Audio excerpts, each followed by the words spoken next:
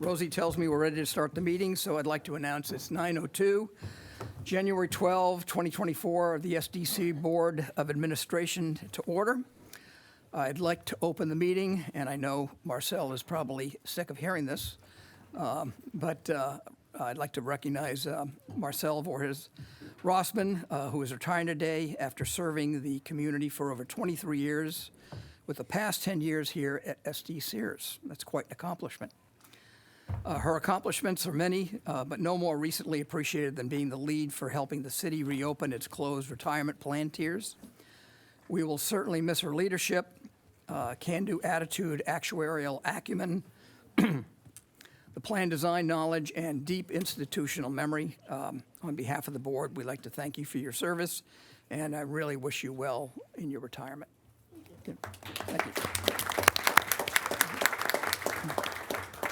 So, Rosie, do we have a quorum?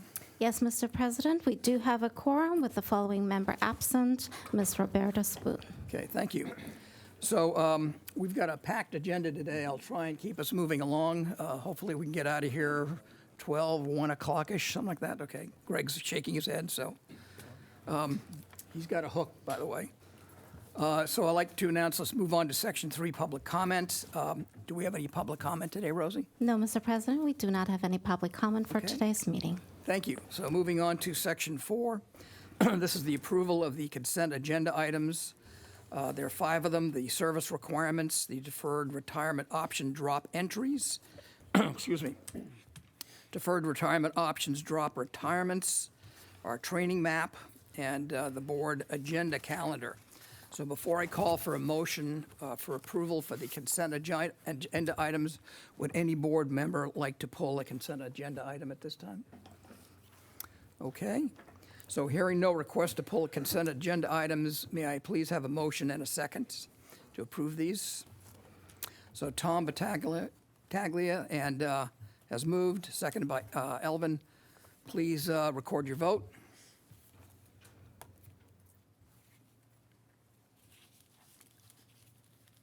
And with all votes in, Mr. President, this motion passes 12-0. Thank you very much, Rosie. So let's move on to business operations, which is item number 5. We're going to take these out of order slightly and take our information items before the action items. So we have 3 information items, starting with our first item, which is the financial update from the City of San Diego, followed by the San Diego Unified Port District, and lastly by the San Diego Regional Airport Authority. So I think I need to call up the City of San Diego. Oh, I'm sorry, Marcel. I'm going to do the introductions. You're introducing this. Yeah, I'm going to do the Excuse me. introductions, and we're actually going to start with the airport this morning. Oh, I'm sorry. Yeah, the that's port. okay. Excuse me. We're doing the port. Airport. Airport. Good morning. So, as happened last year, we've asked all 3 of our plan sponsors to come give us a financial update. First up, it's my pleasure to introduce Scott Brickner, who serves as the San Diego County Regional Airport Authority's Vice President and Chief Financial Officer. Scott leads its accounting, airline relations, finance, risk management, information technology, and procurement functions. Prior to joining the airport in 2009, Scott held various senior management positions in the private sector. He was honored by the San Diego Business Journal in 2023 as CFO of the Year in the Public Service category, which includes government, education, and municipal work. This was his 3rd nomination and 2nd award. I feel like I'm at the Oscars now. He is a renowned leader, being known for being a team player, which reaches all the way back to his success as an outstanding point guard for his Hayden Catholic High School basketball team in Topeka, Kansas, winning the 4A state championship. Thank you for joining us today, Scott. Wow, well, thank you. I haven't heard that in years. Well, good morning, board members. It's a pleasure to be back with you. I do apologize up front that some of this, or a lot of this presentation is repetitive to what I did last year with updated numbers, but I do have a little bit of probably very interesting information on the project itself that we're doing. So. This presentation outlines, it's basically an overview of our business. Airport finance does have some nuances and complexities that are a little different that people just don't intuitively know. I'll be going over our budgeted revenue and expenses for our current fiscal year 24. Also, the size of our capital program, how we're funding that, and the 10-year trend of our change in net position. Our traffic levels for this fiscal year are very close to our 2019 levels. Our budget is 12.1 million enplanements, and enplanement is one person departing on an aircraft. So it's a big metric that we use in airports to determine kind of size of airports and all of that. It really drives a lot of the operations, the business revenues that we have, expenses that we have. 12.3 million is what we were at in 2019. So hopefully in our fiscal year 25, we will at least meet or exceed that number. This fiscal year so far, we're halfway through, and it's definitely different than last year. We had a phenomenal fiscal year last year. This year is, we're slightly outperforming the budget, but we do expect to be very close both on the revenue and expenses for the fiscal year. As with all businesses, we've had the challenges of supply chain issues, employment issues, our staffing shortages, and especially inflation challenges.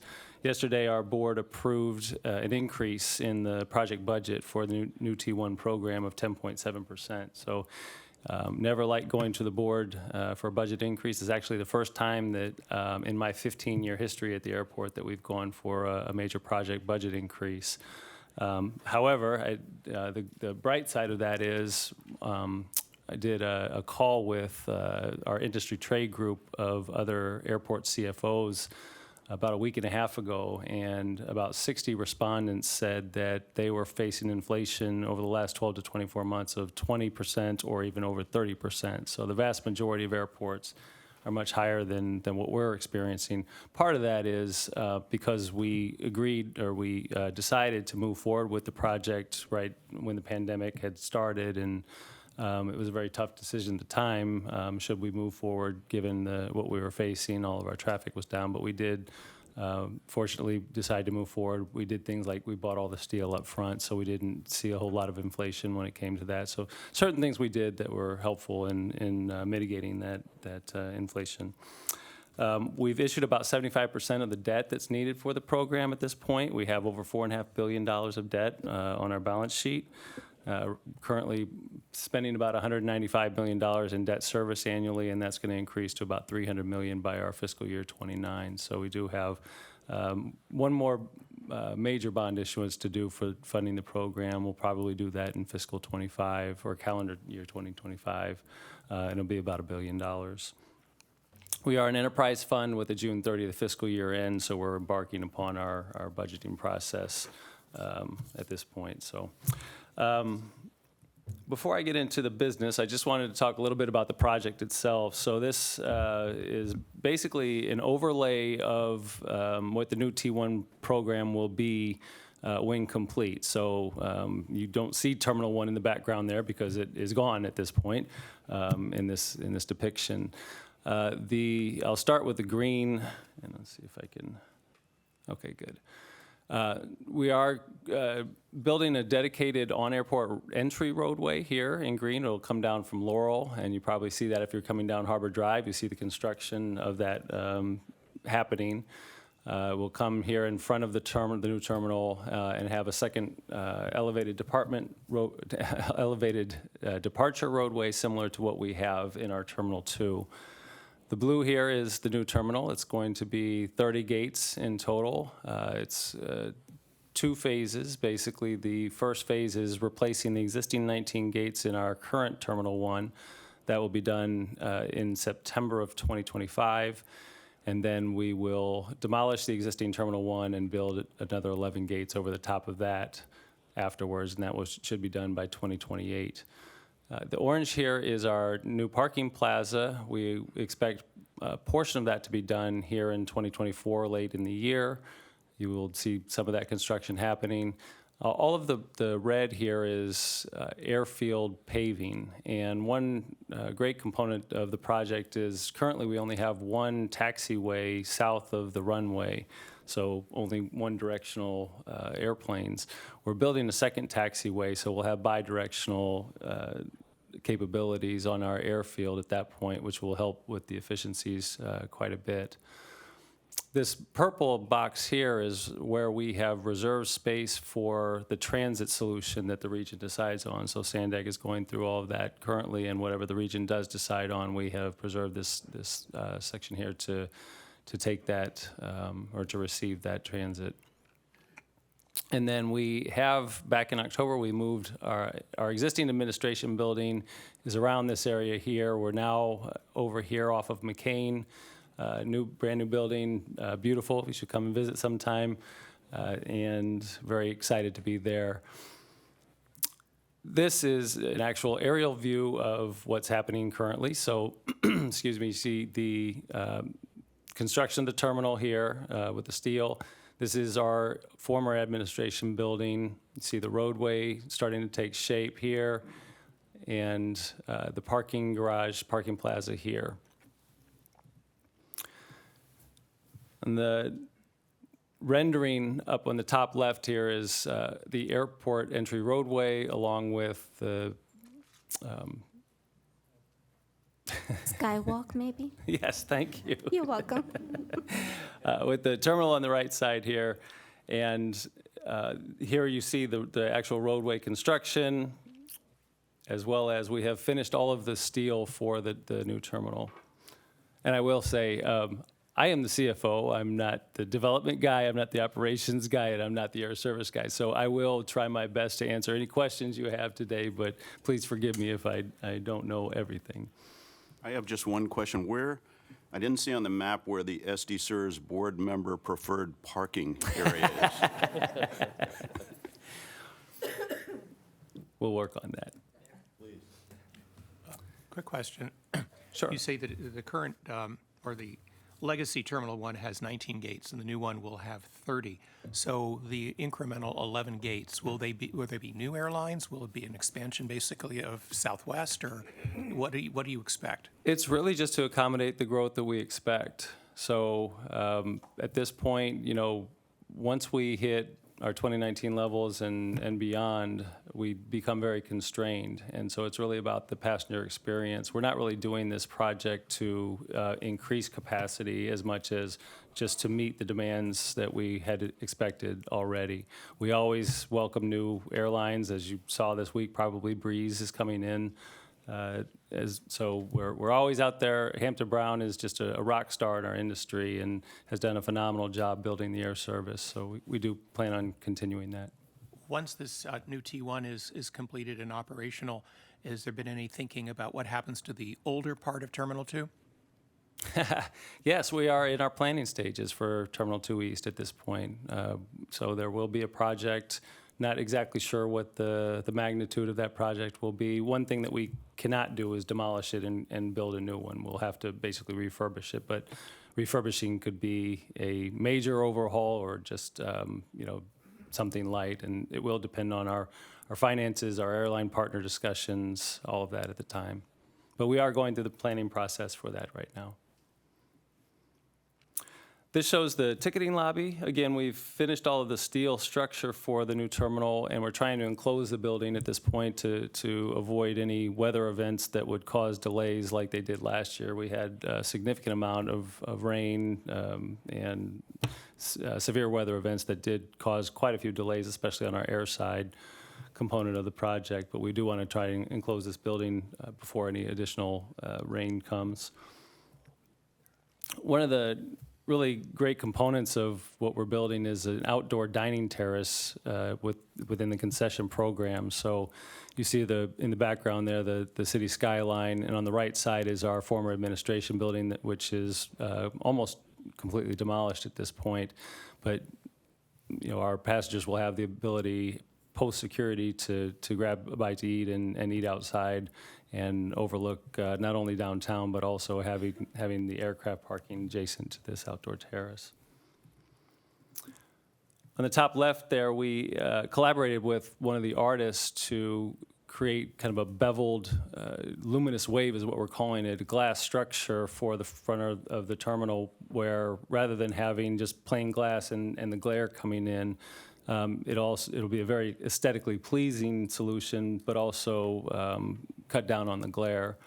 On the top right is a view from the pedestrian bridge on the east side, looking back on the far west side, looking back east. On the right, there is our elevated departure roadway. And then on the bottom, you see, this is a bit old now, but the start of the demolition of the former administration building. So moving into the business of airports. One thing that airports are, we have to be self-sustaining. That is required by regulation by the FAA. We do not take any tax revenue. We're funded through user fees, so if you don't use the airport, you don't pay for it. Airports are competitive. We compete with other airports in the region, especially us with LAX, with Orange County. It's mostly complementary, but there is some competition with Tijuana. So customers have choices not only with other airports, they can decide to drive, they can take a train. So we do want to make sure that we're providing that exceptional customer experience, providing the air service that the region wants and needs and deserves. Safety and security is paramount. We always want to invest in the facilities and provide a great, convenient, and cost-effective opportunity for our passengers. Airports are public-private partnerships, kind of the definition of that, with our airline partners, rental cars, concessions, ground transportation providers. We do usually have the same end goal, or always have the same end goal of providing a great customer experience, but sometimes there are some differences. For example, with the airlines, we want competition. We want competition on every route if possible, because that provides options for our community. And it also usually provides better pricing for that route. The airlines, as you can imagine, would prefer to have serve that route solely because they have a lot more control on that. Airports are capital intensive. Sometimes we're referred to as a construction site with a runway. Always some construction going on, case in point, our airport. And so we're always investing in new and renewing facilities. And then we are highly regulated, FAA, TSA, Customs Border Protection. One of those policies or regulations is the federal policy on airport revenue diversion. It basically says that our revenue can only be used for aeronautical and airport purposes. We can't divert revenue for non-airport purposes. So we couldn't go and build a mall downtown just to make, or a hotel off airport property, something like that. We could not do that. Anytime we lease space, it has to be at fair market value. With our business cycle, excuse me, when airlines look at their analyzing a market and how to deploy a very expensive and limited asset into a market, they'll have to look at how that fits into their network and how profitable that route can be. So a lot of factors go into this, and a lot of work that goes into working with airlines, and many years in some cases where we're discussing with the airlines to come into the San Diego market. Passengers look at schedules, airfare, and convenience in making a decision. So some of our passengers, hopefully they're not many, but some do decide to go to LA because they may have a nonstop flight that is to Asia if they want to go to Asia and not go through Tokyo, because that's the only direct Asian flight that we have. But hopefully airlines decide to deploy their assets at our airport, and hopefully the passengers decide to fly from our airport. When that happens, we receive revenue from parking, from concessions, from ground transportation fees, all of that. We then take that revenue and we reinvest it in the business to make that exceptional airport experience for our community and the world. One thing that we used to have in our rental car shuttles video just about the airport, and I love this line that we used, is the airport doesn't make a profit, we make a better airport. So reinvesting that money back into our facilities. The fee structure, as I mentioned before, our revenue is based on user fees. Airlines pay for the use of the airfield for security and for parts of the terminal. Basically, they pay for what they use. Our airline revenue comprises 55%, currently about 55% of our total operating revenue, but is purely on a cost recovery basis. We actually don't make money from the airlines. The different cost centers are then charged back to the users. And so for non-airline partners, it's the revenue is based on a percentage of their gross revenue or a square footage market value basis. So for fiscal '24 that we are in, our revenue budget is $618 million. You see there on airline revenue, it's about 36% of the total. Non-airline revenue is 30%, and then non-operating revenue is about 34% of that total. On the non-airline operating revenue side, so again, the airline revenue is all cost recovery, but on the non-airline operating revenue, you see that parking is the main component of that at about 28% of the total. That's actually low by industry standards. We have a very, very small footprint for our airports, 661 acres. We could put 50 of our airports into the Denver footprint. So we have to be very efficient in how we do things. But one unfortunate thing for us is that we're not able to offer as much parking as some of the other airports. And so we're a little bit low just in terms of our parking revenue as a percentage of the total. Our rental car license fees, we charge the rental cars 10% of their gross revenue.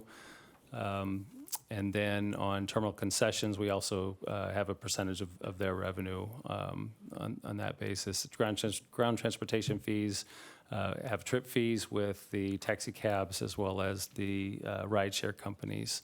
And then our land rents are essentially, it's predominantly the fixed base operator or the general aviation facilities, as well as our rental car center customers paying land rent. On the non-operating side, capital grants are actually a very much larger portion of the pie than they have been in the past. It's been absolutely fantastic how much grant funding we've received for the project. I'll go over this with the capital side, but we ended up receiving over $200 million more than what was in our plan of finance from the FAA. Both through the bill grant legislation, so there's two components to that. One is for airside projects and one is for terminal projects, as well as we received a letter of intent funding from the FAA, which is pretty rare. So working with the FAA for a couple of years, and it was over $100 million that we received for the airside funding for the program. On interest income, we have a lot of bond proceeds that are still to be spent, so our interest income is pretty high. That will come down over time as we spend those bond proceeds.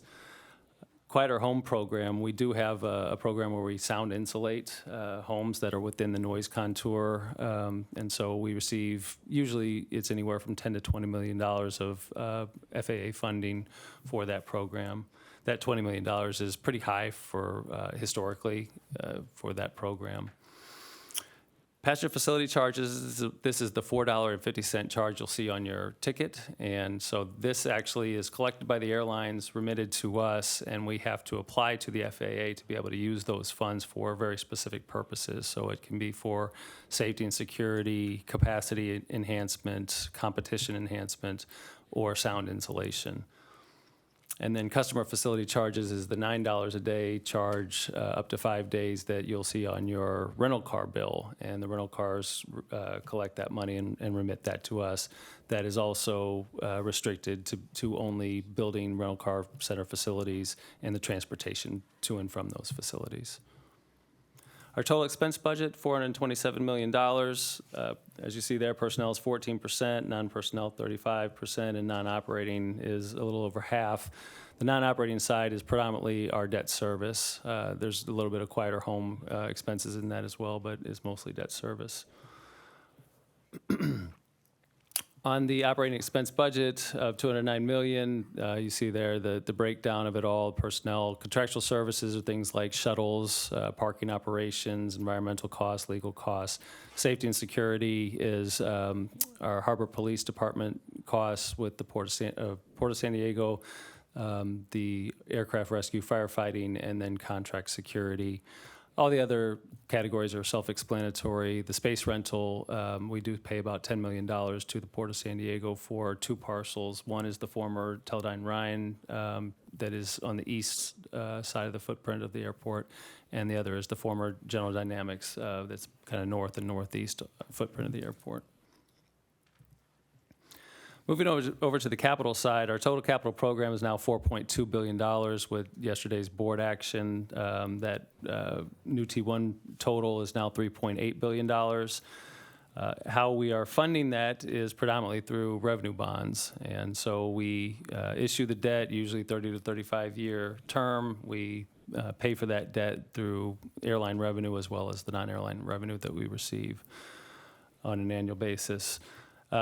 Interestingly, our plan of finance for the airport revenue bond total is actually almost exactly the same as what we expected originally because of all the additional grant funding that we received, and we've also moved a little bit of our funding more into cash with our parking plaza. So the amount of debt that we are issuing for this program is about equal to what we expected from the very start. Can you talk a little bit more about that airport revenue bonds and the obligations involved? A little bit on the repayment structure, and then leniencies around sort of another massive exogenous shock like COVID, and what happens if the airport volume drops significantly? Yeah, sure. So one thing that is great in our airline agreement is the airline stepped up to guarantee 1.4 times debt service coverage. So in the event that all the rest of our revenue goes away, the airlines will pay for that. Hopefully that never happens again. And when that happened with COVID, we did receive over $200 million of relief funding from the federal government, which was really critical. And we were able to use some of that money for our debt service, but also to help our partners. So we actually gave relief to the airlines, gave relief to concessions in some areas. Repayment, so when we issue debt, we normally issue a few years of capitalized interest. So what that is you have to start paying the bondholders immediately, but that asset isn't placed in service, so you're not generating any revenue off of it. So you'll borrow a little more to pay for the interest in those first few years, and then you'll repay the debt over a 30 or 35-year term. And those are fixed payments? It's not revenue dependent? Those are fixed payments. Yeah, That's so it's not a correct. revenue-based repayment program? It is not, no. And we try to, for our total program, when it's all said and done, we try and issue level debt service so that it's very predictable and it doesn't start moving up and down, because that can affect how much the airlines are paying each year and how much we're paying each year. This just shows the history of our revenue and change in net position. Here you can see in FY23, we just had a phenomenal fiscal year. We had $119 million added to the bottom line. Some of that was from the new GASB pronouncement that I won't go into and bore you to death, but we did have a very good fiscal year. A lot of that is just recovery of our traffic from the COVID years. That concludes my presentation. I'd be happy to entertain any other questions. Scott, thanks very much. Could you talk a little bit about, or peel back the layers of the onion a little bit on your interest in moving from a DC plan to a DB plan? Sure. Yeah. That was a long, arduous process. Over the years, back in 2013, when PEPRA was enacted, we now have, as all government agencies have some classic members, some PEPRA members, and the PEPRA members at our organization were very concerned about the amounts that they were paying out of their paycheck. In fact, we had instances where either somebody would be in the interview process and they'd hear what their take-home pay would be and the impact to that, and they'd say they can't afford that. We actually had some people start, and when they saw their first paycheck, they left. So as employees were asking for some relief and some help with that, and the PEPRA law is pretty airtight in terms of what we're able to do financially for our employees, and we can't just do something for PEPRA members only. Yeah.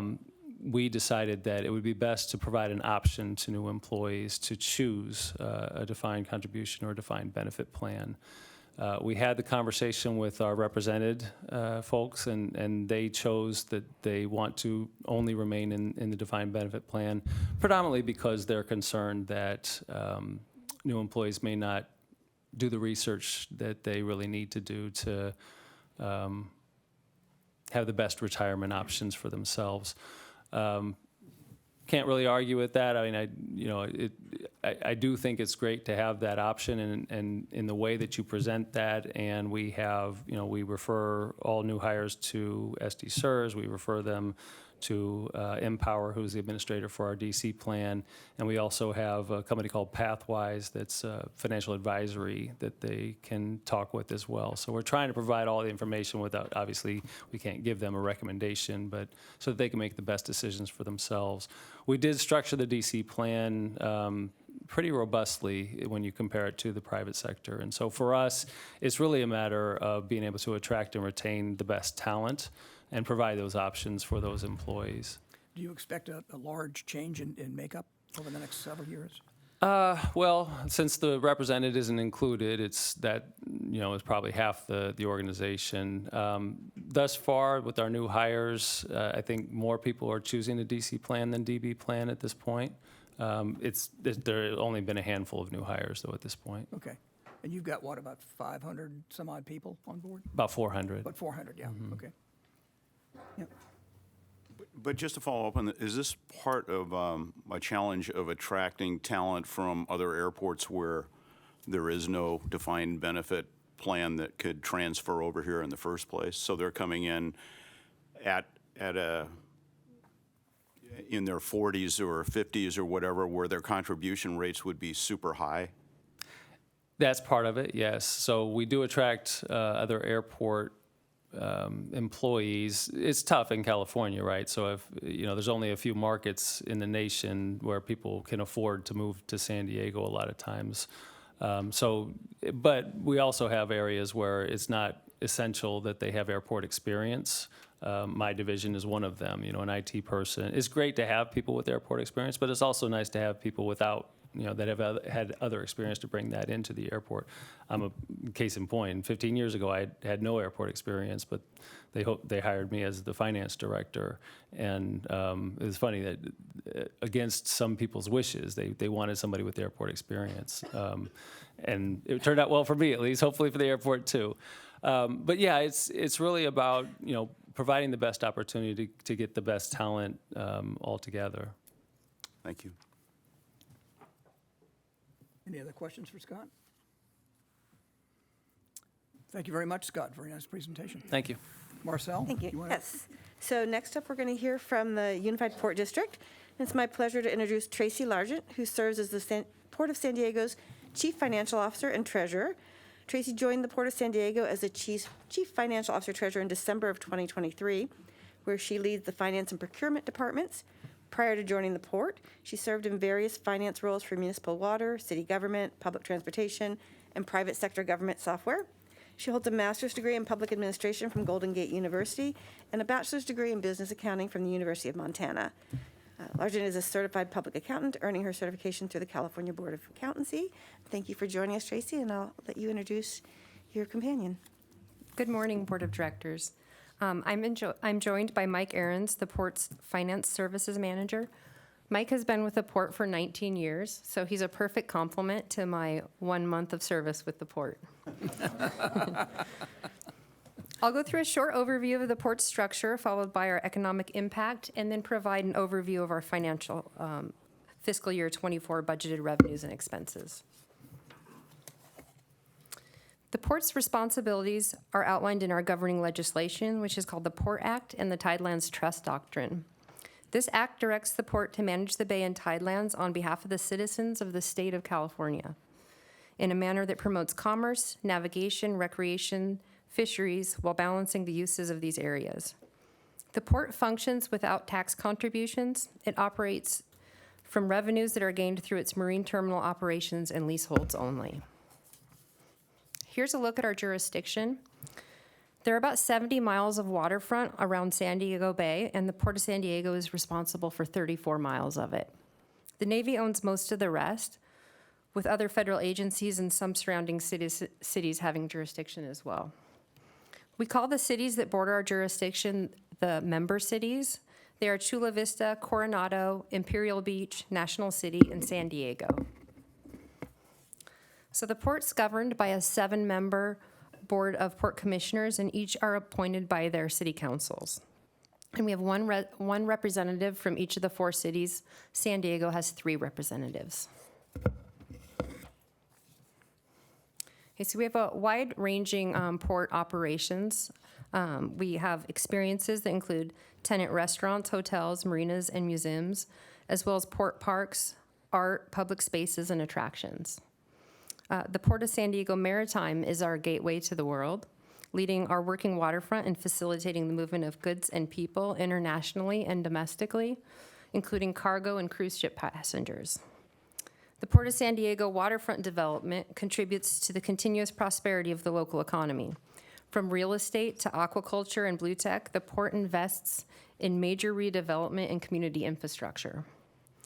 The Port Public Safety is responsible for safeguarding waterfront parks and land, maintaining homeland security, and collaborating with agency partners to deter crime. The Port also champions the safekeeping and environmental care of our diverse ecosystems. The Port is an indispensable economic engine, adding more than $20 billion to the state's economy. In San Diego County alone, the economic impact is $9.2 billion. On the job front, we support more than 64,000 jobs in the county, direct, indirect, and induced, which equates to about 1 in 30 jobs. The Port's fiscal year 24 revenue budget is $310 million. Rent accounts for almost half of the Port's revenue. This includes fixed rent, concession revenue, and storage space rental. The Economic Recovery Program revenue budget for fiscal year 24 is $55 million. The Port received just over $110 million in ERP funds, which was used for investment in infrastructure, electrification, the 5 member cities, including parks, Imperial Beach Pier, the Chula Vista Hotel and Convention Center, and the Balanced Plan. Revenues and fees from service charges are budgeted at $45 million and includes parking, wharfage, dockage, cruise ship fees, seaport village maintenance, citations, and other fees and service charges. Service revenue budget is $21 million. We also have additional capital grants of $20 million and non-operating investment and other revenue of $18 million. Now, the Port's fiscal year 24 operating budget expense is $201 million. Salaries, wages, and burden account for 57% of the budget, and that includes the Port's pension payment coming in at approximately 10% of the operating budget. Contractual services budget is $20 million. Community and environmental service support budget is $21 million. Now, not included in this chart is our capital policy and our capital and policy set-aside budget, which is $128 million for fiscal year 24. This graph shows our past 10 years of revenue. The yellow line represents the change in net position over this time. Despite a significant decline in revenue during the years impacted by COVID, specifically with cruise ship and hotel revenue, the Port was able to meet all of its financial obligations and did not implement any staffing cuts. However, we did have a hiring freeze during that time. The Port has since recovered positively from COVID. Just to be clear, change in net position is your profit? Yes. Is that, okay, thank you. This graph shows the past 10 years of net position balance. As of June 30th, the net position is $529 million, which was a $112 million increase over the prior year. So you can see that flux recovery from COVID there. The Port maintains a 6-month operating reserve, which is $76 million for fiscal year 24, along with various set-aside funds for specific purposes, like environmental remediation, and also a balanced plan which allocates funding equally among the 5 member cities. Excuse me. Thank you. That concludes my presentation. Questions? I have a question. When she's done. All right. On slide 10 and slide 9, in 2017 and 2018, it seems there were some tough operating things going on, and you drew down on your net position, as shown on slide 10, in 2018. Can you share with us what was going on then? If you look at slide 9. I'm not sure about 2018 and 19. That was just prior to COVID. And again, I hope you'll give me some grace as I'm only a month in. Okay. Do you know what that is, John? Just to be Any clear, other so questions? on page 10, if I'm looking at 2023, the 529.7, that's your equity position? Yeah, That that's is- our net position. That yeah. is your net position over the last 10-year, retained earnings, equity, all that adds up to $530 million. Yes. And that is a combination of sort of, in the form that it exists, is cash, reserves, investments, assets. That's what that 529, that 530 is? Yes. Okay. And then Net of our debt, which is about $40 million. that's an incredible position to be in. So I'm curious, when I just heard the airport presentation where all their profits get put back into the organization to increase the user experience, what's the philosophy at the port in terms of your excess cash and your profit? So we have implemented something called the balanced plan. I believe it started in fiscal year '23, which takes any excess surplus funds above and beyond the operating and capital plan for the year and puts it in a fund for each of the cities to have some direction on what they want to do with the capital plan. Some of the other things that we do with our funds are invest in the environment and the blue tech and aquaculture. So new emerging revenue sources, it was a way to diversify our revenue portfolio to invest in these new companies. So we do have a little bit more leeway than the airport as far as our spending.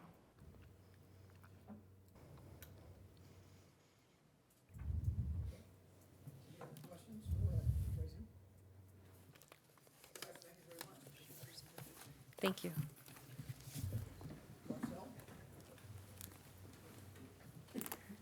Thank you. So now we'll hear from the City of San Diego. It's my pleasure to introduce Matt Vespi, who serves as the City of San Diego's Chief Financial Officer. Matt leads the Treasury, Compliance, Finance, Information Technology, Performance and Analytics, and Risk Management functions. He has a Bachelor in Finance and an MBA from University of Central Florida. Never knew you were from Florida. And I will let you introduce Rolando, who I see is here with you. Thank you for being here. Thank you, Marcel. All right, thank you. Good morning, everyone. So as Marcel stated, my name is Matt Vespi. I'm the city's Chief Financial Officer. And with me this morning is Rolando Charvel. Rolando is our Director of Finance and our City Comptroller. So this morning, first off, thank you for the opportunity to be here. We are here to provide an overview of the city's 5-year financial outlook. I think as we all recognize in this room, the city is a really large, very complex operation. Our financial structure is equally as complex, so we won't be able to cover all the nuances of our finances. We're going to focus on kind of the largest components. We're going to focus on the general fund, which houses our police and fire departments, our park and recreation, libraries, our transportation department, stormwater, amongst many others. Then we'll look at Public Utilities Department, which is our water and wastewater services, and then we'll look at our capital improvement program, which is all of our capital asset classes. As we go through the presentation, as Scott mentioned, a lot of the information is similar to what we presented last year, but with updates to the numbers, and probably not surprising to most of you. In the general fund, we are projecting a tough 5-year period. We are projecting a structural budget deficit. Deficits in several of the years exceed 10% of our general fund expenditures. Given the state law restrictions around increasing tax revenue, in order to balance, we have to look at primarily our expenditures and containing them, reducing them. In the general fund is primarily personnel expenditures. Somewhere in the neighborhood of 75% or more of our general fund expenditures are personnel. Therefore, the only way to truly address our expenditures is to look at our personnel expenses. A large component of our personnel expenditures are our retirement benefits, of which also a large component is our contributions to the pension system. Rolando, myself, the executive management team at the city, we do these projections annually, and then we update them consistently through each year. We've known for several years that fiscal year '25 is going to be a very tough year for the city financially, particularly in the general fund. And we've been working to mitigate that projected deficit for better part of 2 years, maybe better part of 3 years at this point. We've got kind of several options to mitigate the deficit. We're going to get into those. Some of those in the presentation, not all of them, but we're going to get into some of them. But one of them that I want to note here in my kind of opening remarks is looking at amortization of our unfunded actuarial liability. We have had our own actuary provide us some analysis on that. We know that we could only get so detailed in our own analysis because we don't have all the underlying data. We had requested SDCERS look at that. I'd like to thank Mr. Rademacher and the Chiron team for honoring that request. You will see that information later this morning. It's an item later on your agenda around the amortization study policy or policy study. When that item comes up, we have some additional information we might want to share to provide some additional context, but really just want to note we've been planning for this tough kind of fiscal outlook that we have ahead of us. So with that, I'm going to turn the first half of the presentation over to Rolando. He's going to cover the general fund. I'll pick it up on the back half and go through public utilities and our capital program, and then be happy to take questions, and happy to take questions throughout if they come up. So thank you. Thank you, Matt. Good morning, everyone. And thank you again for allowing us to present this information.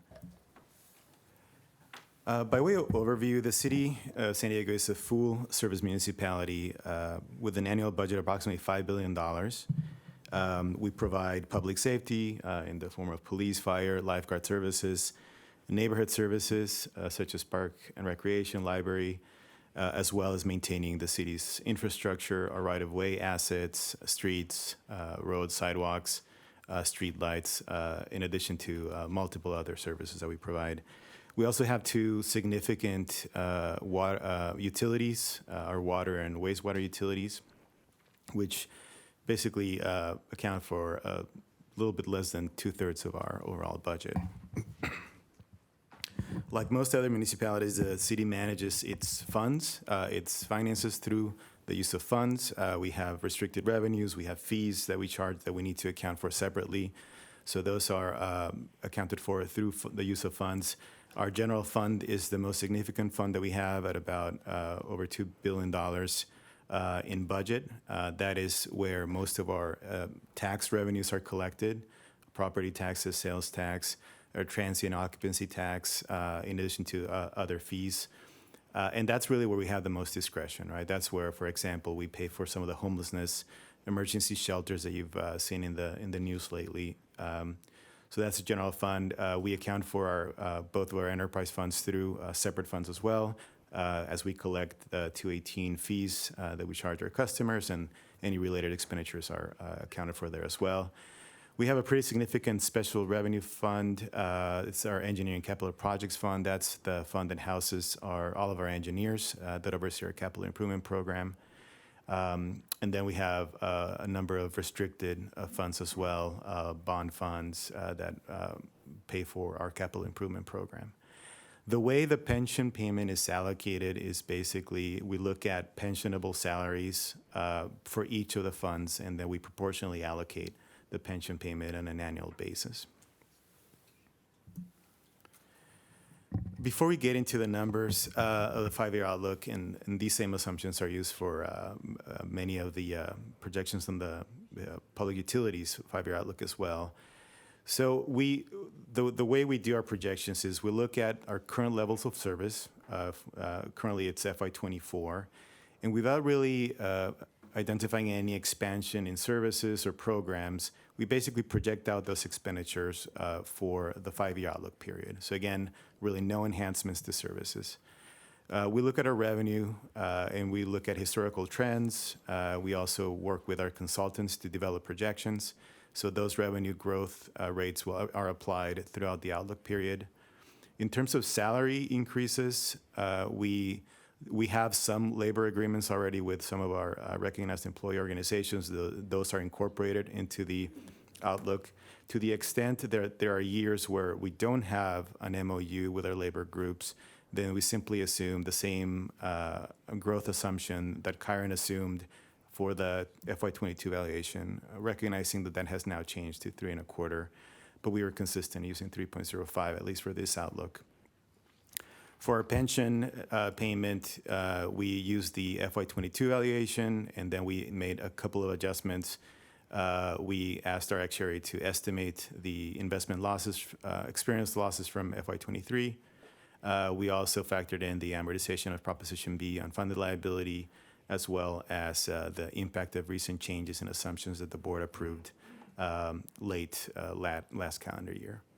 Obviously, we recognize now that we've seen the FY23 valuation, the payment citywide is about $55 million higher than what we had projected, and the impact to the general fund is about $40 million higher. So as we go through the numbers, I'll point out where there's basically an additional $40 million impact to the general fund if we base it on the most recent valuation that Chiron released. And then finally, we do apply some growth rates, inflationary growth rates to contract supplies, utilities, fuel, and other operating expenses. Can you talk a little bit about the growth to revenues assumptions in the world of cities and such? I imagine it's probably inflation plus a % or two. So we're talking about mid-single digit on a historical basis. Typically, different revenue sources have different revenue growth rates. Property taxes are going to be around 4%. Sales taxes around 3 to 4%, depending on the economy. TOT is roughly around 6% historically. So in a given year, on average, if the economy is doing well, we'll probably see revenue growth of about $60 million for the general fund. What is that in percentages? So the general fund at about $2 billion, it would be around, that 3.5% rate. Okay, thank you. So this table shows the breakdown of how the pension payment is allocated. You can see this was the allocation for FY24. Most of the allocation goes to the general fund. Again, talking about how that is allocated, we use pensionable salaries. And as you can imagine, the general fund, housing, our police department, our fire department, lifeguards, our park and rec department, library, that is mostly where the staff is housed. So that the general fund will receive a larger percentage of the pension payment in relation to the overall expenditures that are budgeted there. So that's about 72.5%, and that fluctuates a couple of percentage points depending on the fiscal year. Our public utilities are allocated about at 10%, and then you see that large engineering capital projects fund that again has about north of 800 employees. That's where our engineering workforce is housed. They receive about a 6.2% allocation, and that is basically charged to our CIP program. The other funds are at about 10%. You can see there that the FY25 assumption for our pension citywide was $471.8 million. Again, based on the most recent valuation, that's about $55 million lower than the most recent projection, which is around $526 million. Just to give an order of magnitude of the pension payment in relation to the city's operations, so this graph shows the allocations that the general fund makes to each of the city's departments. You can see that those are represented in the blue bars. The orange bar represents the annual pension payment. This is for fiscal year 2024. And you can see that the pension payment is only second to the allocation that the police department receives.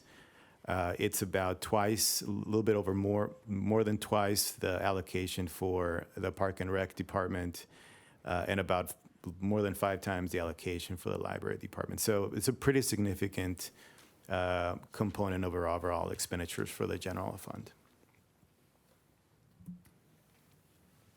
Getting into the numbers, so this table shows what we term the baseline projections for the general fund. And by baseline, again, we mean basically maintaining current service levels without really any enhancements. You can see that there are shortfalls projected for the entire 5-year outlook period. This reflects a structural budget deficit, meaning that our ongoing revenues are not sufficient to support our ongoing expenditures. The shortfall for FY25, our most immediate fiscal year, is about $136.8 million. And then you see the high point of the outlook in FY28. The structural deficit is about $160.3 million.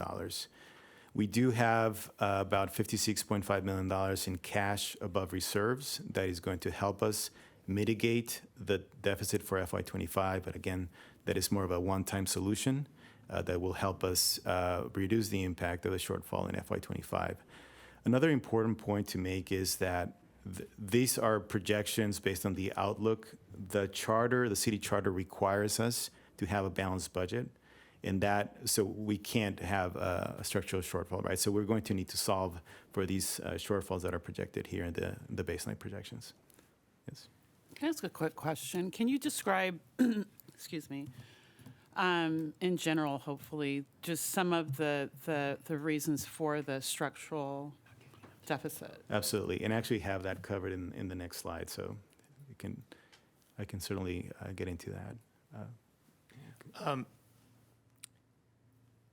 Basic financial planning makes it challenging to do a forecast past 5 years, and we respect that.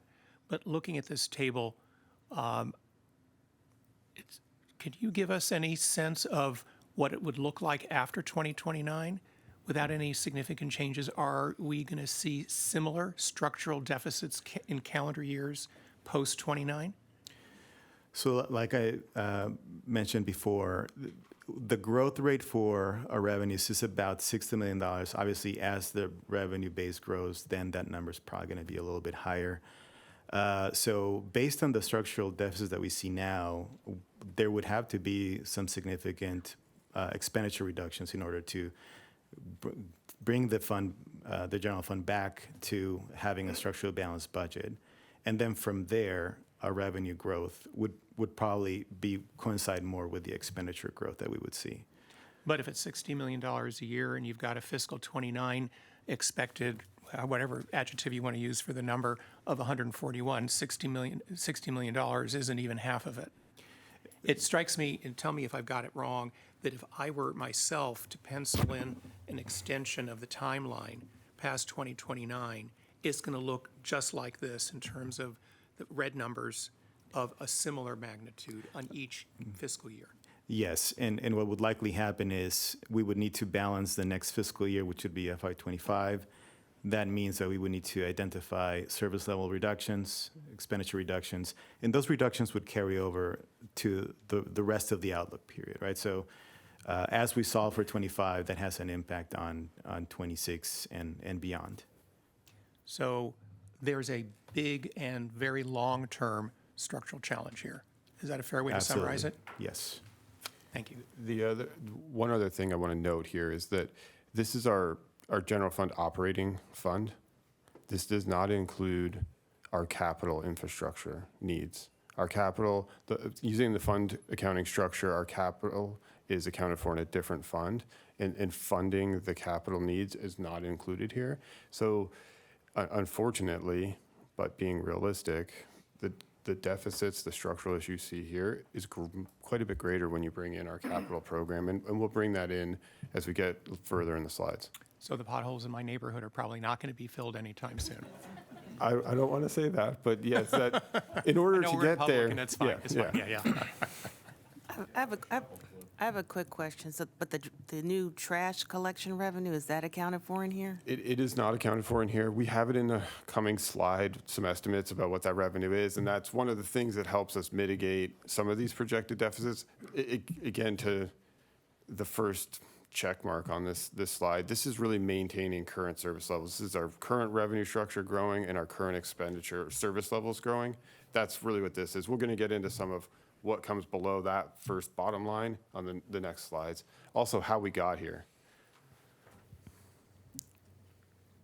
So looking at our major revenue projections, this slide shows the growth rates for property tax, sales tax, and transient occupancy tax. That makes about, these revenues make about 70% of the general fund's overall revenues. You can see property taxes projected to have some healthy growth in FY24. With property taxes, there's at about an 18-month lag between the way that the county collects the taxes and it eventually transfers those to the city. And FY24 really reflects the boom that we saw right after the pandemic, where there were a lot of, and during the pandemic, where there was a lot of real estate activity. Now we've seen with higher interest rates that the number of home sales has significantly reduced. So that's why we see some softening in 25 and 26, and then eventually reverting back to our more average growth rates. With sales tax, we had a pretty significant growth. Some of that had to do with some of the inflationary impacts to just the cost of products. But for FY24, it's a relatively slower growth rate than we have seen on average. It's about 1.5%. And then again, it reverts back to more average trends at 3.4, and then eventually growing at 4.5% in terms of our projections. With transient occupancy tax, we're using the historical averages of about 5.9%. The one thing to emphasize here is our outlook does not incorporate any projections for recessions. So this continues to show revenue growth, although some softening in the immediate future because of the actions by the Federal Reserve in terms of interest rates, but then eventually reverting back to more average growth rates. If there is a recession, the two revenue sources that are immediately impacted are sales tax and transient occupancy tax. Those basically are very sensitive to any economic downturn, and we would typically see either flat growth or negative growth or reductions really in revenue for those two components of the general fund. So, and you disclosed this issue about the recession on page, I think, 11 of the 5-year budget outlook, but you're stating the obvious and what you need to state, right, for fair disclosure. But so what this means is that really in 3 years, 5 years, 8 years, there could be a major recession, and all of this sort of goes out the window for the purpose of projections. What we've seen during when we had recessions, it's a cycle. The first revenues that are impacted are sales tax and TOT. Those are impacted immediately. There's a lag on the property tax front because of that 18-month lag, right? The way the county collects those taxes. So typically we see two of our major revenues go down, and then as the economy recovers, because typically a recession will be between a year, 2 years, right? 18 months. So as the economy recovers, sales tax and TOT grow back to historical levels, and then property taxes are affected. So we typically see about a 3-year impact. We do have general fund reserves that are there to tap. We've never tapped into reserves, but it should. The reason why we have those reserves is to, one, potentially for emergencies, and the other reason is to avoid service level reductions. So we know that it'll be cyclical. We'll see a dip in sales tax and TOT, and then eventually those come back up to basically maintain that same revenue growth. So as long as we're able to use reserves to fill that gap on a temporary basis, we should be okay in terms of service reductions. So is it fair to say that while your ability to pay the ADC right now is stressed because of the budgetary circumstances, if there were a recession in 2032, that circumstance would arise again, most likely? I would say right now there's a structural component to the deficit. So that needs to be fixed. And we're going to need to address that one way or another. And there's really only two ways to do that. We either enhance revenues or we reduce expenditures, right? So if there is an economic downturn and we have a structurally balanced budget to start with, then we can use reserves to mitigate some service level reductions. There could be potentially some temporary reductions in services. And as the economy picks up, then we would get back to that structural balance. We would be able to continue to provide services. But the issue that we're facing now is that, and this slide actually covers why we have a structural budget deficit. That is something that needs to be addressed in the short term in order to be back in. And I don't want to get ahead of your slide, but just to be clear, and I think this is what you're telling us, the only way to solve your structural deficit is to make changes in the amount of services you're providing that cost more than the money that you have, right? Or enhance revenues in one way or another. Right, exactly. And okay, thank you. To the extent people were at the State of the City address earlier this week, there is the thread of a possible increase in sales taxes that's out there. Is any of that factored into your plans? It is not. Okay. And just to give you a sense of magnitude, a 1% sales tax increase would be basically about doubling our sales tax revenue, which is currently about $400 million. So a 1% increase would double. Yes, right now we collect about 1 cent out of the sales tax goes to the city. Thank you. I had one more question before you keep going. Do your historical revenue growth projections, do they go back and include past recessions? So over time, these are reasonable numbers that you use, or is it only recent numbers when times were good? We do use historical trends, including when we're looking at averages, we will be looking at years where we've had recessions. Obviously, the closer we are to the present, there might be some structural issues that also need to be taken into account. For example, we know that fuel sales are coming down because of electric vehicles. That's a structural change in the way we collect revenues, right? So all of that is factored in.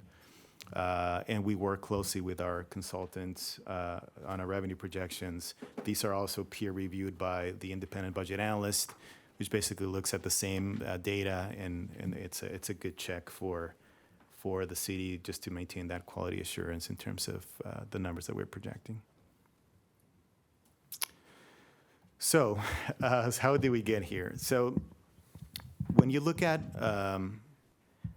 we're looking at pre-pandemic levels of revenue. We had the pandemic hit, and that had a huge impact on sales tax, even greater impact on our transient occupancy tax revenues because hotels were shut down. We did receive some substantial relief dollars from the federal government, and that helped us basically mitigate that reduction in revenue.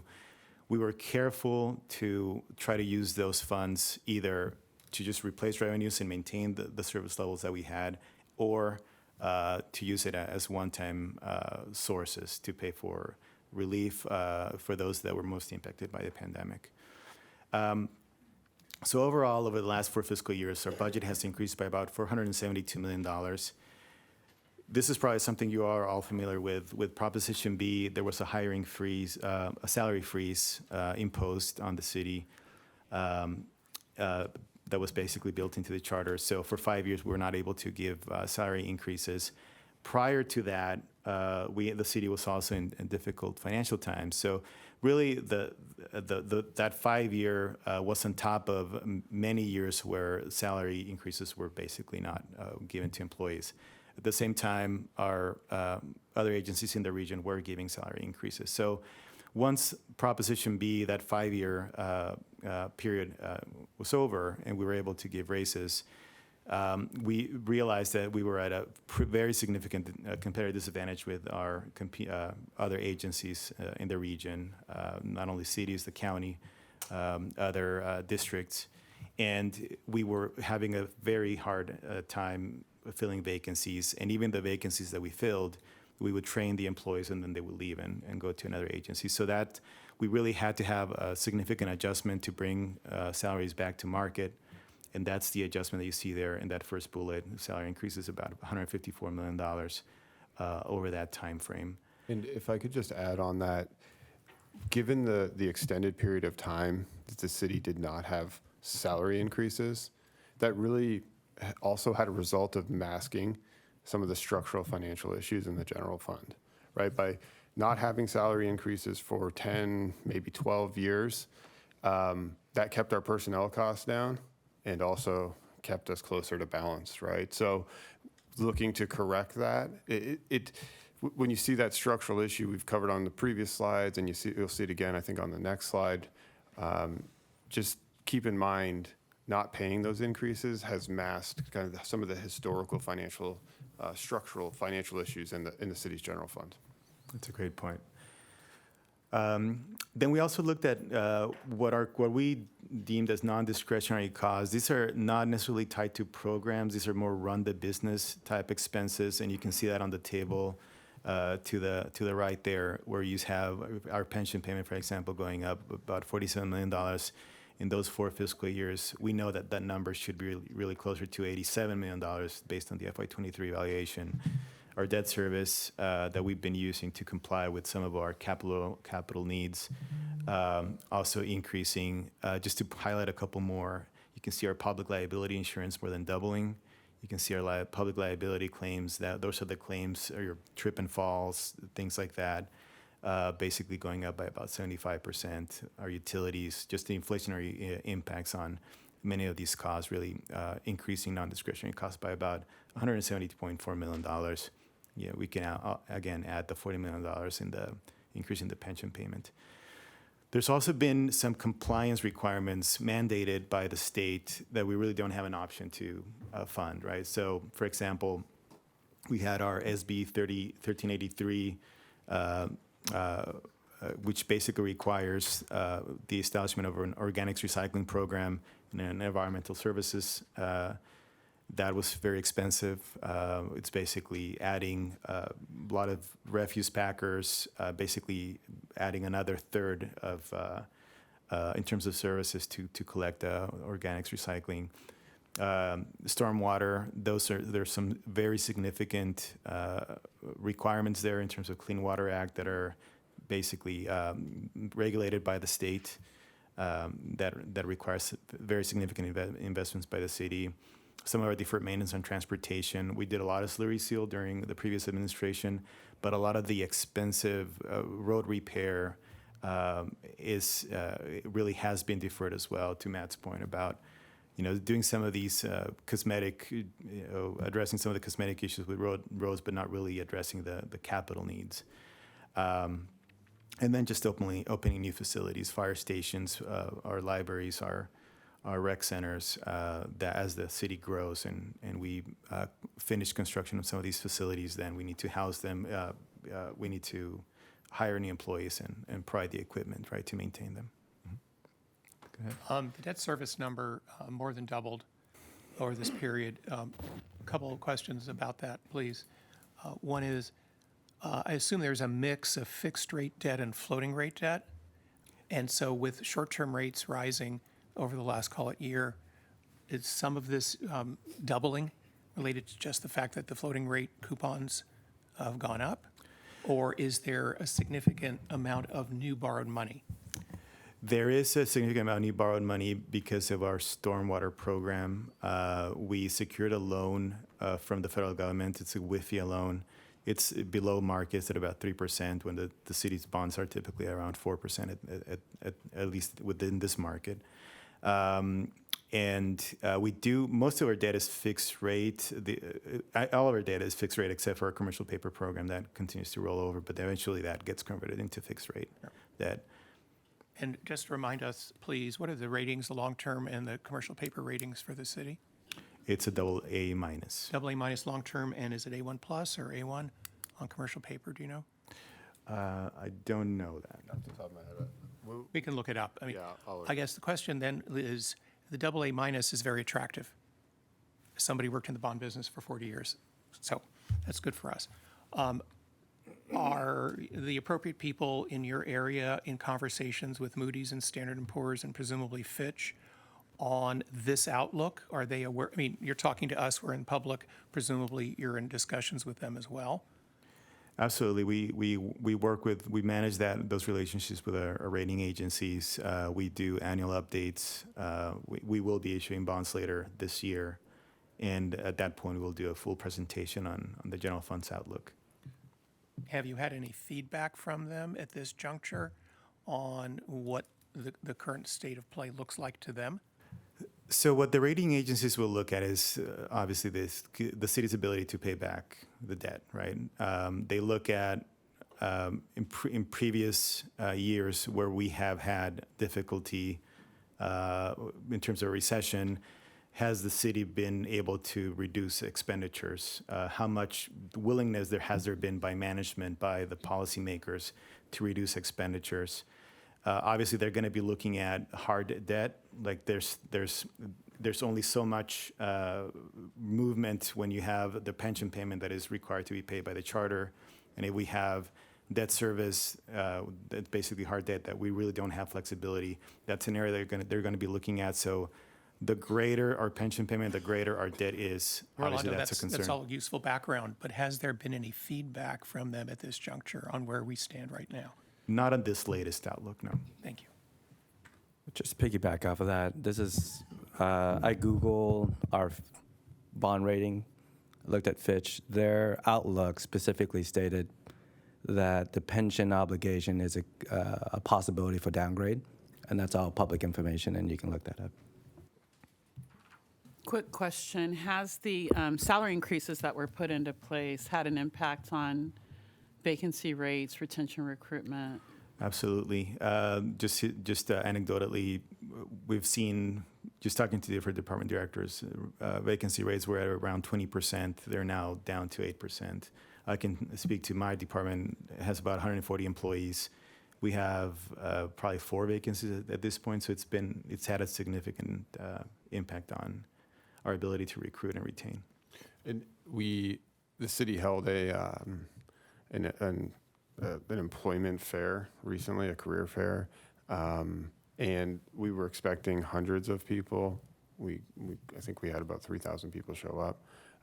Another place where we're really seeing an impact is lowered attrition. So not only have we been successful in bringing more people into the organization, we've had a lot less exits over the last year or two. So it's all positive. It's helping drive down that vacancy rate and then ultimately increase output. But all of that comes with it. It's kind of the double-sided sword, right? It's great. Increase output. That's where we want to be. That's where we want the organization to head. But it comes with a cost. And can you connect the dots between a greater increasing headcount and how that contributes to revenue growth for the city? And then the reverse of that, not having enough people working in the city negatively impacting revenue growth? I wouldn't necessarily connect the two. At least from the general fund perspective, the general fund is mostly funded with taxes, property taxes, sales tax, and TOT. So it doesn't necessarily tie back to the number of employees. There are other functions where we do cost recovery. So to the extent we're providing, for example, development services, permits, there's a fee that's charged, and that fee is backed by the amount of dollars it costs to provide that service. The connection I think I would make comes to mind is kind of longer run in improving the condition of our big picture capital assets, the condition of our roads, the condition of our water, wastewater system, our stormwater system, those things leading to an increased desire to be here, driving up maybe property tax values, driving up desirability in the tourism market, driving up hotel rates. That's where I would say the connection is to our revenue. Mm-hmm. Yeah, thank you for that. And just adding, anecdotally from what I've seen on development projects, construction projects, the speed of permitting, the speed of entitlement increases the velocity of capital coming into the city, increases job creation. So I'm seeing that happening in that very silo niche of our economy. Guys, could I just ask, or just comment first, that I totally accept and recognize that this holdback from Proposition B just gutted the city's staff in all kinds of different ways, at all levels as well. Yeah. I mean, losing a lot of excellent people going to other governments or other places and not being able to attract good people.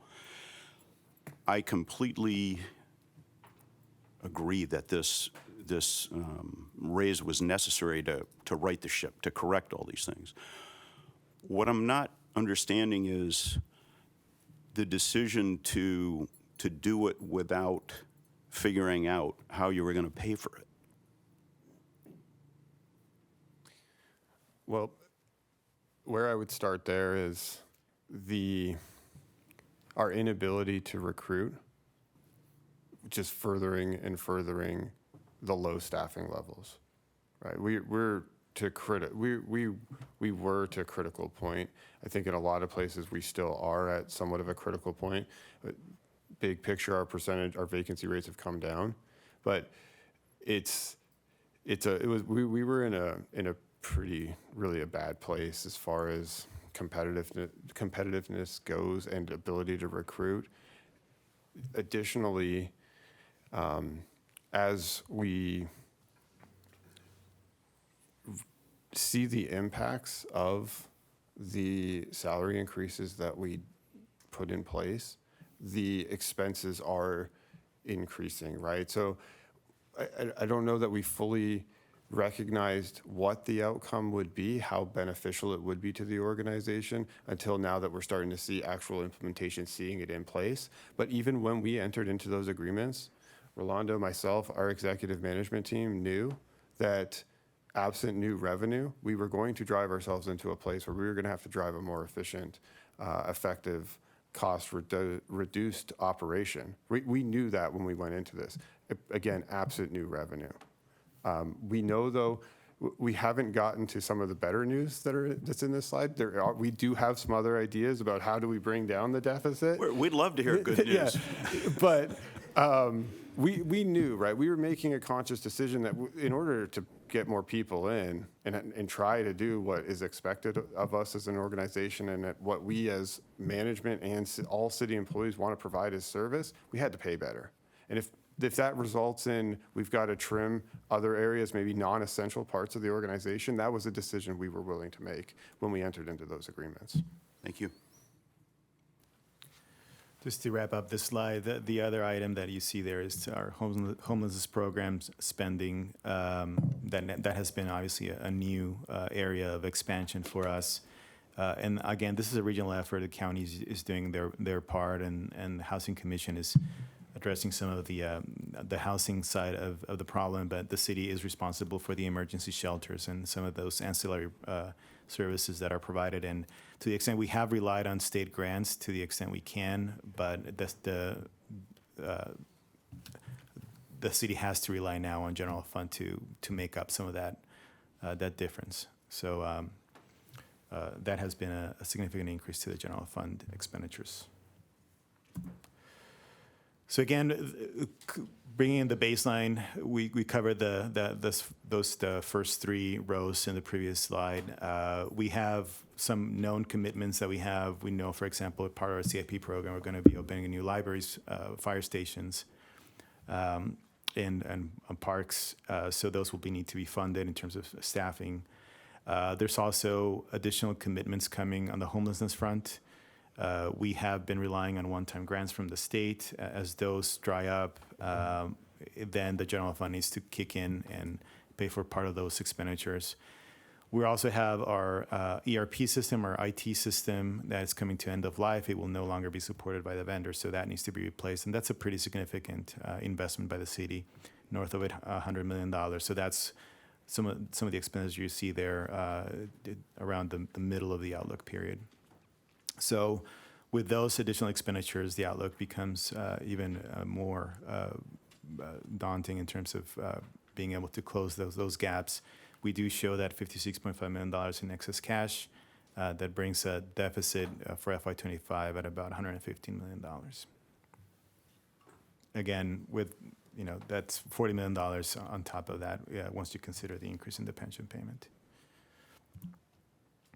So in terms of how to mitigate the projected shortfall, so some of the options we had, like I mentioned, cash above reserves, about $56 million. We are factoring in, and that is assumed in the projections, that we would be contributing to reserves, about $22.3 million. We could suspend that, we could defer that. We have general fund reserves of about $215 million. We could use that, but again, that would be a one-time solution, and it would leave the city vulnerable should there be an economic recession or should there be an emergency. So not really the best option there. But even so, that wouldn't be sufficient to close. We would probably be able to close the budget for a gap for about 2 years only.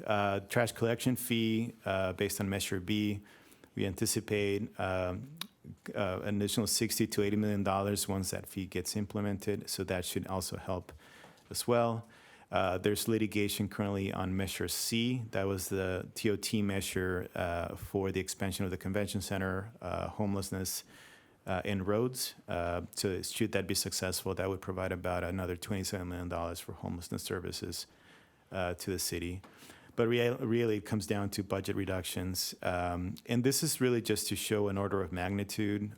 Looking at the largest structural deficit in the outlook, about $258 million, that represents about 12.4% of the general fund. And again, this would not be the solution, but just to kind of illustrate just provide more context, at about $100,000 average salary per employee, that would represent about a 2,600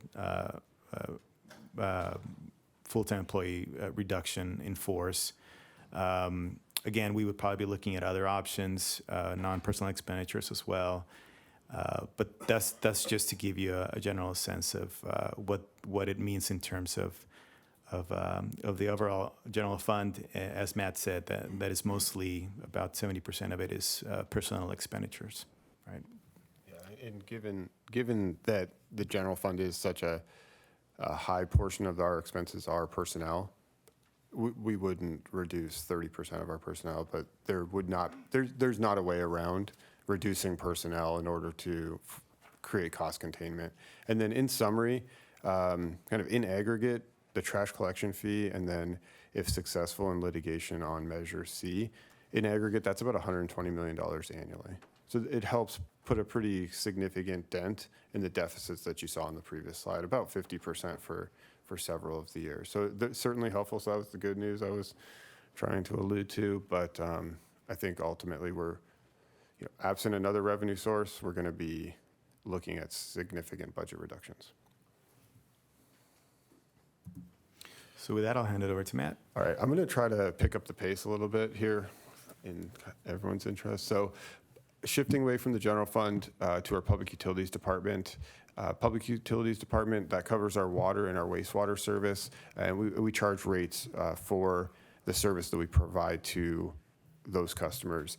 And big picture, that provides much more flexibility than we have in the general fund. We have the ability with action of city council to increase our water and our wastewater rates to meet our expenses and provide the service we need to provide. So the 5-year outlook for public utilities is done in a different way. What we do here is we look to identify our revenue need.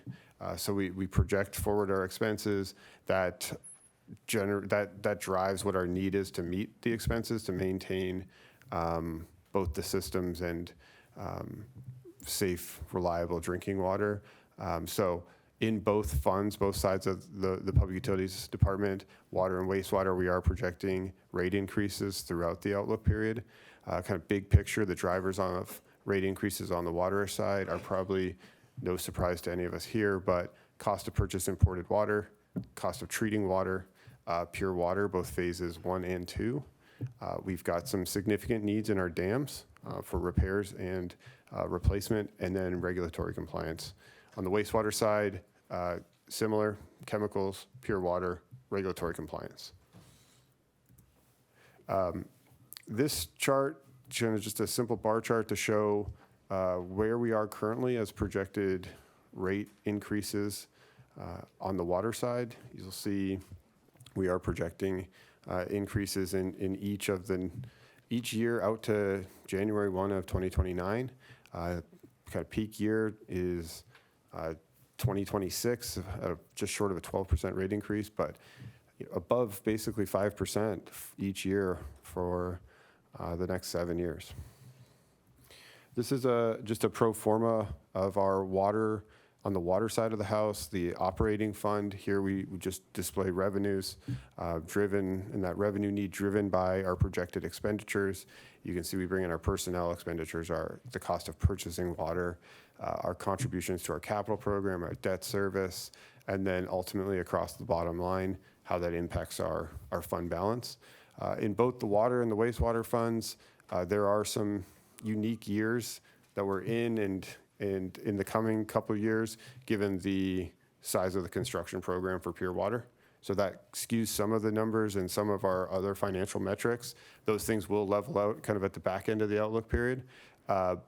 Just want to note that as you see these numbers. On the wastewater side of the house, also just a simple bar chart, but here you see rate increases as well, 7% in '26. 6% for the years beyond that is what's projected. Cumulatively with many of our customers are both water and wastewater customers, so there is some accumulation there when you add both the water and the wastewater side together. Here also Quick, just a... Matt, Yeah, just, sure. So on the wastewater side, all of this, people often ask me, because they think I work for the city, so I must know everything, but they do know I work in the public finance sphere. But they ask about, why the wastewater sewer fees going up. Water, they kind of understand because it's more often in the talking points. But wasn't it true, like for years, the department probably should have been making increases to rates and just didn't? And so Yeah. now suddenly it seems like a barrage, but really it's just we're catching up. Yes, that's a good point, Brett. It doesn't show in this bar chart, but before, I want to say maybe 21 or 20, there was a 8-9 year period, I think, of, don't hold me to the specifics, but there was a 8 or 9 year period where there was no rate increase. There was a large cash balance on the wastewater side, and that allowed for to hold down rate increases and also fund a lot of the capital needs on the wastewater side. But a lot of this is driven also by Pure Water and construction and where we are in the Pure Water program. So here, again, I'll be brief. Summary of the operating side projections and ultimately across the bottom line impact to fund balance. I'll note again some nuances here given where we are in construction in the Pure Water program. So with that, I'll shift to the capital. Matt, real quick, on the prior page, fiscal year 2025, 93.6 million that's a positive impact, right? Mm-hmm. Does that flow back into the general budget, or does it stay within this captive fund? It has to stay within the enterprise fund, yep. Matt, too, when does the Pure Water project become self-sustaining to the point where it actually reduces the amount of water being purchased? Because it seems on your graph the purchase of water still continues to grow into 29. The full go live will be probably fiscal year 28. But as we roll off of the water authority is where imported water is purchased from. We still project cost increases there. So there will be some balancing there, but should be around 28, 29 where we start to see some of our purchases come down from the water authority. So in our actuaries, we're looking stuff into 2040 and 2050. So you're saying 29, 30, we're going to start seeing that purchase come down? Our volumetric purchases start to come down. Costs may not quite align with as the volume comes down, but the cost per unit goes up. It's not fully correlated. So does that reduce the amount of money that the city has to fund the water program, or what's the implication there of Pure Water for the future? The implication, so the Pure Water program, the need for the Pure Water program was largely driven by Clean Water Act, by wastewater regulation and reducing the amount of wastewater flow coming out of Point Loma. That's what largely drove the need for the program. So as we move through time, the kind of the net result of reducing the flow out of Point Loma is purchasing less water from the water authority. So then what we see really is a kind of shift in our costs, a shift from purchases of imported water to funding the cost of taking wastewater, converting it to drinking water. So we're kind of shifting our costs. And on a per unit basis, there will be a good period of time where the cost of water produced through the Pure Water program will be more expensive than a unit of water, of imported water. But again, that's driven by the federal requirements to reduce our output into the ocean. So it's all kind of interrelated, but when debt service starts to peel off on the Pure Water program, that's where you kind of start seeing the lines cross of producing water through wastewater purification, the per unit cost coming down to be closer to or maybe below the per unit cost of imported water. Yeah. Yeah. So for the sake of our conversations today, there's no net positive benefit for the city. It's at best somewhat negative. Financially correct. Okay. The benefits are non-financial in the near term. Right, and Matt, that's just because the utilities are intended to pay for themselves, right? The ratepayers pay for it. So that's not really a contribution to your structural deficit. That sits off by itself, essentially. Correct, yep. Thank you. And then within public utilities, you got to separate water and wastewater. And then in wastewater, you got to separate the metropolitan system from the municipal system. So it's all pretty But if your costs go up, the rates are going to go up, and they're going to offset. That's the way it works. Yep. Thank you. And also, in tying it together for this conversation, increased pension contributions drive a part of the need for an increase in water and wastewater rates. Right, but the ratepayers will pay for that piece of it as well. Correct, yep. All right, so on the capital program, our capital improvement program, it covers all of our asset classes. So everything from, again, general fund assets to non-general fund assets, but stormwater, airports, libraries, our wastewater system, our right-of-way assets and transportation, our park and rec assets, water, and then buildings and structures. So buildings and structures includes everything from external facing facilities like rec centers, for example, to everything that's internal facing, say a fire station, a police station. So with that, our capital improvement program outlook, it's a bit dated. This was similar to last year. We're pulling in last year's outlook. This year's outlook gets released today. So the timing for bringing that information in here didn't really work. But the story from last year or this year is really quite the same, which is that we have a large capital funding need, and that capital funding need is largely general fund assets. So in the table here, you can see our projected capital needs by fiscal year from 24 to 28, and then in aggregate under the total column, then you see our capital funding. Capital funding is largely our enterprise funds, water, wastewater, and the other enterprise funds. The gap is largely, primarily, our general fund funding gap. So to some of the discussion we had earlier about the general fund operating deficit, this is where you start to bring in the capital deficit that really should be a component when analyzing the financial condition of the general fund. This is a colorful chart just to put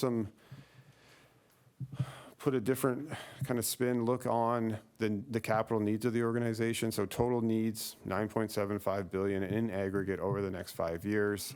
Stormwater, the largest component, partly why stormwater is the largest component. It's not only that we have a really large need there and a federal requirement to address those needs, we also, because of where we are in the stormwater program, we have a really pretty good understanding of what our needs are, where the needs are, and we've quantified those needs. You see water, you'll see wastewater, but a lot of the other colorful boxes are transportation assets, and they're broken down into different asset classes. Streets and roadways, for example, streetlights, sidewalks, bridges, traffic signals, bike lanes, all of those are really in aggregate are right-of-way asset needs. That's kind of how I like to look at it, is what's in the right-of-way. We have, I think, all recognize we have large needs in those categories. So as far as funding our infrastructure needs, we've cash funded our capital to the extent we can through grants, gas tax, Transnet, development impact fees. We've noted this a couple times, but our opportunity to increase general fund revenues is limited, given that it generally requires a vote of the public. We've noted significant increases in our capital infrastructure costs due to inflation, compliance needs, deferred maintenance drives up our costs, climate action, and then also litigation. And financing is an option. It's a responsible option for capital, given the length of time which the assets are in use and spreading that cost over the amount of the time that the benefit is received. But again, the main takeaway is the majority of our capital funding gap is in the general fund assets. Here we get to our debt policy. There's a few things I'll note as we go through this, but first, our debt policy for the city, for the general fund, is that our debt obligations should not exceed 25% of our general fund revenue. Then we break the 25% down between traditional debt obligations, so that's debt for, say, capital, and then our pension and other post-employment's at 15%. The table across the bottom is a projection of our debt ratio over the next 10 years. You'll see in fiscal year 25, for example, we're well below our traditional debt obligation policy amount. We're about half of that through the entire 10-year period. However, for pension and OPEB obligations, we're over that amount. Again, this is another important place to note that this is based on the pension payment we built into our 5-year projection, so about $470 million. When you bring in the $526 million payment from the draft valuation report, we do hit 25% in 26, 27, and 28, I believe. So that higher payment puts us at or just slightly above our debt policy guidance levels. And So the short of that is there's not a lot of room to take on debt to be able to finance the capital infrastructure needs. Correct. And there's two components there, right? There's our debt policy limitations around that, but then there's also our ability to pay, right? When we've got projected deficits, we also don't have, we would have to reduce expenditures in an amount in addition to the amount to solve our deficit in order to create capacity for additional debt obligations. Is that 25% industry standard?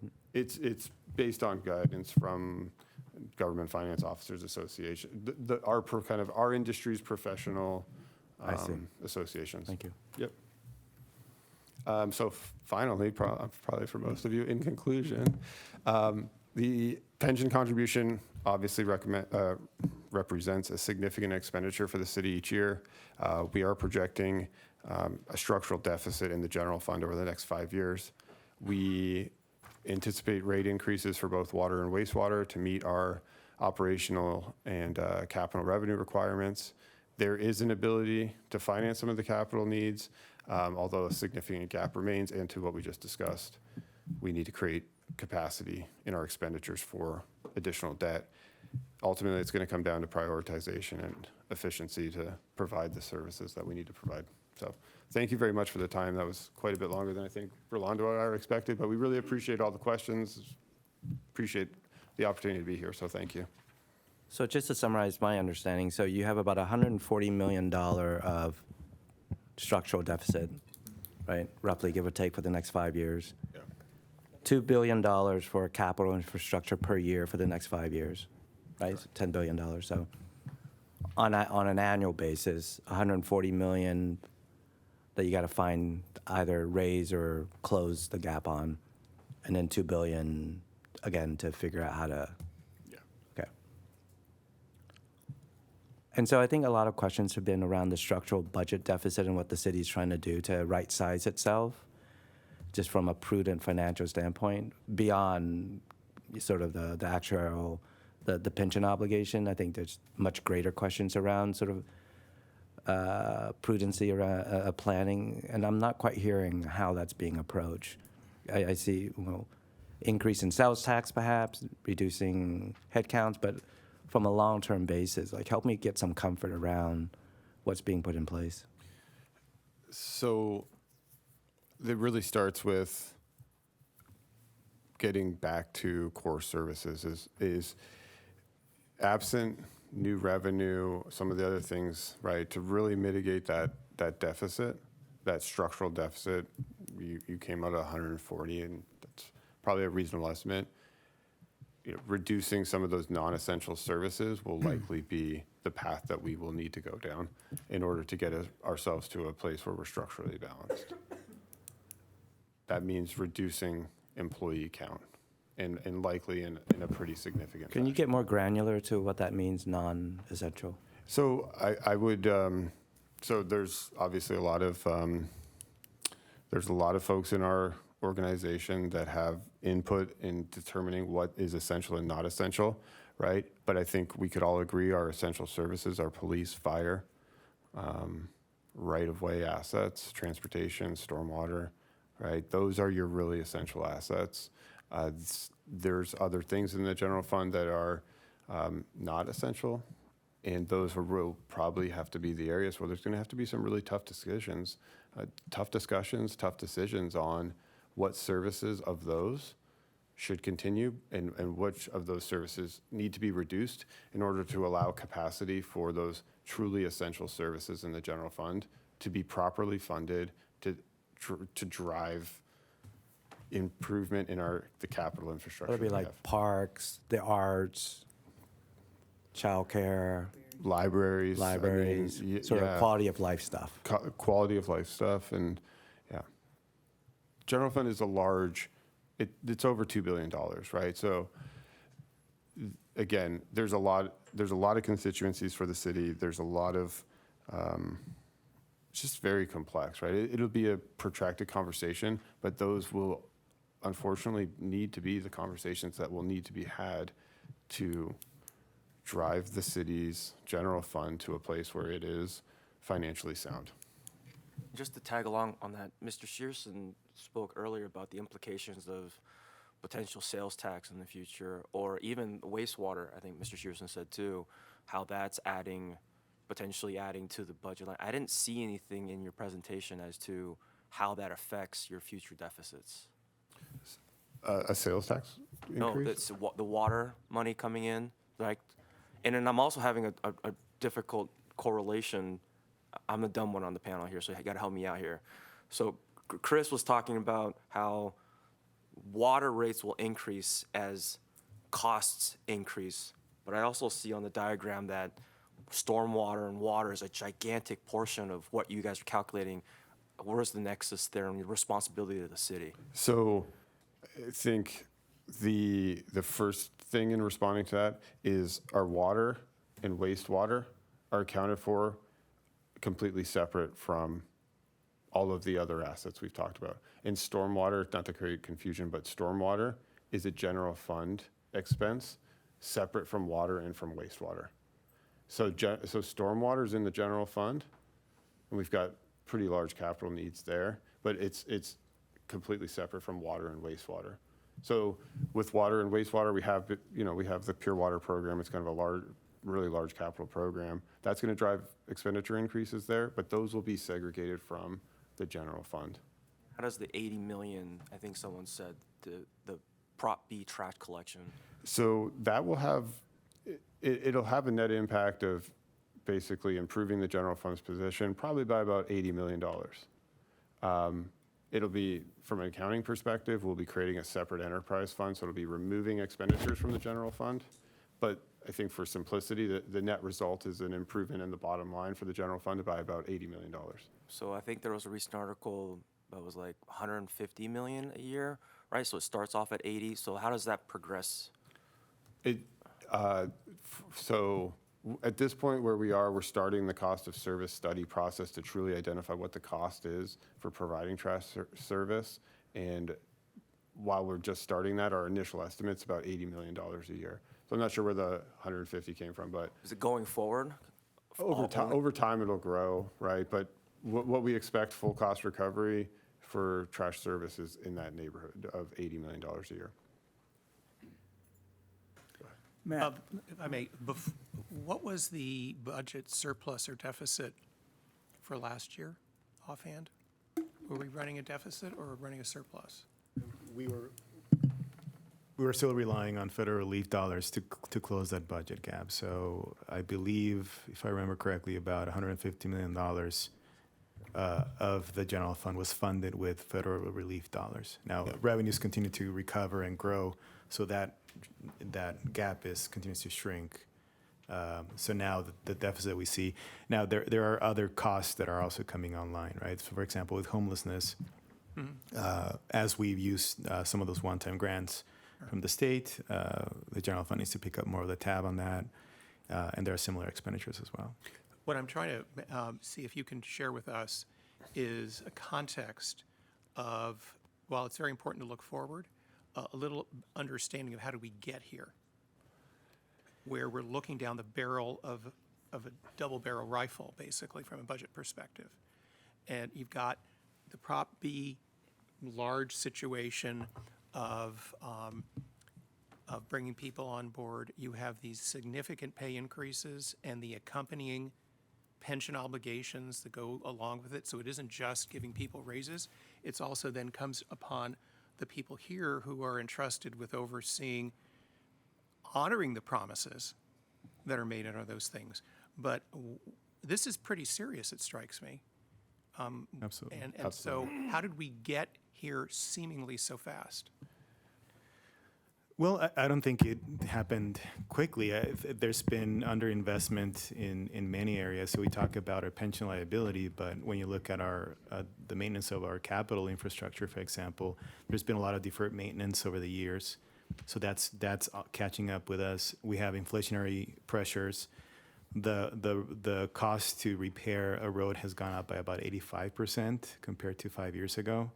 So there's inflationary impacts not only to our capital side, but also to the operating side. You can see that here in this table, how our electricity costs have gone up, public liability costs have gone up, workers' compensation, so fuel. So it's really a combination of underinvesting in our salaries, in our personnel, in our workforce, based on some artificial limitations based on Proposition B, and really being outside of the market, deferred maintenance, mandates from the state that requires us to increase our expenditures without really having discretion. And then what we've seen in terms of homelessness programs and some of the increases there as well, an emergency that we need to address. I would also add kind of the common thread in the general fund particularly is lack of maintenance. Lack of maintenance in our capital infrastructure, and that's what we all see, right? Everywhere we go, is there's a sidewalk to trip on, there's a pothole to dodge. Lack of maintenance there. You go to one of our facilities, go to a rec center, go to use a bathroom in Mission Bay, right? Lack of maintenance. We lacked maintenance on our personnel as well, right? Through Prop B, and then not paying increases and keeping up with kind of an inflationary type increase. And the organization's lacked maintenance on its revenue structure too, right? The revenue, the general fund revenue hasn't been adjusted in any significant manner, I believe, since the early 90s. And that was an adjustment in TOT. The costs have increased significantly and for a variety of reasons. And the organization hasn't kept up with maintenance. And then, if you bring in the political landscape of the organization, that adds to the complexity of the organization and managing the organization and managing the financials of the organization. It's Also to add that when you look at other big cities in California, our sales tax rate, for example, is way lower than all. We're basically at the bottom of the. So in terms of revenues and the way, for example, Los Angeles, I think, is around 10%. San Jose is much higher than us. So that simply the revenue that's needed to maintain the service levels for a city of this size is lower, and it's contributing obviously to the structural deficit as well. Cliff, Matt, I was just going to recommend the book that Johnny talked about, Paradise Plundered, lays out a great historical back to the 80s on this city's constant reliance on robbing Peter to pay Paul with excess gains in the pension because the city would not, the leaders would not even consider putting any increased revenue, a tax, or anything on the ballot to pay for everything that the citizens want. We want it, but we don't want to pay for it. And ultimately, the music stops and there's no chair, and that's where we are. I think what Brett said is just fair. So when we've been using the word dire and things not looking so great, can you help me understand how dire the situation is? Would you characterize it as existential risk? I wouldn't go that. No, I wouldn't go that far. I mean, the city still has the ability to adjust service levels, whether it is, closing library earlier, or maybe not, providing services the whole week. And we've been in those situations where we've had to make adjustments like that. Like Matt said, we would need to be looking at prioritization and focusing on some of those core services, public safety, obviously being the most important one, addressing the homelessness emergency. But then when it comes to some of the other services, that would be an area we need to look at. We're talking about a 10% to 20% reduction in expenditures for the general fund, which is something we could achieve, but obviously it would come with some pain. It would have to come with reducing personnel costs. That is the structure of most general funds out there across all municipalities. Is general funds are high on the personnel side. The only way really is through reducing our personnel costs, which is reducing employees. And to a question Cliff asked earlier about our rating agencies, the city has had an ability historically to close our funding gap. And that's helped, that's noted by our rating agencies, and that's helped keep our rating up to where it is. So we will figure it out. We will balance. We are legally obligated to balance. It's just, how do we get there?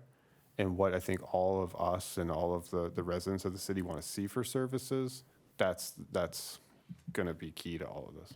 So not existential, but much of sort of the quality of life elements will have to be drastically reduced. Matt, a couple of questions, one related to the other. Do you have a specific ask of this committee relative to the pension ADC payments on an ongoing basis? And the next question right after that is, do you have a recommendation as to when you would like to see these implemented? When do we stage them? We would like to see, as far as a specific ask, we would really like to see the information that Chiron prepared for the amortization policy study. I've reviewed the information. I've done some analysis on it. Rolando and myself both. We've projected our revenues forward out in time to see how, on those different scenarios, what do the payment structures look like as a percentage of our revenue. Something we'd like to get to is a place where our pension expenses are kind of maintain a consistent percentage of our revenue. That's a place where that's how we kind of approach our revenue expenditure structure. So we've done some analysis. We have some kind of supplemental documents we've prepared, but if maybe after Jean presents and Alice, we could share some of that. We don't have a specific ask. We really want to hear the information. We want to hear from you all as the board what your position is on it. But we think that there are viable scenarios in what Chiron's prepared that could provide some relief in the near term for the city to help get us to a better place, but also meet our responsibility for benefit security, intergenerational equity, stable, predictable costs, right? We think those are some of the key drivers for you as fiduciaries of the pension system. We generally like the conservative assumptions. We think that puts us in a pretty good place as compared to other pension systems and how we're funding it. But we believe that our preference would be to see a more consistent percentage of our revenue being allocated to our retirement costs as opposed to kind of high now and coming down over time, which is what some of the scenarios show. So not a specific ask, but that's what we'd like to see. And that's why we prepared the analysis originally with our own actuary, because we thought there might be some opportunity there. But again, really we need Chiron and we need SDCERS assistance to really understand, because they've got all the underlying data, underlying assumptions. So as far as timeline, based on what we're facing, we've been working towards this for a couple years and preparing for fiscal year 25, knowing it's going to be a tough year where the pinch really starts. Yeah. So fiscal year 25 is really the timing where we'd like to see some of these decisions made and how they impact our pension contributions. Okay. Thank you. Any other questions for Matt? Again, thank you for all the time. Okay. Sorry. Matt, thank you. Are you folks going to stay around Yeah, we're gonna for the hang out. current? Okay. Yes. I would suggest we take a quick break before everybody blows up here. So let's say come back at 11:15, please.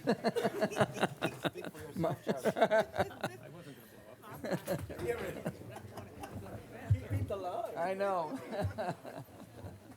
Smarter than the average Didn't get this far.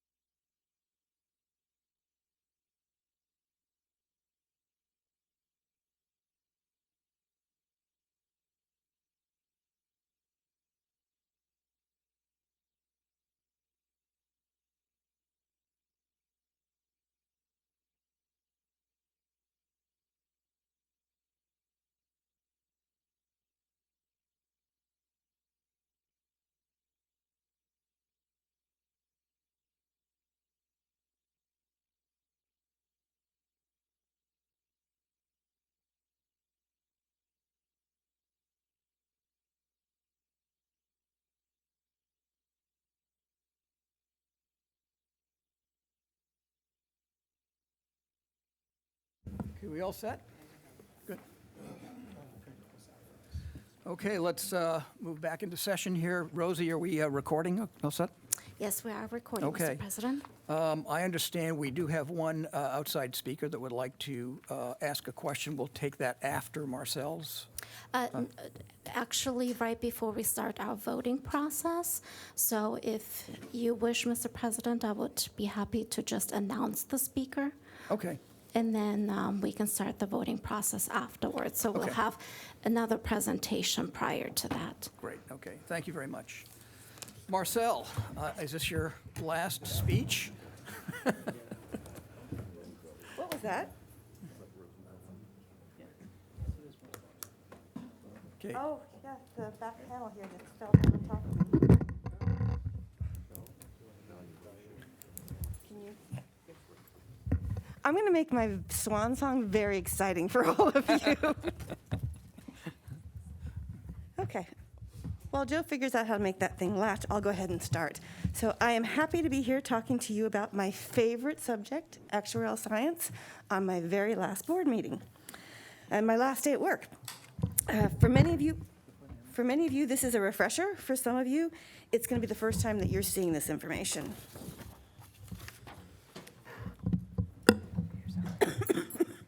Excuse me. There we go. So, in September of 2018, this board adopted a funding objectives policy. This is not that we all of a sudden had funding objectives. It was the first time that we actually put them in writing in one place so that we could see them succinctly. We started off with our funding goal, which we'll talk about a bit more in a minute. We set a funding goal in this policy.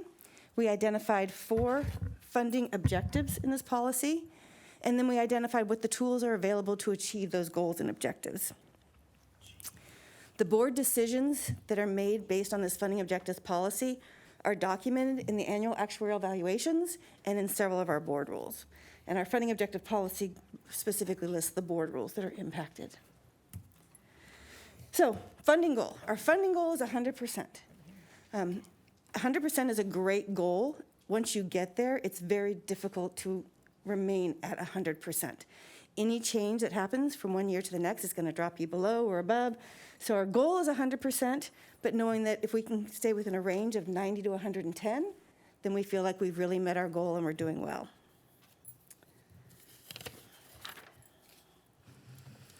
So the first funding objective we're going to talk about is benefit security. And this is the setting of actuarial assumptions and methodologies should be based upon funding the plan to avoid the risk of running out of assets to pay benefits. So that's what this overall objective is. The language on here is the specifics that are in the policy. And so that talks about, for benefit security, using shorter amortization periods, using entry age normal funding methodology, level dollar amortization, the lower discount rate, higher inflation rate.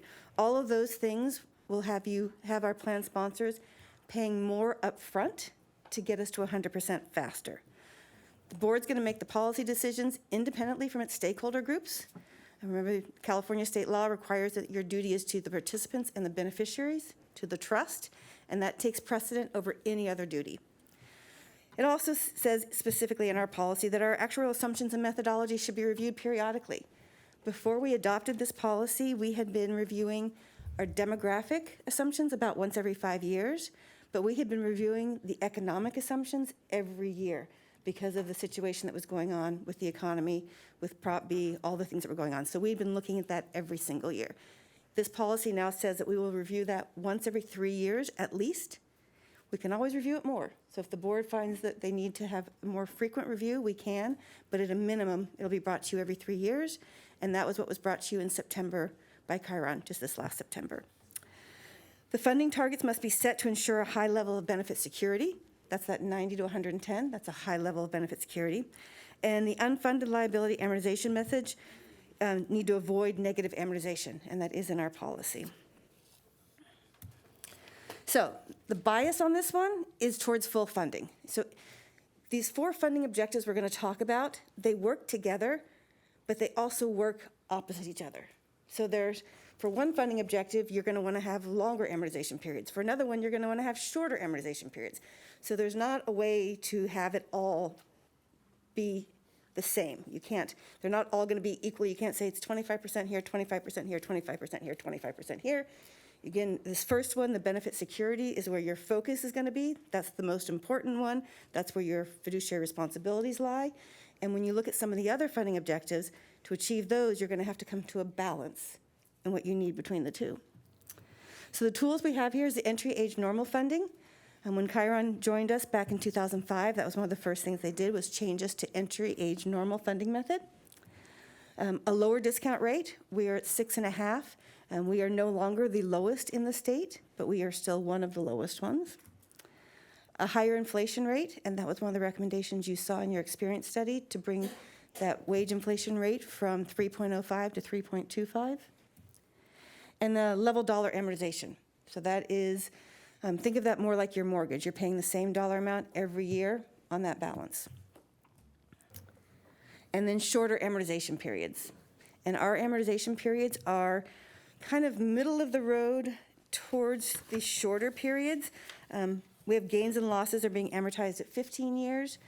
Quite a few systems still use 20 years. Assumptions and method changes, we had been at 30 years until 2019. We dropped it to 20. There still are a number of systems that are still out at 30. Benefit changes, for the port and the airport, it's a 20-year amortization. For the city, it's a 5-year amortization. And that is a direct result from what came out of MP1 and MP2 in making sure that benefit changes were recognized timely. The next one we're going to talk about is stable and predictive costs. Stable and predictable costs. So this is the idea that contributions should be managed and controlled consistent with other funding objectives and rules so that costs remain stable and predictable over time for both cash flow and investing purposes. So this is where we're trying to keep the payments pretty much stable from year to year. Contributions from employers and employees should be predictable to the best extent possible. And then amortizing the UAL is a tool to create stable and predictable payment plans. UAL amortization periods that create untenable contribution volatility should be avoided. That's us not going to the city tomorrow and saying, you owe us $3 billion, we want it now. It's also not going to the city and saying, we want $1.5 billion this year and $1.5 billion next year. So it's, how are those amortization periods? And then asset smoothing is a valuable tool in this as well. So here, the bias on this is to minimize contribution volatility. We're trying to keep those payments as stable as possible. The tools we have are asset smoothing. Asset smoothing is where we are only taking 25% of the gain or loss in our investments in each year. So for example, in a year where we returned 24% and our target was 6.5%, we don't recognize that full amount in that year. We split it 25% in the first year and then each year after that to kind of smooth out the volatility in the actuarial value of our assets. So that's asset smoothing. Longer amortization periods. Again, I said we're middle of the road towards shorter amortization periods. So here's where we want to get to full funding, but we want stable and predictable costs. So there's a difference between these two. One is looking at shorter amortization periods, one's looking at longer amortization periods. And then periodic adjustments to amortization periods. So again, that's what we did fairly recently when we changed some of our amortization periods and made them a little bit shorter. And then layering of existing periods. So that's the process that we have now, where each year we take the gains and losses, and that becomes a layer in the ADC that is amortized. So when you look at that page, I think we're at 27 layers, can't remember off the top of my head, of what we're doing. Some of those older ones will start dropping off, but then you constantly have new ones coming on. The next one we're going to talk about is intergenerational equity.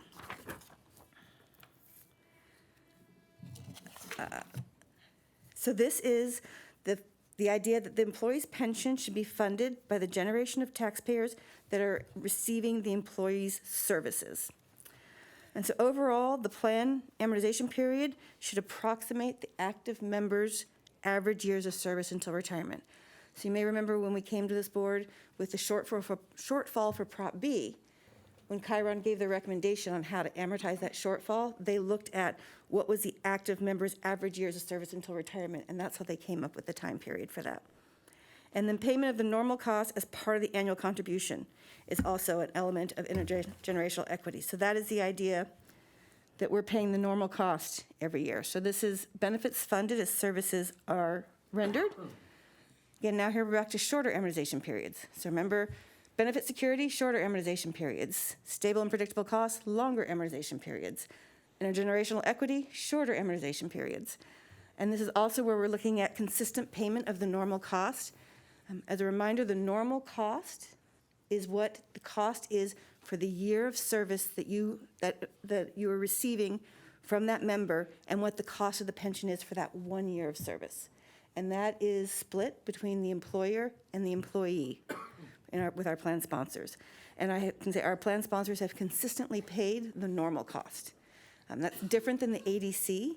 The actuarially determined cost is the normal cost plus the amortization of the UAL. So here we're talking about consistent payment of normal costs. So on that, Yeah. from the standpoint of, I'm just trying to visualize what that means. For someone who is 2 years in their career here at the city versus someone who's, let's say, 2 years from retirement, both have very different costs and agenda to and interest in the plan. So as a trustee, my job is try to balance both of their needs. That's actually the job of the actuary Okay. to balance that for you. So what the Okay. actuary is going to do is they're going to look at each tier of service Mm-hmm. and then at each entry age.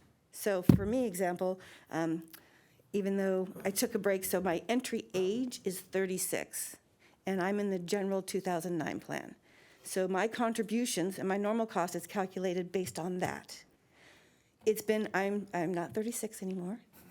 That was a little while ago, but that hasn't changed my age rate. So when Chiron, or when any actuary is looking at it, they're looking at both people who are 36 joining the plan today and people that joined the plan over 20 years ago when they were 36. Okay. And saying that this is the cost for 1 year service for that person.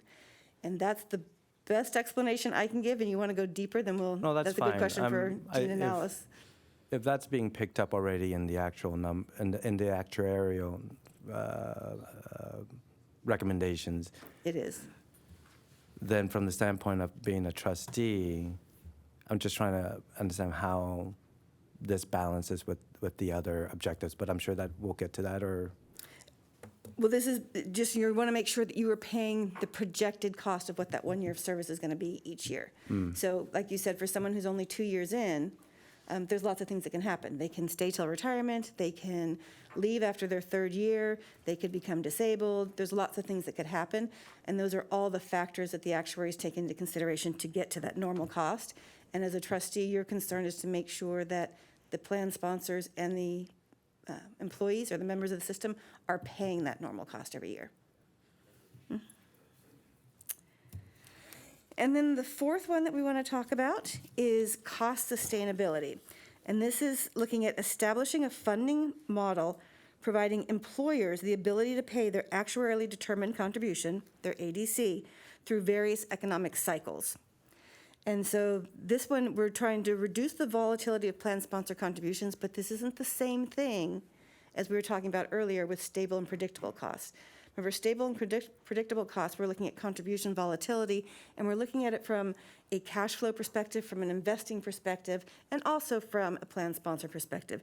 The cost sustainability is looking at more of the ability of the plan sponsor to continue to make those payments through different economic cycles.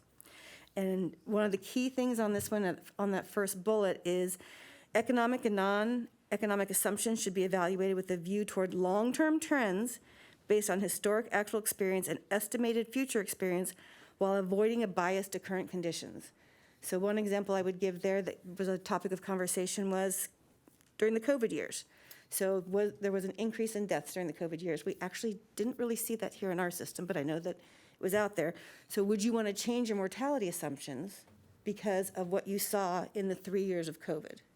And the answer is no, because you're looking long-term and you're avoiding your bias to current conditions. So there's also funding the plan should assume that the plan and plan sponsors will continue to exist and fund their plans. And we have the port, the city, the airport. I don't see any of those going away anytime in the future.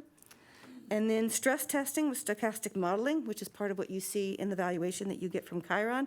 And that's a valuable tool to look at what happens in volatile economic conditions. It's what Chiron has presented to you several times, looking at what if the next 10 years have this cycle of returns? What if they have a different cycle of returns? It also, that stochastic modeling is also done a little bit by our investment consultants. So Aon does some of that as well when they come in and look at some of their models. And then in this case, it talks about planned surplus, and says planned surplus is a long-term measure and not based upon a single year's results. So if one year a plan all of a sudden hits 100% or hits 105%, we're not going to say that there's a long-term surplus there. We're going to look for more than just a single year there. So then again, this one, the focus is on the ability of the plan sponsors to make contributions. And the tools you have there are longer amortization periods. So now we got 2 with longer and 2 with shorter. And then economic and demographic assumptions set based on long-term trends, which is what we're already doing. The tools that we have available, did I go the wrong way? The tools we have available are asset smoothing, which I talked about. That's taking 25% of either the investment gain or the investment loss each year. And if we have a year where we hit exactly 6.5%, there would be no asset smoothing for that year, but there would be for previous years.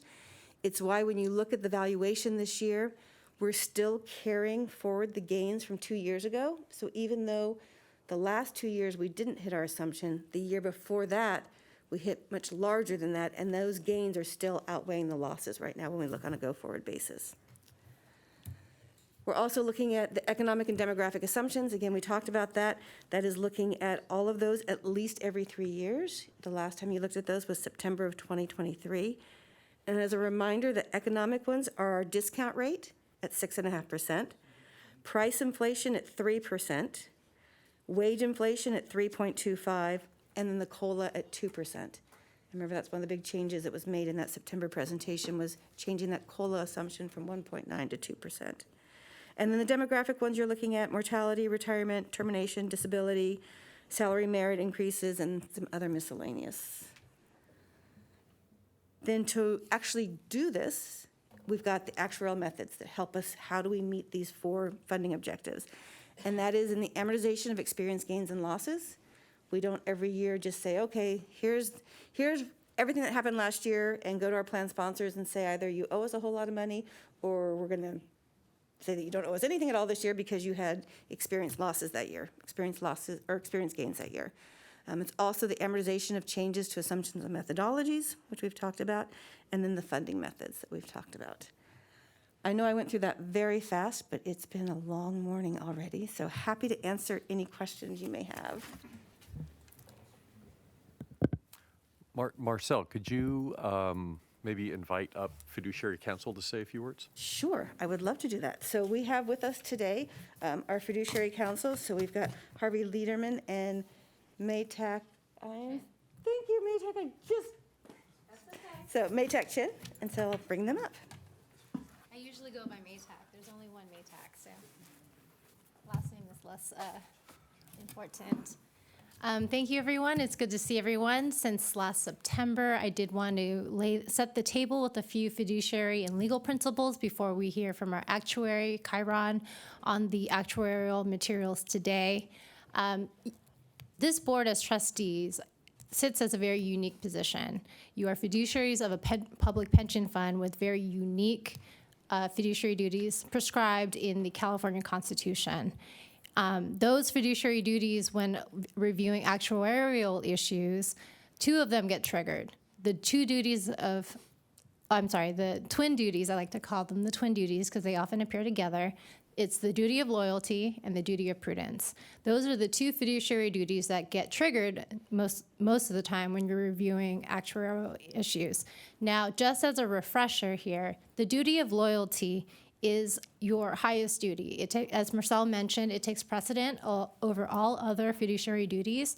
And inherent in the duty of loyalty is this question: is this in the best interest of our plan members and beneficiaries, period. That is what the duty of loyalty seeks to further, and that should be your guiding star while reviewing any of the actuarial materials today. Now, the duty of prudence is a little more complicated. It has a lot of dimensions, but when reviewing in the context of actuarial issues, what it really means is to ensure the competency of the assets. Now, that's fancy legalese, so let me put it in user-friendly terms. What it means is your job is to make sure there's enough money now and in the future in the fund so that we can pay out the benefits now and in the future when due. So in essence, if I had to summarize competency of the assets, what it really means is prudent funding. When looking at prudent funding, there are generally 4 things to consider. One of them is your funded status. That should really drive a lot of your decisions on whether or not to change any of our methods, assumptions, not assumptions, our methodology for funding, amortization periods, any of the tools that we want to deviate from. So really focus on the funding status, again, because as fiduciaries, your job is to ensure the competency of the assets. And so where we are currently on that funded path towards our goal of 100% funded should really color your decision making. A second thing to consider within the prudent funding lens is the impact on our funding streams. What do I mean by that? So how does this affect our liquidity? Do we have cash flow needs that we need to meet now to pay out those benefits that are currently due? What are the cash flow needs in the future that we need to garner so we can make those obligations when they come due? And how does this impact us in terms of the money coming in that we could then use to invest and get further investment returns? So it impacts how we not only pay benefits, but also invest the funds so that we can meet our target. Another thing to consider within the lens of prudent funding is how do any of these changes impact the plan's way of ability to manage future liabilities? Now, consider this in the investment context, a drawdown situation. You put money in, the market goes down, and you've experienced a loss. To make up that loss, it's doubly hard to get back to that point. And so think about that in the context of our liabilities here. If we were to push out a liability, and it's similar to a drawdown situation, it's much harder in a future financial recession to make up that loss. So consider how any changes in our current funding rules would impact our ability to manage future liabilities. Now, and lastly, and most importantly, and this ties back to our duty of loyalty, consider what is the purpose of the requested change. Again, we should always consider it through the lens of, is this in the best interest of our plan members and beneficiaries, and is this going to help us get to 100% funding status, which is our core objective? So in addition to all of those fiduciary duties, the California Constitution also imbues on this board the sole and exclusive authority over actuarial issues. And the San Diego City Charter recognizes that actuarial independence.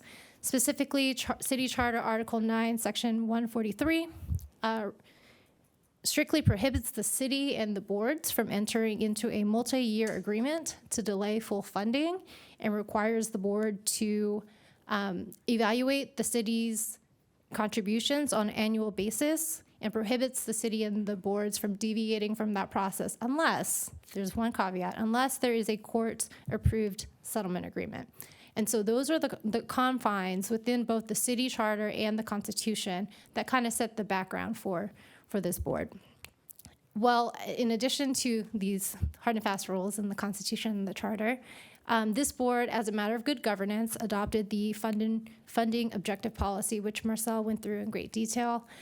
So I won't repeat that here, but I will say that the funding principles that she went over are based on your fiduciary duties of loyalty and of prudence and provide a roadmap for this board today and future boards in terms of guiding your assessment of any actual issues that come before this board in furtherance of our objective to reach 100% funding. In addition to, as Marcel went through, the principles are pretty high level. The board did adopt a rule for the practical application of those principles, and that's found in Board Rule 2.110. And in there, it specifically specifies the periods of amortization. Now, the periods of amortization found in our current board rule are based on the amortization period specified in the city charter. And so I just want to make a point there on that. And it also specifies when to apply certain funding methods, for example, level percentage of pay versus level dollar amount. It specifies what to do in those instances and when it's appropriate to apply one or the other. And it also provides for a floor in our policy, which is to require the employer contributions to be paid at a 2018 level. And those were implemented in our policy and as well as our board rule. Now, before I turn it over to Chiron, I did want to reiterate our fiduciary duty to achieve 100% funded status. I get it, it's a goal. That's what we're all striving to do as fiduciaries here. And what I want to leave you with is a analytical framework to help you review these materials. And I'm going to do it in this way. I'm going to leave you with 2 questions.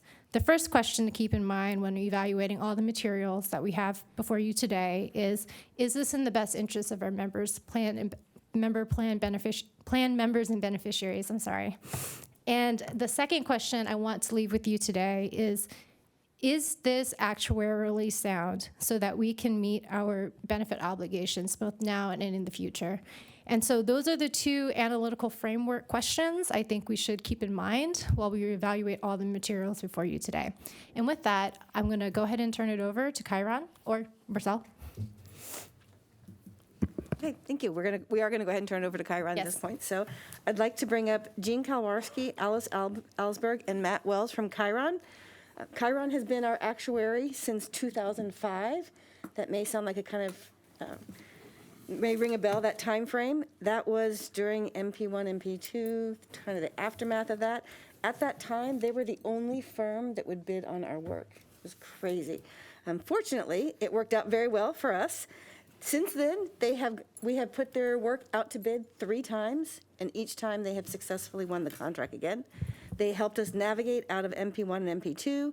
They were here to help us go through the closing of the plan under Prop B, and also have been instrumental in the reopening of the plan after the unwinding of Prop B.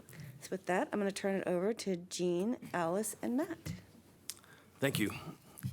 And good, is it afternoon or morning? Morning still.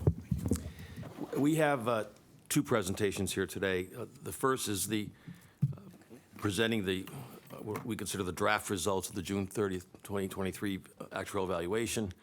But I know what's been discussed at length here today is our second presentation, which is the amortization policy presentation. So we'll start with the actuarial evaluation, and we'll provide some background information. There's a new actuarial standards of practice that I'll describe. We'll go into the significant developments in the past year, then historical trends, evaluation results, and look ahead on projections, which we may just defer to the amortization policy study and not do it here.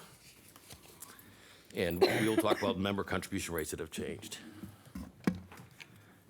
So the process that has been in place for many years, I think from the first year we came on board, I don't know how much further it goes beyond that, is when we do the June 30th valuation, it gets initially presented in January, the following January, but it's, again, a draft valuation. And then the board, we come back in March, and the board decides to approve or disapprove, and they've never done that, but approve the valuation, which then determines the ADC, the actuarially determined contribution for the city, and the other plan sponsors payable on July 1st, 2024. There's many different tiers of benefits for all 3 plan sponsors, and I'm not going to try to describe all of them, but just have you focus on that gray area. That's the people that, the Prop B reinstatements in the light gray, and in the fuzzy gray just below that, those are the new hires in July of 2021 that are allowed to enter into the DB plan.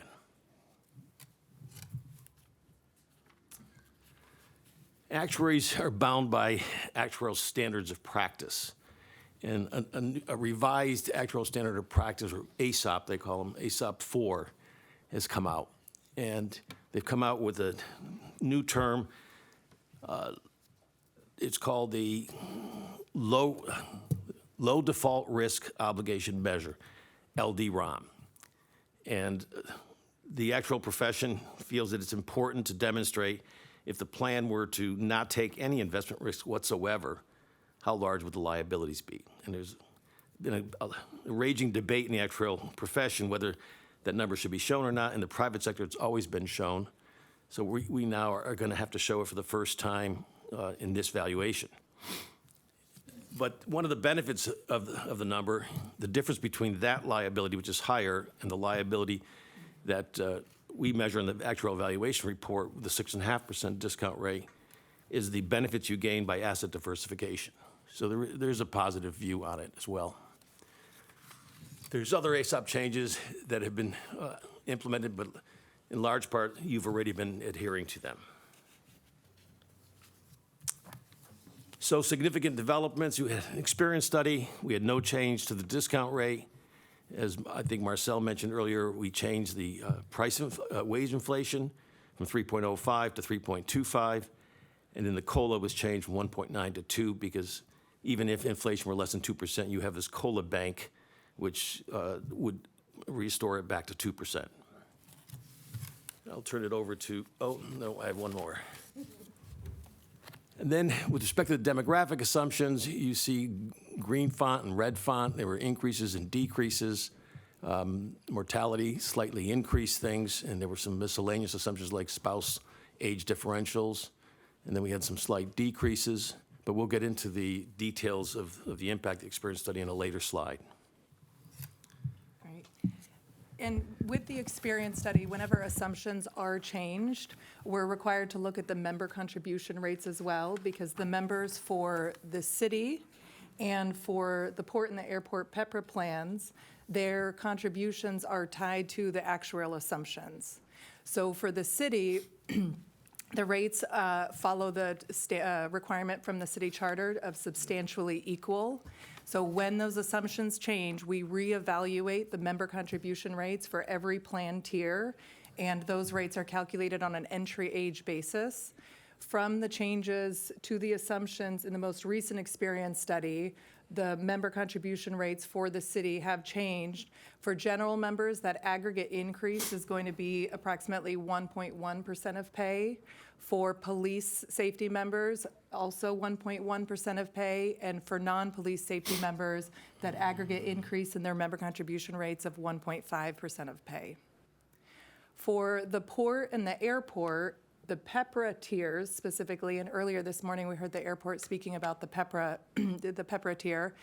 The PEPRA tiers are held to a very specific calculation. So under the PEPRA code, the Public Employees Pension Reform Act, and anytime the gross normal cost for that tier changes by more than 1%, the rates for the members must be revisited. And the rates are set such that it's a 50-50 cost sharing of the normal cost. So interestingly, the way the assumptions played into the calculation of the normal cost for the airport PEPRA members and the port miscellaneous PEPRA members, there was no change necessary to their member contribution rates. However, port safety PEPRA rates did change, and their range is in an aggregate of 0.7% of pay. Now, over the course of the past year in 2023, there was a lot of discussion on the experience study, which we presented in September, and longer than just last year, the discussions that have come about with the unwinding of Proposition B. And so we bring it as a significant event here to understand that there is notable liability and assets that came into the system because of reopening of the plan and because of the members who were retroactively reinstated due to the unwinding of Proposition B. So in our previous presentations, both in 2023 and in 2022, we took a look at the different payments for normal cost that had been missed by the city due to the timing of the reopening. And the lines in gray have already been paid by the city. The city took a look at the calculations that we provided at prior meetings, and they paid in February of 2023 the missed normal cost for fiscal year 2022 for the members who were hired after the plan reopened. And then the city also paid the fiscal year 23 normal cost for the Prop B members that were reinstated. So the two remaining catch-up items were the fiscal year 24 normal cost, which was added into the calculation after last year's valuation ADC was determined. The 36.8 million was included in addition to the 400.5. And then the shortfall from the transfer and the reinstatement, so when the members were reinstated in the system, with the liabilities came the asset transfer from their DC accounts. That shortfall was amortized over 20 years, level dollar, and amounts to a UAL payment of $10.8 million for 20 years. And that also was paid on July 1 of 23 with the fiscal year 24 ADC. And I'll turn it back to Jean for the city's historical trends. Now, myself, Alice, and Matt will cover the historical trends for the three plan sponsors. I'll start with the city. This is a projection of the liabilities of the system in the blue bars for the past more than 25 years here, showing that, and then the lines are the assets. The green lines are the market value of assets. The gold line is the smooth value of assets or actuarial value of assets. And you could see up until the MP1, MP2 years, which were the early 2000s, the plan was pretty close to full funding. And then we had not only what happened in MP1 and MP2, but also the market, the dot-com bubble burst back then. So the funding status of the plan greatly deteriorated. It started recovering nicely up until 2008 when the Great Recession hit, and again, the big dive. But you could see the market value went down substantially lower than our smooth value, shows the effectiveness of the smoothing. And then, you know, one could think that since 2008, you're pretty much treading water because the funded status is staying in the 70s, but I'd like to point out that over that time period, you greatly strengthened assumptions. You went from an 8% discount rate down to now 6.5%, and we greatly strengthened the mortality assumption. So if this were all done on one set of assumptions, you would have seen significant improvement in the funded status since 2008. The next chart shows a comparison of what the city contributions were to what the ADC was over the past many years.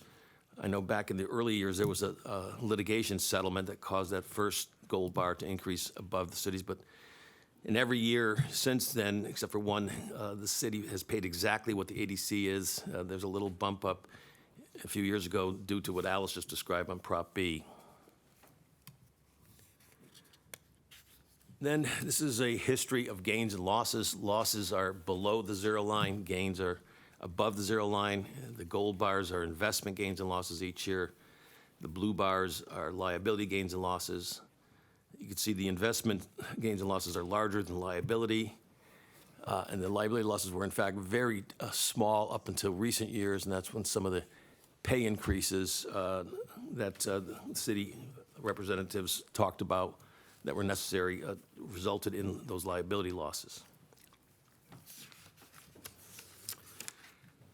And then this is a history of what causes the UAL to change each year. Above the zero line means an increase in the UAL. Below it, there's decreases, so the easiest one that one could understand is contributions decrease the UAL, and those gold bars at the bottom. But you've got investment experience, and you've got liability experience, which goes in both directions, but significantly in here are the economic assumption changes and the demographic assumption changes. So you can see year by year, you know, the UAL changes and what the factors were that led to that change. Turning back to Alice on the Airport Authority. We'll do the port next and then the airport. That's right. Yes. So the port shows a similar trend in the actual, that funded ratio on the top bars of the liabilities, We see the same dip in the 2008-2009 from the Great Recession, and since then, the port has been hovering in the mid to low 70th percentile on the funded ratio. So continuing to improve on that funding ratio and strengthening of the assumptions. The port has consistently paid their ADC, and in recent years, it's hovered at or around that $20 million mark for relatively stable contributions on the port's end. In terms of gains and losses, the gold bars show the investment gains and losses, as Jean mentioned, which are certainly more volatile than the liability gains and losses. The actuarial assumptions tend to hone in on the value, the true value of those liabilities. And so it's a much smaller percent of change on the liability side than on the investment side. And in the most recent year, the port also experienced a loss on liabilities driven by salaries and a slight COLA increase higher than expected. The factors of change that contribute to the port's UAL, similar pattern. Generally, we do see a similar pattern here between all three plan sponsors. Since investments hit the plans together, the assumptions hit all three plan sponsors as well. And the port shows that the contributions in the most recent year brought down that UAL, but that was offset by the assumption changes that took place. And we'll take a look at the components of that in a later slide. I will go through the same graphs for the Airport Authority. Here we see a similar story as the other two, bottoming out after the 2008 market crash at 86.9%.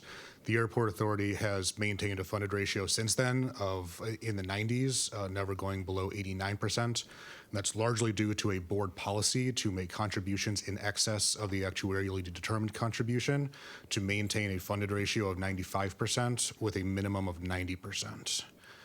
On the next slide, where we look at these contributions, we can see those yellow bars since 2017 have been well in excess of the actuarially determined contribution in order to maintain that funded status.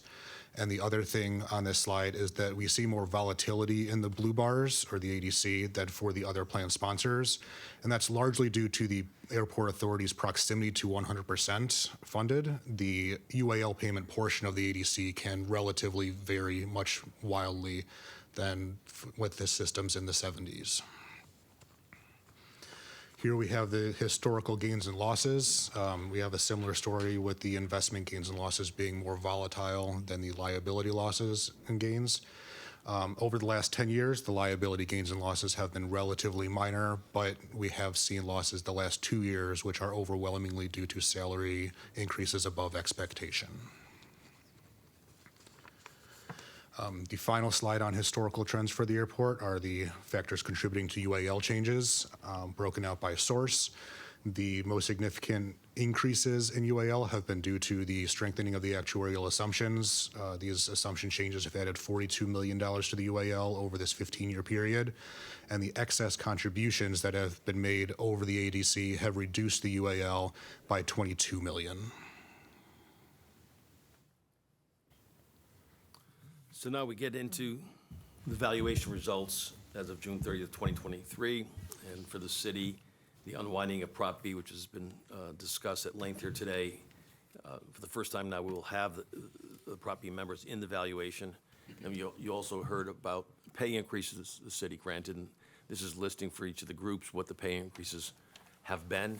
And this is compared to our old assumption of 3.05, now 3.25. So anything in excess of that for a full year contributes to the loss. So, for example, in the general members, there's a 5% and then another 5%. That's 10% for the year compared to the 3 or 3.25. So this is a summary of the results. In the dark blue are membership valuation results. In the gray are asset and liability valuation results. And in the gold are contribution valuation results.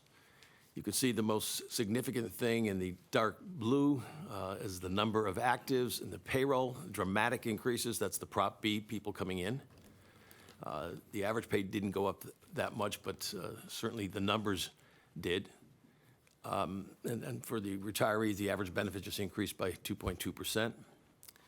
As far as assets and liabilities, the liabilities grew higher than the assets. And you can see really the important thing there is looking at the funded ratios. Funded ratios on a actuarial value only dropped 1.7%. And that's because, as Marcel mentioned, we smooth actuarial gains and losses. But on a market value, it would have dropped by 2.9%. And then you see in the bottom part the ADC, the increase from 448, is that? Mm-hmm. To 526, and that's a significant increase. What caused these changes, Alice is going to get into, and then we'll come back. All right.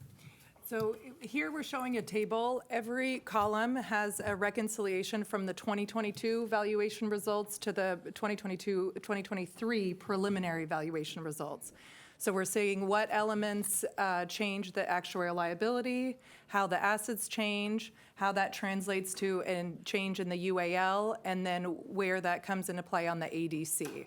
So for starters, the bulk of the 2022 actuarial evaluation reported the ADC at $400.5 million without Prop B, and adding the component for Prop B, so that was that normal cost plus the UAL payment, adds the $47.6 million on the ADC for that total amount that was reported for the ADC that was just paid July 1. I guess that was 6 months ago, time flies, was $448.1 million. The expected changes are if nothing changes, but we continue to see the market returns hit 6.5% and the asset smoothing come into play, the expected changes would have been an increase of 4.5% on the ADC. 4.5 million. 4.5 million, thank you. 4.5 million on the ADC. However, the asset experience did reduce that ADC by 2.4 million. And that reduction comes into play with contributions coming in excess of expected, and then the asset smoothing. So the market value of assets returned 5%, and the actuarial value of assets with the smoothing hovered just slightly above the 6.5%. And that's where we get that slight reduction in the ADC from the asset experience here. The big ticket item that increased the ADC was the liability experience. So liability experience is everything that happened to the membership from the prior year to the current year that was outside of expectation. So we often see mortality playing into that liability experience, retirement behavior, termination behavior. The largest item here in this year of the component of that 53.3 million was due to the salary increases in excess of expected. So in our actuarial valuation, we do capture the general across the board salary increases, and then there are additional increases that come into play from the different agreements. And once all of those are reported in the valuation data, we see, in this case, the losses that came through from those salaries being higher than expected. Alice, what percent of that 53.3 is associated with the salary? Is salary. So specifically, 41 million is salary for the continuing actives, and 7 million, or approximately 7 million, for the Prop B actives. That's like 48. So 48 out of that 53. Thank you. Mm-hmm. And then we have the changes of assumptions, which increase the liabilities by 222 million, which played into a $23.1 million increase on the ADC. And when we brought the results of the experience study to you in September, we had estimated about a $21 million increase in the ADC from those assumption changes. And this increase on the liabilities, it's just shy of 2% increase in the liability. The bulk of that was changing that COLA assumption from 1.9% to 2% for all retirees and current actives projected into the future. So in aggregate, that ADC increased from 400.5 million to the 526.6 million that we see here. So Alice, a few slides ago, you were talking about the increase to member contributions. I know not all of these contribute to member contribution increases. Is it just the last two, the liability It's experience? the changes in assumptions and methods. So there is whatever the change in assumption of methods that comes into play on the city's end also comes into play for the member in terms of their normal cost contribution. Okay, so not liability experience? Not liability experience, that's part of the UAL, yes. Can I repeat what I thought I heard your answer to Chris's question is, of the 53.3 million, of that, 48 million came from salary increases. Above expected. Thank you.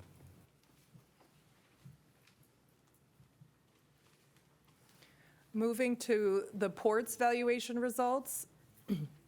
In the top portion with the membership, the active membership, that's a steady increase of 2.8% for the year. The average salary, however, increased by 5.8%. So on the next slide, when we look at the liability experience, that shows how that liability experience due to salary comes into play. The funded ratio on an actuarial value basis decreased from 79.9% to 78.7%, so a 1.1% decrease. The changes in assumptions, the liability losses come into play in that decrease. In terms of the contributions, so that total ADC increased from 19.2 million to 21.2 million.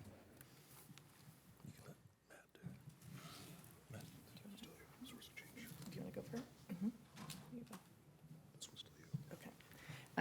So in terms of the sources of change for the Port District, we see it's a similar lineup aside from the Proposition B, where the liability experience increased the liabilities by 9.2 million and 0.7 increase on the ADC, and the changes in assumptions increased the liability by 12.9 million, which led to a 1.2 million increase in the ADC. And that's a similar proportion of the starting liability. So under 2%, those assumption changes the increase is driven by the COLA increase from 1.9 to 2%. Moving to the preliminary valuation results for the Airport Authority, and when we're looking at membership, we have a 6.2% increase in average salary per active, and when combined with a small change in membership of 3.1%, that's an overall payroll growth of 9.5%. Seeing a similar change in the average benefit of 2.1%, which is about at that COLA rate. Moving down to the assets and liabilities, actuarial liability increased by 9.5% to 298 million. The actuarial value of assets increased by 7% to 278 million. And even though that gap is only 2.5% because the airport is so close to 100% funding, that results in a 62% increase in the unfunded actuarial liability. And as we move down and we look at that's impact on the contributions, that UAL payment is up 66%, but in dollar terms, that's only a $500,000 increase. The administrative expenses we also see on the slide increased by 41.5%, and that's as a result of the revised assumptions from that September 2023 experience study. Looking at the sources of change from the prior year, the ADC was expected to decrease by $50,000. The asset experience, which is primarily those excess contributions made above the ADC, further reduced it by $158,000. The fiscal year 23 liability experience of $5.56 million increased the ADC by $823,000. And that experience study, which increased liabilities by about $5.2 million, increased the ADC by $478,000 for an overall increase of just over $1 million. typically, this is where we then go into projections, and the next three slides do have projections for the city, the port, and the airport. However, those very same projections appear in the amortization presentation, and we'll spend a lot of time on it at that point in time. So we're, in the interest of time, we're not going to cover that here in this presentation. However, at the end of our presentation, Alice has talked about member contributions, and there's a complicated slide here that we developed ourselves internally to try to understand how substantially equal works. I'm not going to get you through the details, but following this slide, Alice is going to say a few things about the member rates that appear. So as I mentioned earlier, with the assumption changes, those member contribution rates do change. And the contributions are very specifically calculated that we take the gross normal cost, so the cost for a year of benefits, allocated to that year of benefits as a percentage of pay, split that in half, and there's a formula for how we come up with, how we arrive at the member contribution rate versus what's left as the city contribution rate. So this slide depicts the different pieces that are split on a 50-50 cost share versus what's picked up by the city versus what's picked up by the member. So the one item that stands out as 100% member is the COL annuity, which is a portion of the benefit that is a translation of the value of the member contributions. And for full disclosure, we have all of the rates here for each tier for the city. And at the very end, we have the one set of rates for the UPD safety PEPRA tier, which rates changed. And as I mentioned earlier, so the port PEPRA tier and the UPD safe miscellaneous PEPRA tier, their rates did not change. So that completes our presentation on the valuation, but since the amortization policy study kind of plays into that heavily, we thought we would immediately just start that presentation or not? Hold on. No, but you get to ask if there's any questions with regard to the valuation. Yeah, just one question. In July, I think you made a similar presentation, and we got ourselves to, in that presentation, to 100% funding in about 2035, 36. So here in this presentation, and by the way, I want to make clear that you always caveat that by saying, I'm almost certainly going to be wrong. Now, I don't say almost, I said I am certain to be wrong. Oh, certain to be wrong. Which, by the way, this is going to be one of the only professions in which you can sell projections that you tell people in advance you're going to be wrong about. But anyhow, here we are, whenever this is, January, and now we're looking at, assuming we do things the same way, at about 2040 or 2041. Is that mostly associated with those raises? Is that what changed that? The raises, the assumption changes as well. Okay, but the raises were the big piece of it, just like what we were talking about before? Okay, thank you.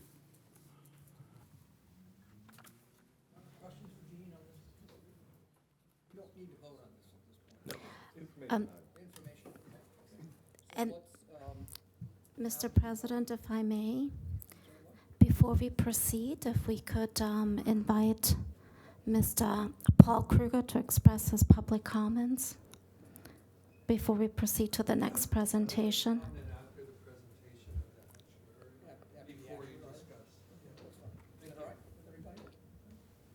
Yeah. Let's move on to action item, amortization policy study. Actually, thank you, Paul. I'm sorry, Greg. Yes. You're introducing this one. Yes, thank you.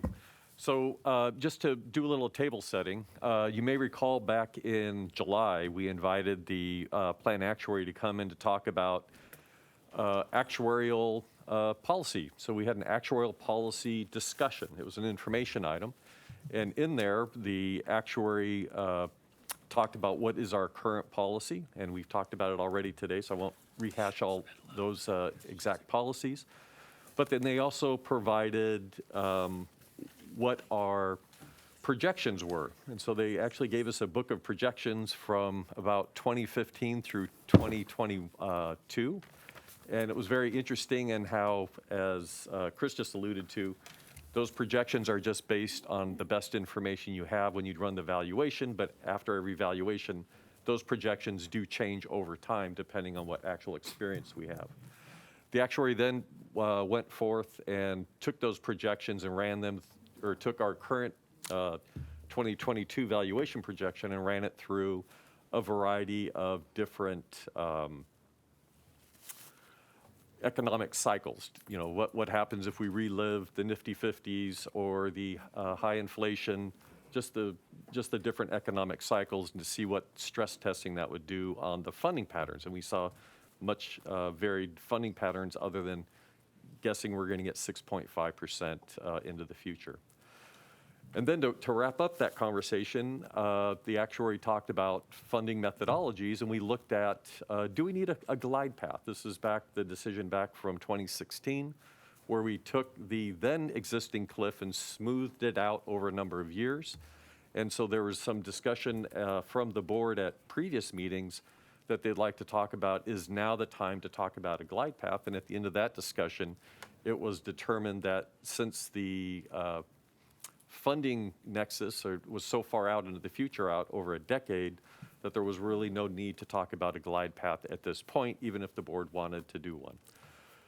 We also talked about the floor, which is setting up the minimum amortization, UAL amortization payment based on the 2018 UAL of $275.5 million. And what would that look like if we kept it or we didn't keep it from a cash flow perspective? And to wrap up that conversation, we looked at the layered amortization methodologies. What should we do with those? Should they be as they are currently existing? Should we change them all to percentage level of pay? Or should we change them all to level dollar? And the actuary presented at the July meeting, what would that look like if we changed all the amortization layers as a level percentage of pay? At the end of that discussion, there wasn't a lot of determination on what direction we should go. We thank the actuary for all of their consideration, and we got ready to get the results of the experience study at the next meeting. However, after that July meeting, the city approached SDCERS management and asked, you know, how about looking at different amortization study considerations? What happens if you reset all of those layers to a specific new amortization period? Would SDCERS be interested in looking at that? And I think Mr. Vespi mentioned that this morning, how they came and just asked us to study it. And that's where we are today. We said, yes, we can take a look at that. And so we hired our planned actuary, Chiron, to take a look at what would the cash flows look like? Is this a good idea or a bad idea for the funding of the trust, for the benefit of the members, if we reset the amortization periods that are all currently laid out? In addition, we believe that it would be a good opportunity to actually check in with the board on the amortization layers. Would you like to do this level dollar, percentage of pay, or keep the current methodology? All three very good decisions. One question that does come up occasionally is, well, why didn't we do the amortization or the reset study earlier? What we really wanted to do was to wait until we performed the 2023 valuation so that we had the correct baseline that included all the people from Prop B. And so we could have run that analysis off the 2022 valuation, but we felt that that would not be a valid baseline on which to do that study. So that's why we ended up here today in January of 2024 after having seen the just discussed baseline 2023 valuation. And with that, you're up. Thank you.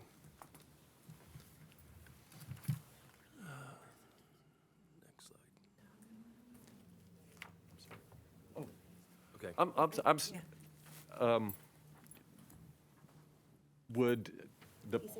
Paul Kruger. You wanted to wait till Oh, after the their public comments presentation. after the presentation? Yeah. Great.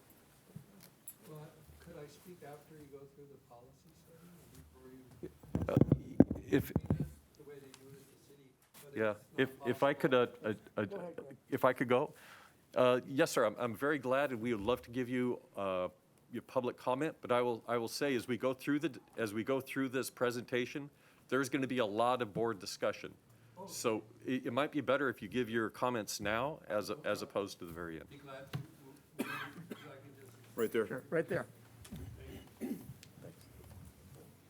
Thank you so much for hearing from me. I'm just a member of the public, and I'll take less than 2 minutes of your time. Matt, could you state your name, please? Your Sure. full name? I'm Yeah. Paul Kruger, Krueger, and I'm glad to see you have a timer. I'm a retired journalist and involved in some political issues, but I'm here today primarily as a member of the San Diego County Taxpayers Association, of which I'm a member. And the association is trying to boost its involvement in local issues by appearing and speaking on behalf of our members at different public agency meetings. So first, let me say that we're tracking more than 5 sales tax and potentially a dozen more sales and property tax proposals on the November ballot this year. Generally, our group, our agency, of which it's not an agency, our organization, of which I'm sure many of you are aware, feels strongly that we can't continue to saddle taxpayers with the bad decisions made by our elected officials. We feel that any choice that you're making here today on these possible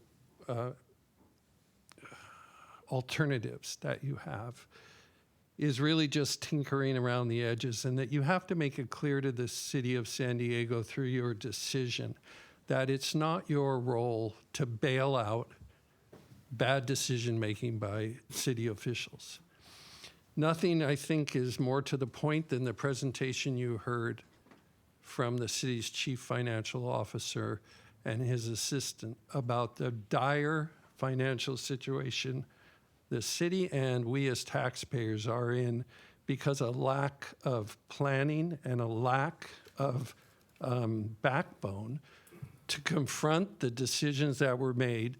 Specifically, we heard today, with the hiring of new employees and the granting of raises, none of which any of us would oppose in principle, but which is irresponsible when done without sufficient monies to pay those costs. So in closing, I'd just like to say we appreciate your studied response to the city's request that you review, but we urge you not to see yourselves in a position to have a responsibility to bail out the city and kick the can down the road to a next generation. Thank you very much. Thank you very much, Mr. Kruger. Okay, Gene, I think the floor is back to you. Okay.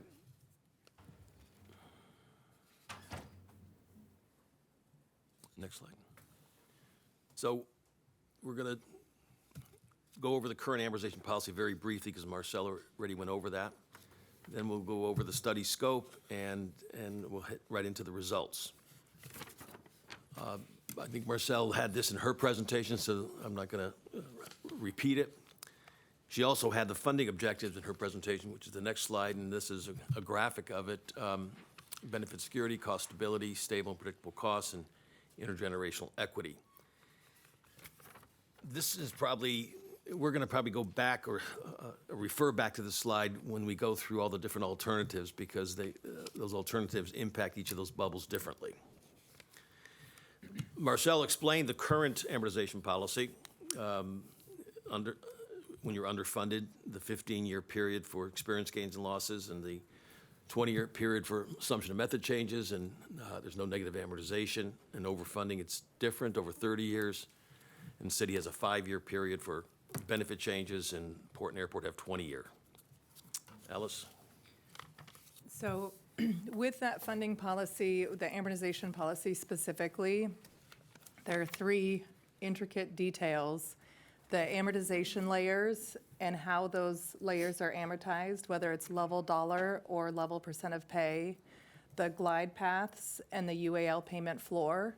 So what we have in the next slide is a look at the amortization layers. Ignore the numbers, focus on the fact that there are many layers. Each layer is established at the time of an actuarial valuation. There are layers for assumption changes, layers for experience, whether it's a gain or a loss. And each of those layers are amortized. Either currently it's 15 years for gains and losses and 20 years for assumption changes. Previously, the assumption change was amortized over 30 years. So you'll see 30 years for some of these assumption changes as well. And in today's scenarios, we're going to be focusing on some of the details that are embedded in these calculations. One of those details is level dollar versus level percent of pay. So when we talk about level dollar, it's taking the full unfunded amount and amortizing it such that it's a level payment for every year of the period, whether it's 15 years or 20 years. Level percent of pay, however, the amount, that dollar amount starts at a lower value, and that dollar increases by the salary inflation of 3.25% of pay. So it's a level percentage of pay rather than a level dollar. So when the plan closed, all of the non-police UAL was collapsed into one layer and amortized over 15 years as a level dollar, where the remaining portion of the plan maintained that level percent of pay. So that's what we have today as our baseline, is a combination between the level dollar and the level percent of pay, which came about after Proposition B with the plan closing. In addition, in the current amortization schedule, or this sample that we have here, we see the glide path. And what do we mean when we talk about the glide path? It was taking one of those base layers, and in this case, slicing them into 5 and extending each period slightly longer to offer a smooth landing rather than the sharp cliff. And that glide path was enacted at the same time when the discount rate was reduced for the system, so it offered sustainability to the plan. So now I'm going to go over the projections for each of the 3 plan sponsors. And the first one is the city, and the top bar, the top chart are the liabilities and the assets, and the bottom, the gold bars, are the city, and the member contributions are in blue. And then that red line is always going to stay put because that's the baseline, and we'll compare that to other scenarios so you can compare it to the current scenario. But you see the cliff there for the city. And as Greg mentioned at earlier board meetings, we decided. Excuse me, Gene, I do apologize. You're in the midst of everything, but can you explain why this red line got the shape that it has? It's not a smooth-ish curve. It's got a lot of movement to it. Because of what Alice went through. Go to prior slide.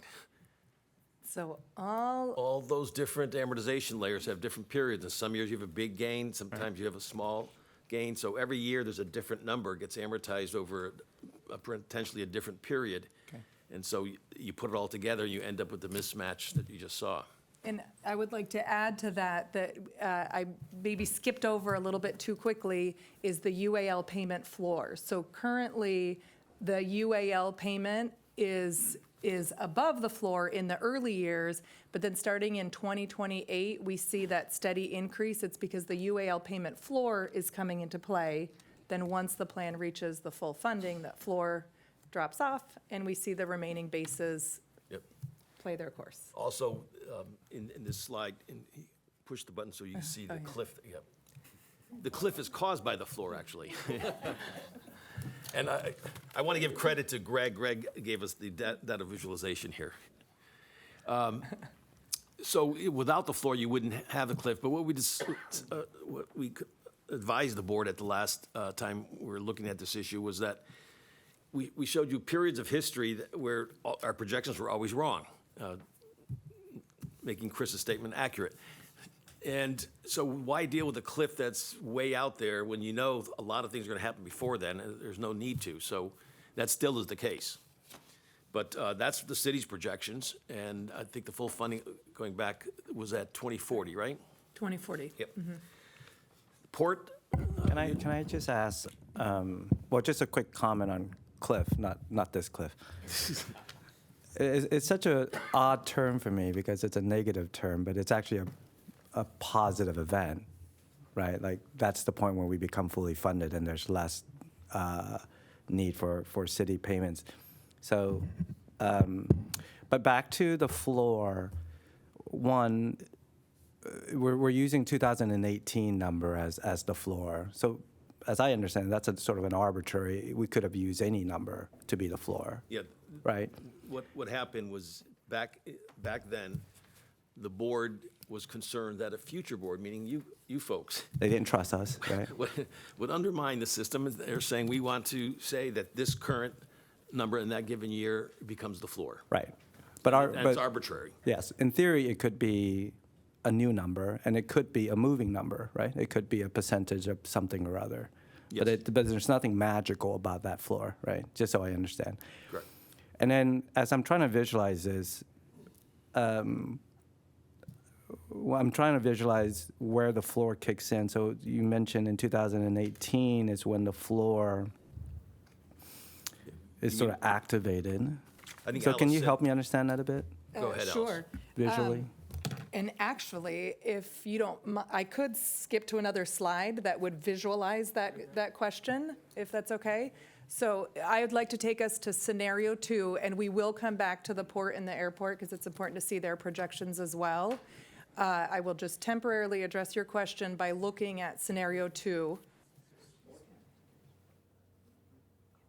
So, yeah. The red line has the Yeah. floor in it, and the gold bars doesn't. Yeah. So the red line is the baseline, which is what we saw in the prior slide, and the current gold bars shown here do not have the floor. So if I understand the floor correctly, it would be I would expect it to be a straight linear line as opposed to upward sloping. Well, There's normal cost as well. So the normal cost continues to grow as a rate of pay, and that's that upward slope. So I see. the normal cost is as a rate of pay. If the rate of pay is assumed to grow at 3.25%, this gold bar is the three components of the ADC. So the three components of the ADC are the UAL payment, Yeah, plus the normal cost, plus the expected administrative expenses. I see. So it's Yes. really floor plus alpha. Yes. Got it. Thank you very much. I'm sorry, can I jump in? You were asking about the floor amount of 275.5, and could it be something else? I think it's important to note that the board, the 2018 board, and boards change from year to year, so we'll call it the 2018 board, was very concerned that we were not reaching our funding target of 100% in an expeditious manner. They wanted to say, how do we move to 100% funding in a more rapid manner? And they actually looked at a variety of different actuarial funding methodologies or ideas, and they said, well, one idea, which we think is the most beneficial to the members and also to the plan sponsors, both the port and the airport, because they had this type of funding scenario, was holding the UAL payment constant. So they were already paying at the 2018 levels, which when this policy was made in effect, but just holding that constant into the future until such time that we would become 100% funded. Since that decision, more UAL happened, so that's why we're not at the floor anymore, because the UAL is higher than 2018. So it was a very conscious decision, and it was, I wouldn't say an arbitrary number, it was well-reasoned at the time. Right. I didn't mean it to, I don't want it to mean that it was completely pulled out of the air. Point is, there's nothing magical about it. It could have been 300 million. It could have been 350 million, right? Right. Yes. Can we go back just 1 second? Again, new guy, not so smart. Can you please explain, I think I know what glide path means, or, the soft landing, but can you describe the How you do it? practical usage of it, please? You see that where it says cliff there? If we wanted to, we could change one of those amortization layers that Alice showed, all those different layers, and split it into maybe 5 pieces, and each amortized over a different period, so you'd see a stair step down from where the word cliff is down to the lower gold bars. So rather than an immediate drop, you'd have a stair step down. So you're providing a benefit to who with the glide path? One of the objectives is stability and predictability, and a step down is more stable than a. But if our highest priority is full funding, this is the better route, is it not? Because it gets us there. Well, faster. this is saying after you got the full funding. There's Well, big full drop. funding is the cliff. Yes, but after that, we could still create a stair step. Sorry, do you mind if I just? Sure. But while she's coming up, why would you do something afterwards if you've achieved 100% funding at that point? Only if you just want a more stable progression of costs. One of the other discussions that was had at that time, because I was there, remember when we're talking about stable and predictable costs, we're talking about cash flows and investments, right? That's the big piece here. So take away from this the impact on the plan sponsor. We're also talking about the impact to SDCERS that we're going to tell Karina all of a sudden in 2041, you just lost $100 million of income. And that does have an impact on how we invest our funds, and it has an impact on our cash flow. At that point, we are in a negative cash flow already, right? The contributions that we get do not cover the expenses that we pay out. It's our investment earnings that make up the difference. And when you have a big cliff like that, this is one of the things the board was very concerned about at that time as well. When you have a cliff, then all of a sudden we have less to invest, and we're going to be pulling from our assets to cover our expenses. So that was part of the discussion back then. So if I may, if you recall those 4 bubbles that were up there from our funding policies, and so there are good reasons to and for the cliff, which is if we, as you mentioned, Trustee Maggie mentioned, if you pay the cliff, that means that's a good thing. We paid off a liability. We paid off a layer. It's, that's a good thing for the plan.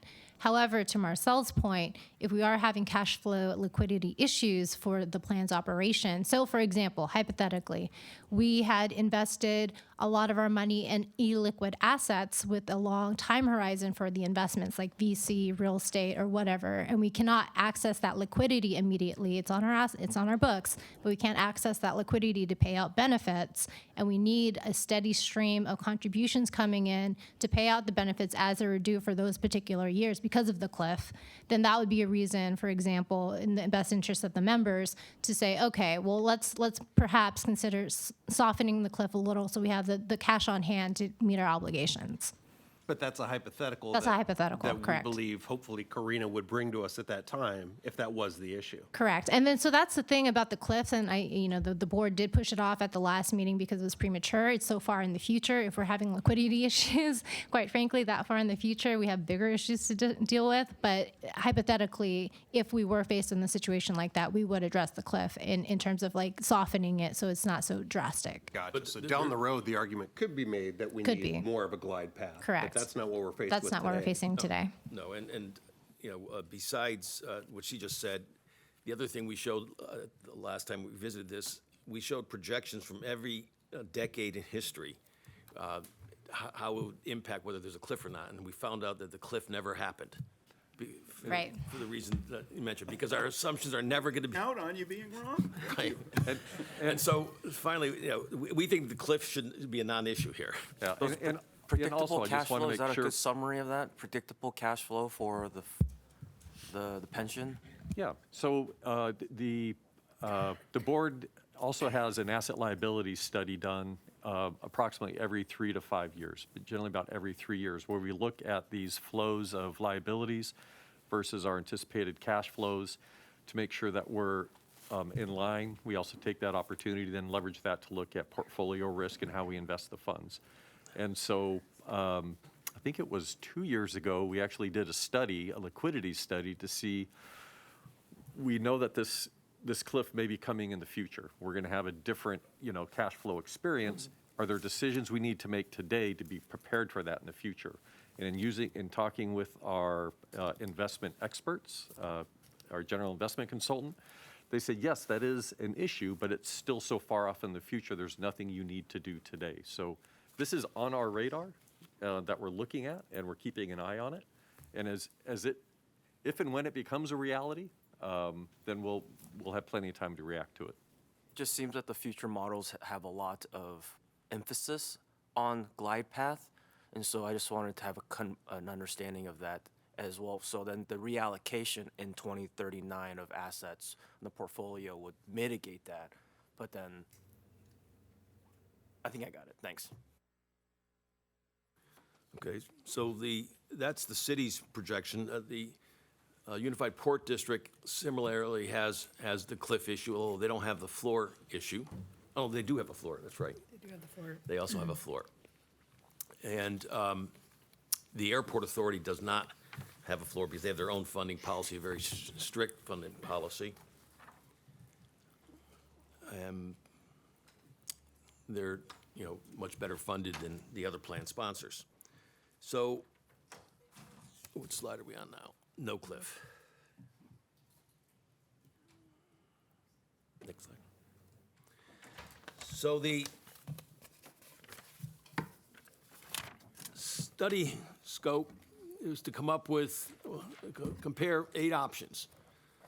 One where we just stay where we're at with the level dollar, level percent of pay, level dollar for the non-safety group that was closed, and same current layers, and keep payment floor. And then what happens if we remove the floor? And that what happens, we put the floor back in, but go to level percent of pay. And then what happens if we remove the floor, but we go to level percent of pay as well? And then we have the reset options, 10 and 15, with and without the floor. You'll see at the very end, I know some people have already asked the question about cost impact.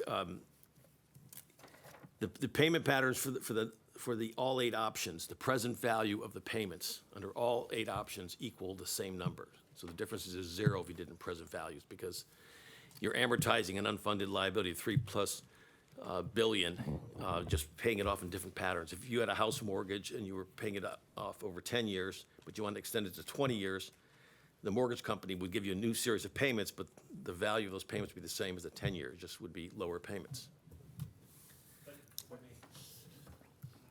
Intrinsic in this, the actual timing of different flows of cash. Yes. Will be different. Yes, and that's why our. Year. Yes, and that's what, the timing will be different, and that's why our cash flows are what we demonstrate in the cost impact at the end. And the timing's different. And while we're on this, don't disappear. The summary, I guess, page 22, 24. Yeah, but that's getting premature to, I'd rather show the scenarios before I went there. Yeah, and I just had a quick question. I had a quick question on the level of pay versus the percentage. Since we're a mix of that, is that a common practice with other plans? And what's the benefit of keeping it that way? You always had level percent of pay. The only reason we changed a group to level dollar was because there weren't going to be any more new hires, so there was no payroll to be increasing anymore. But the vast majority of public plans are level percent of pay. You were on that for forever, probably, or way before us. And again, there were accounting rules back then that said, once you close a plan, go to level dollar. But now you've undone that, and we'll get into. Right. So just to distill that, so the norm is percent of pay. Along comes Prop B, and we essentially become a closed-end fund for almost all the employees, at which point it was changed. And the reason option 3 there, it's just getting us back to a normal approach. Yes. Thank you. So now we'll start going through. I thought the question was going to be longer, and I took a bite. Sorry. I can talk some more. Gene, I think it's really important, at least for me, to unpack a little bit what you said around the present value cost of all these options being 0. And to Cliff's very important point that they have different cash flow implication per year. So just back to your example of the mortgage, if I'm on a 20-year mortgage and I push it out to 30 years, my monthly payments drops because it's been pushed out, but I'm still paying the exact same obligation. The value of that obligation today is still the same. Yes. So when we think about the financial cost of these options, I mean, I know I'm jumping in the future. When we think about the financial cost of these options, the present value of all of those is zero. Is that correct? The present value of each option is the UAL, and the difference between each of the options is zero. And, The delta is zero, okay. But in your example, the 20 to 30 year, if you were just to sum up the payments made over 20 years and summed up the payments made over 30 years, the 30 years would add more because you're paying more interest charges. And that's what we're going to be showing at the end.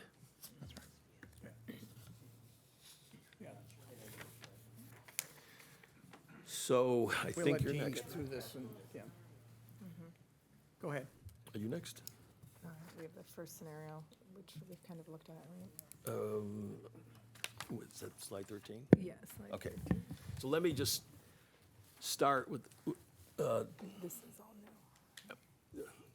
and especially for the new board member, in this projection, on the left-hand side are returns, and you see their returns each year are 6.5%, and that's what we were saying before, that's never gonna happen.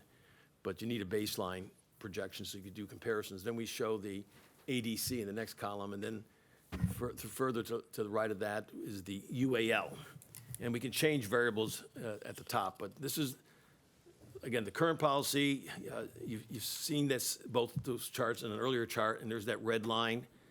And up above there on the bars, we're showing a red dot at 100%. So as we go through the other options, we're going to see how that red dot changes due to the different options that we have.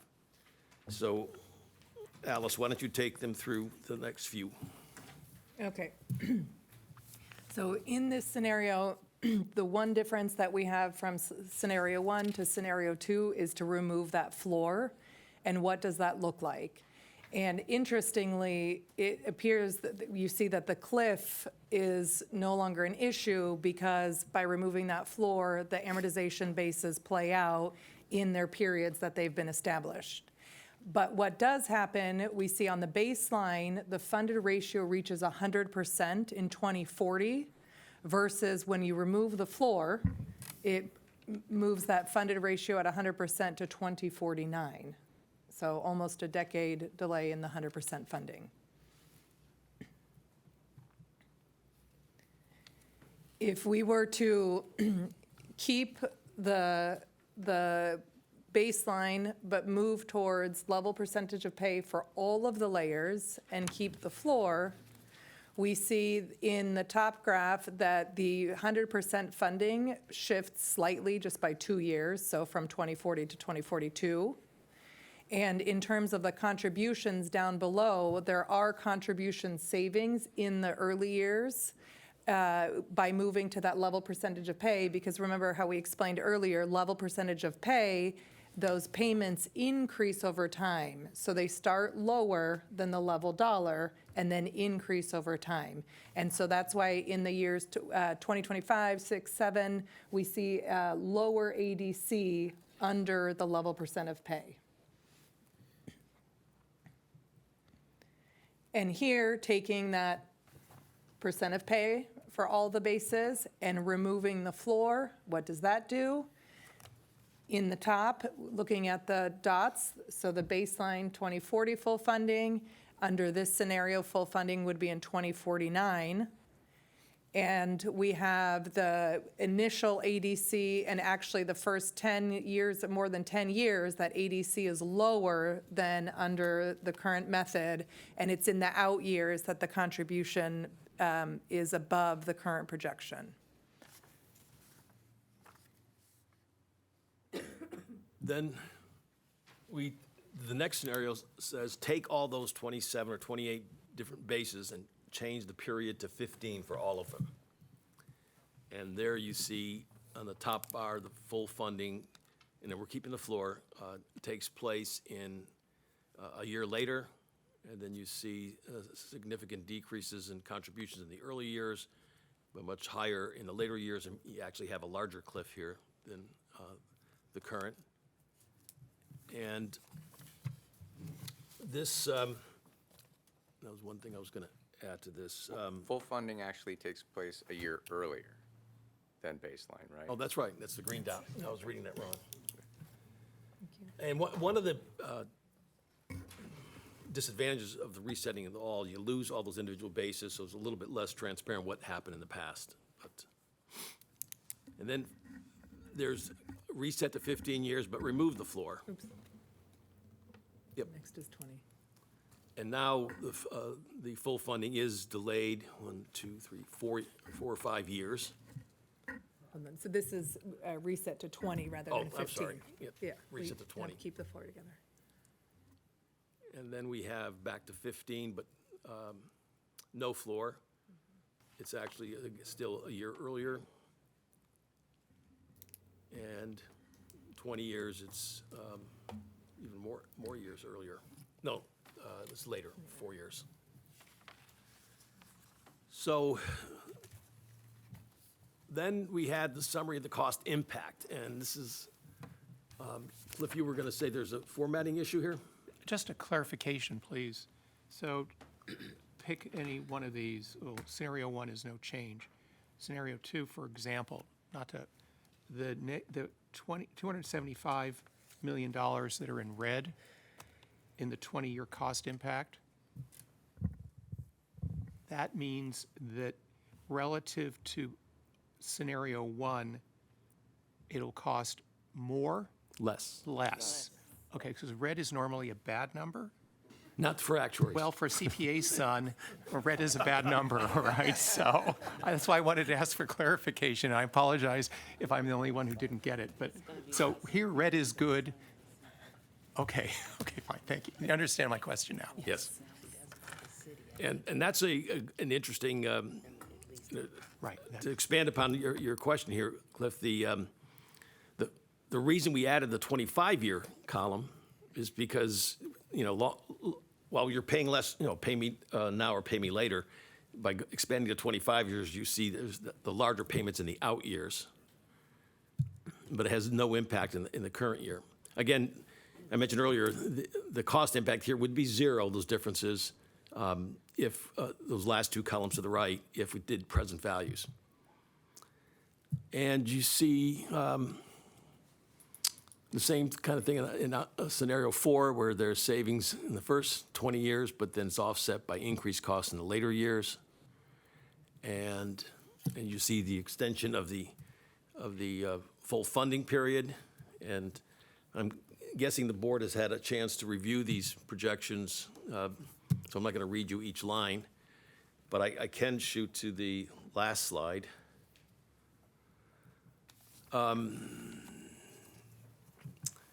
The reason we're recommending at a minimum to change the calculation to be a level percent of pay is because that's where you would have been had there been no Prop B, and all the Prop B calculations that we did, we were told, make the calculation as though Prop B never happened, and this would complete that cycle. And when it comes to amortization periods and all that, we can show you the impact, but I don't think we can, on those bubbles, be the judge as to what's sustainable. I mean, that's not our area of expertise, but that's really up to the board. And I think at this point, we should open this up to discussion. Gene, do you guys have a preferred plan method that you think would make sense? Well, the level percent of pay, Yeah. and so option 3 is certain something we prefer, but having heard the city, we can't judge what's sustainable, what isn't, and you heard all the requests for relief and all that, but that's not an actuarial decision. We can just tell you what the numbers are. That's why this is the big difference. Gene, can you, just back to the negative 275, that is a good thing for the plan. Well, for the first 20 years. For the first 20 years. Yeah. And help me understand that again. I get the 237 being additional Go, cost. Alice, to scenario 2.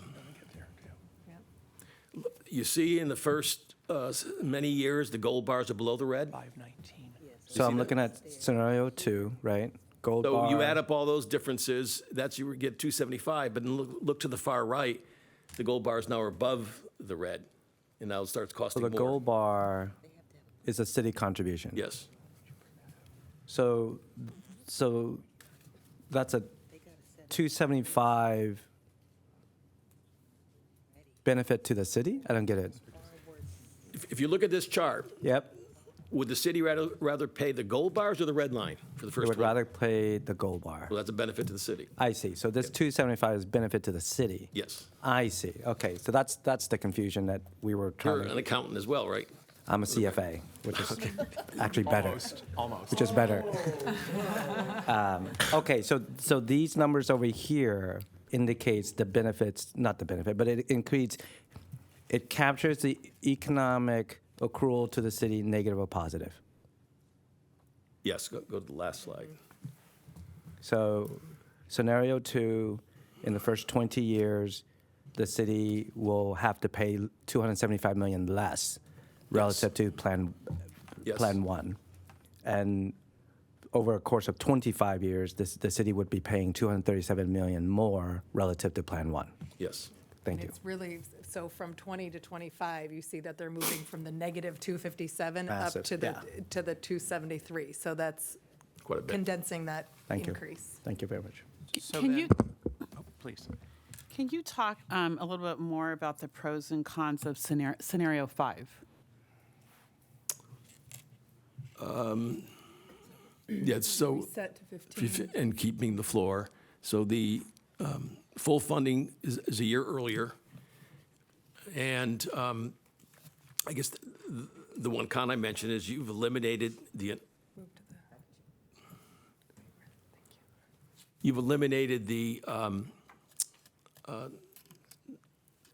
all the bases that we have from the past. So now everything's reset. And it's basically, if you look at the gold bar there, you're going to pay a lot less early on and a lot more later on. And you have a larger cliff. But I wouldn't worry about the cliff because the cliff never happens. Do you mind if I jump in, Michelle? So one of the things that we've learned from Fiduciary Council, from some of the information that they've shared with us, is funding risk. And so there's a variety of things that we should be looking at when making this determination.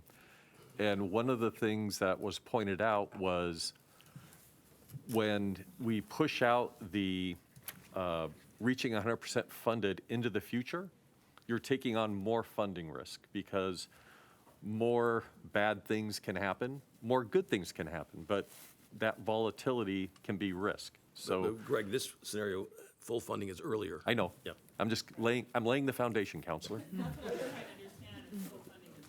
Right. So let me finish. So that's one area of when we're looking at this is how soon do you want to reach 100% funding? So we talked about balancing those funding objectives. That is really tilting away from benefit security. You know, it's for benefit security, you want to try to get to 100% funding as soon as reasonably possible. So pushing that out into the future, that creates risk. So that's one type of risk. The other type of risk is funding magnitude. And that's when we look at, especially the very last scenario, where those gold bars get extremely high. That's also a type of funding risk. So when you look at not just the city, but any of the plan sponsors, if those funding bars are a lot larger than your regular baseline, that's creating funding risk. And should, for example, picking on the very last scenario, or I'll pick on this scenario. So if we go out to 2039, but in 2036 we have another global recession, those bars are going to look much different, and that creates funding risk. Then those bars are going to get even higher. Now again, we could go through the late 1990s and those bars could get lower, but there's that volatility, that there's that unknown. So when we look at the magnitude of the bars, that's also something to look at, not just where the green and red dots are. It's what is the ability to fund the plan over the long term with stability and knowing that we can get those contributions. The things that I worry about, especially with scenario 8, where the bars are so high, is that future boards will all be gone, probably. We probably won't be having board service. I know I'll be retired.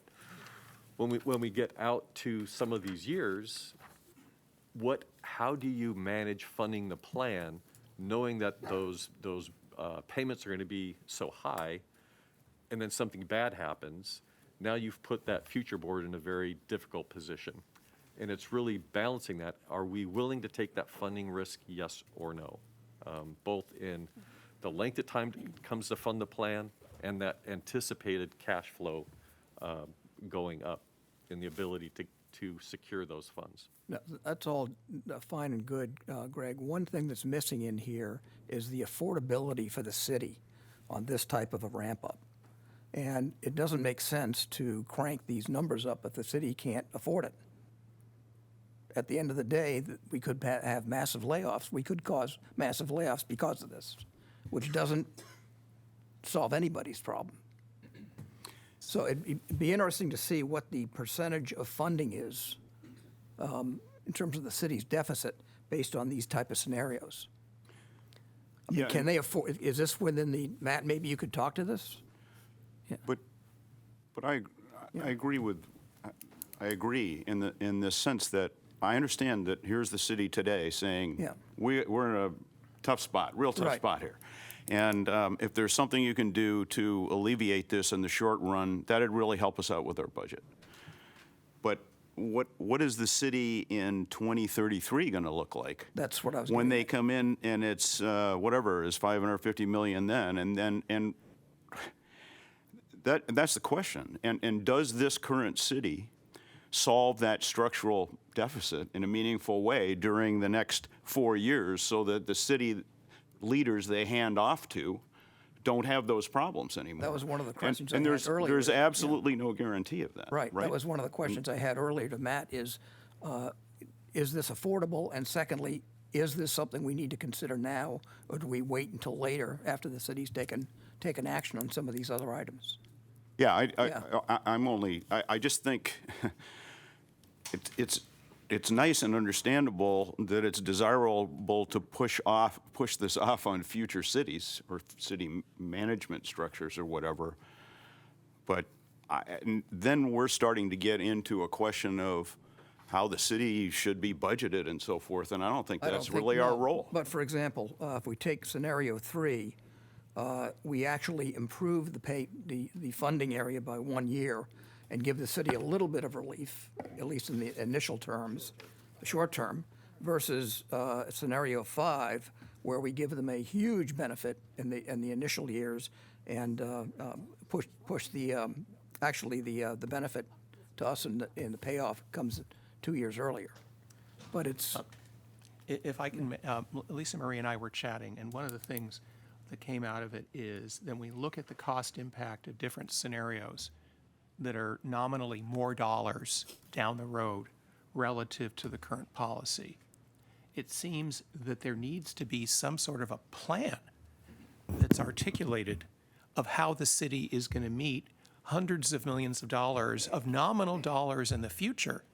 Because if we don't see some kind of a structure of a plan, it kind of seems like kicking the can down the road, to coin a phrase, right?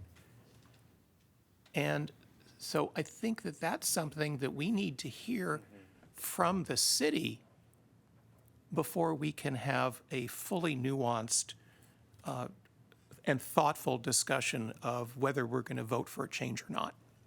Yeah, but Cliff, I would only add to that this current, the current mayor and city council will be here for 5 years, or whatever, whatever the scenario is. And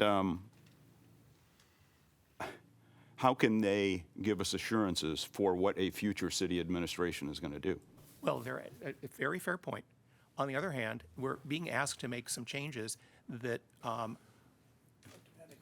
depend on some financial reliability as well. And Right. it's a balancing act. And put another way is there's intergenerational equity that's one of our guiding principles. Yes.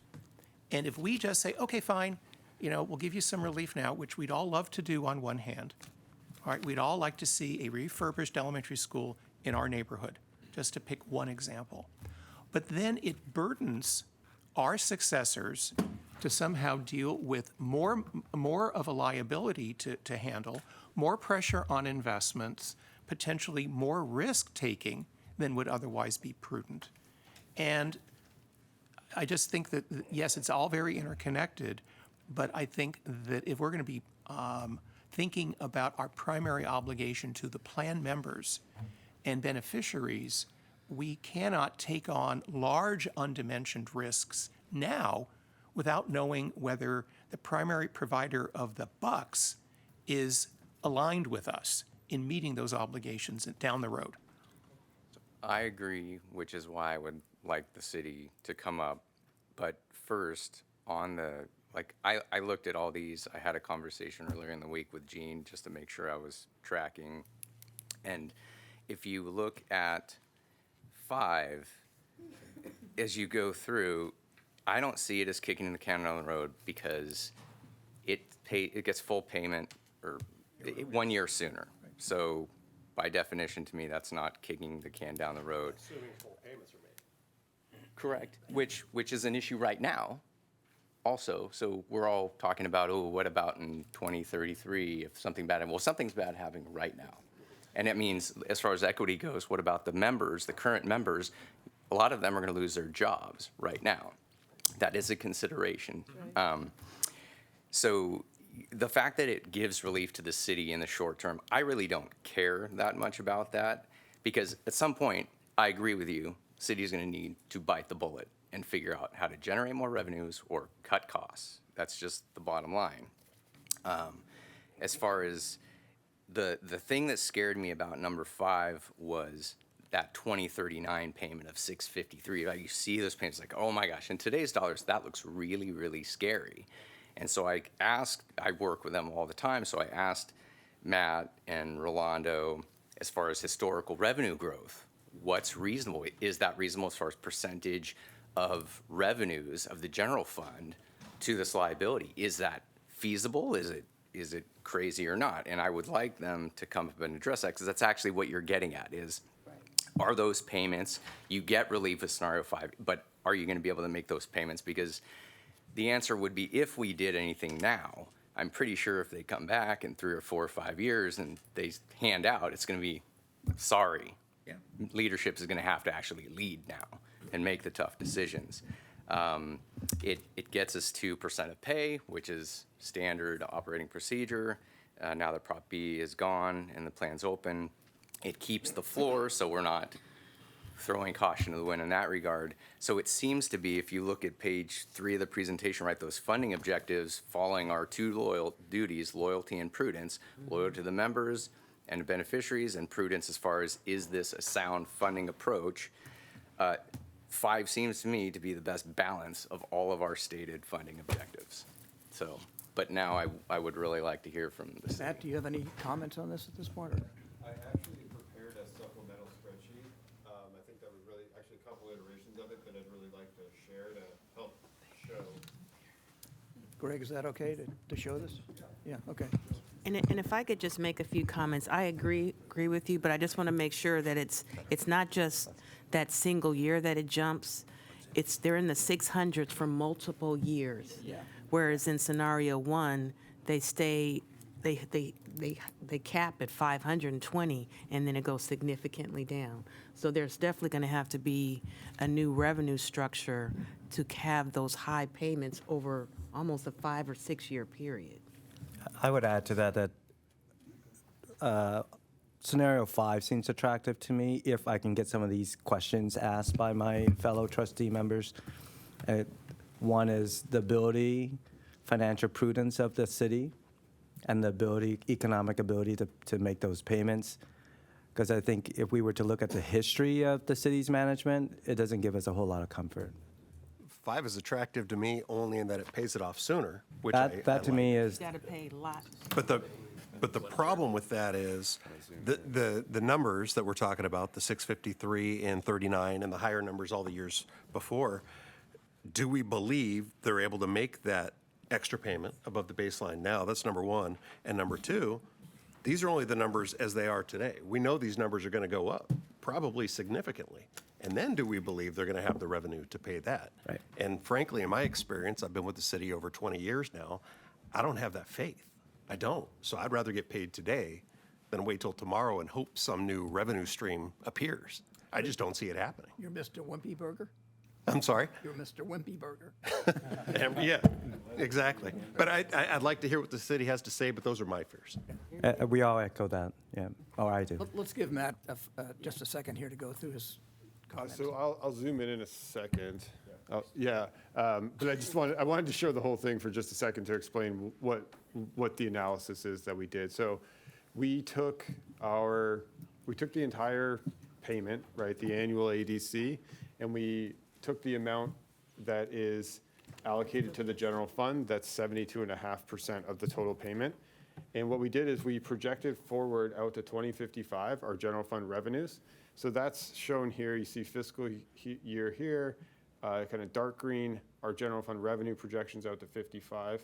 They're based on the projections that I covered already. And then we just kind of grew those forward at a lower percentage for the long run. Then we get into the different scenarios, scenario 1, 3, 5, and 6. I did select scenarios because we only have so much space. And then we looked at what each of those scenarios the payment is as a percentage of general fund revenue. If you recall in the presentation Rolando and I gave, we covered our debt policy. The way we look at our debt, and pension being one of them, is we look at it as a percentage of our revenue. And our debt policy states that our pension obligations shouldn't exceed 15% of our general fund revenue. So I'm going to zoom in a bit to try to help kind of go through some of these scenarios. And hopefully this will help with being able to see. Can everyone see that better? So we've got scenario 1. Again, remember, this is the general fund portion only. So we would currently be at about 18.9%, so pushing up on 19% of our general fund revenue. Over time, as we get to 100% funded, the percentage of our revenues comes down from 19% to 11%. In scenario 3, we see we're currently at about 17.5%, come down to 11%. And then in scenario 5, we started about 15.3%, but hover right about 15% through the point which we reached 100% funding in 2039. So a much flatter percentage of our level of our revenue. And the other thing I want to note here is that this is based on our baseline revenue projections. This is no trash fee, this is no Measure C, this is no sales tax. I have a second scenario where I brought in the trash fee and Measure C. I can scroll to that. What's the year-on-year growth on your projected revenue? It's 3.38%. 3.3. So that's just inflation then? That's really just inflationary. It's specific to the projections we reviewed earlier for 25 through 29, and then beyond 29, we're just basically inflating at a total of 3.3%, which is right in line with our historical And to make sure I heard what you said, this does not include any new taxes or fees or. Okay. Yeah. What percentage of the current payment is not coming from the general fund? It's a pass-through. To other areas? Right. So general fund is 72.5%. So the remainder is allocated to, so 27.5% allocated to non-general funds. So they're going to, assuming more larger general fund out in those years when it gets high. Not in this format, not handy. I mean, we have that, but not handy. That's what's driving it. Really? That's what he said. Is the inflation in revenue measured against the inflation in expenses? Our other expenses? Yeah. Are you considering inflation in expenses? In this setting, it's just our projected kind of inflationary revenue And then This is more only the level. pension expense. The percentage. It's not bringing in versus that. our other inflationary cost increases, but Percentage that, of those would ADC is more perceivably, or, anticipated to grow with our other revenue as well. Kind of the idea being that if this expense stays at a consistent percentage of our revenue, that we know what that is, and that leaves 85% of our revenue for all of our other expenses. You had a supplemental one of these that show best case scenario with increased taxes and whatnot. Do you also have one of these that will show if we have a recession in the middle of this? Did not prepare that. Consistent with how we prepare our five-year financial outlooks, we don't generally work in. We usually do some stress testing for if our projections were a little higher or lower, but we don't project generally full dips in the economy.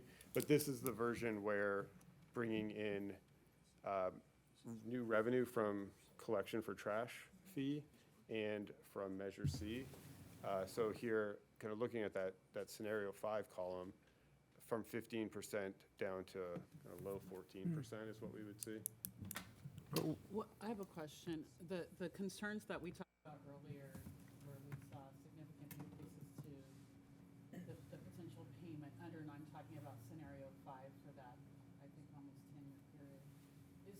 You talked a little bit earlier about reserve policies that are in place to address debt. Does that policy in any way address pension debt?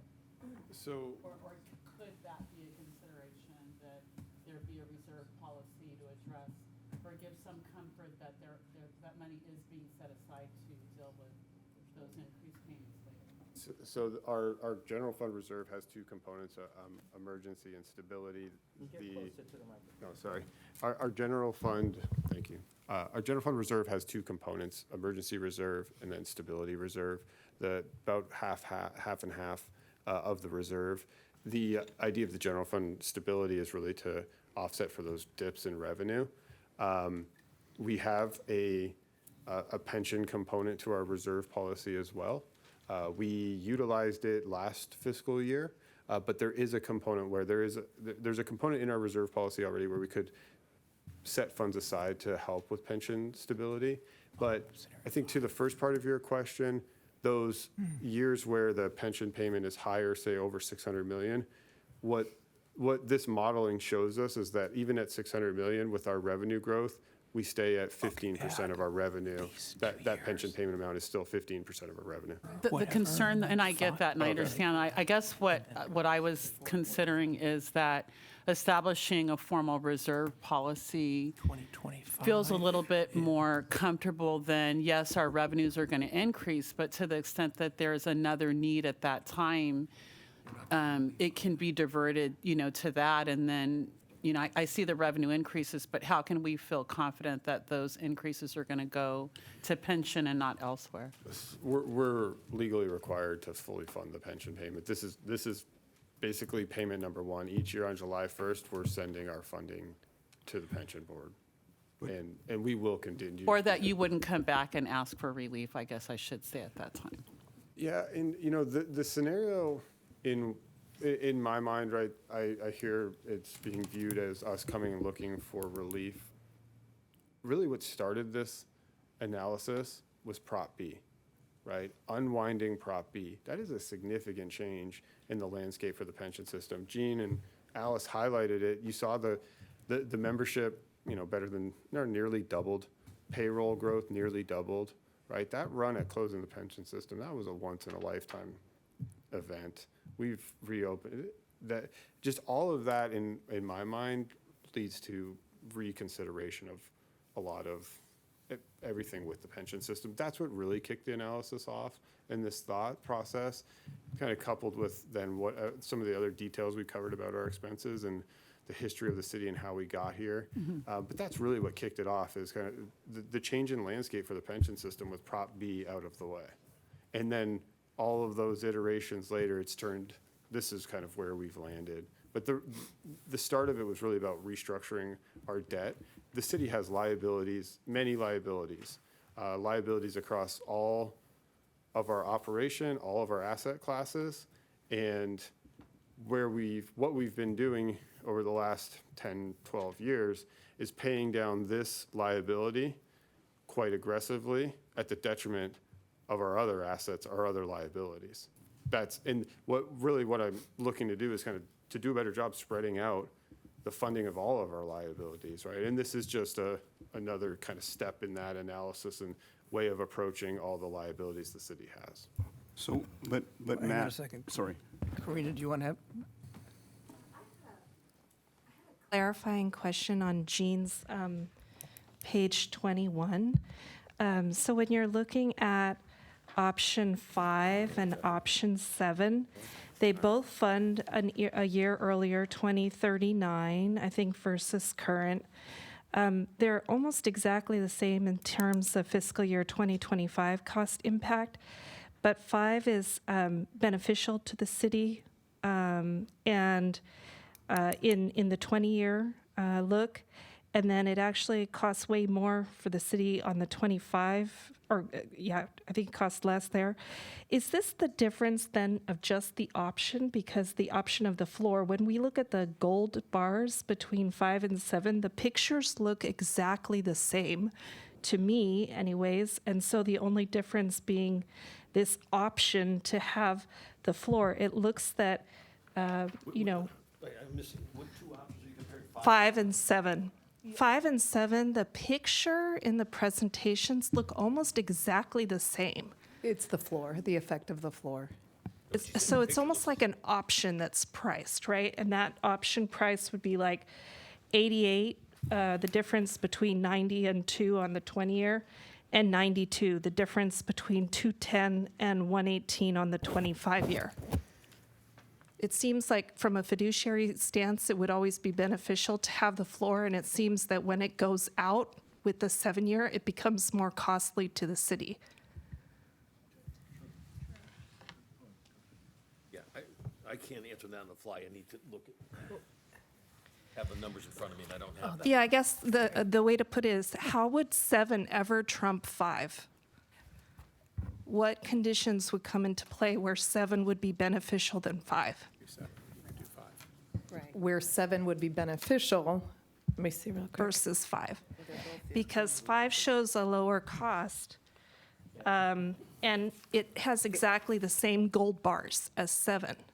Right, because when you're resetting to 15 years, every UAL payment is higher than the floor.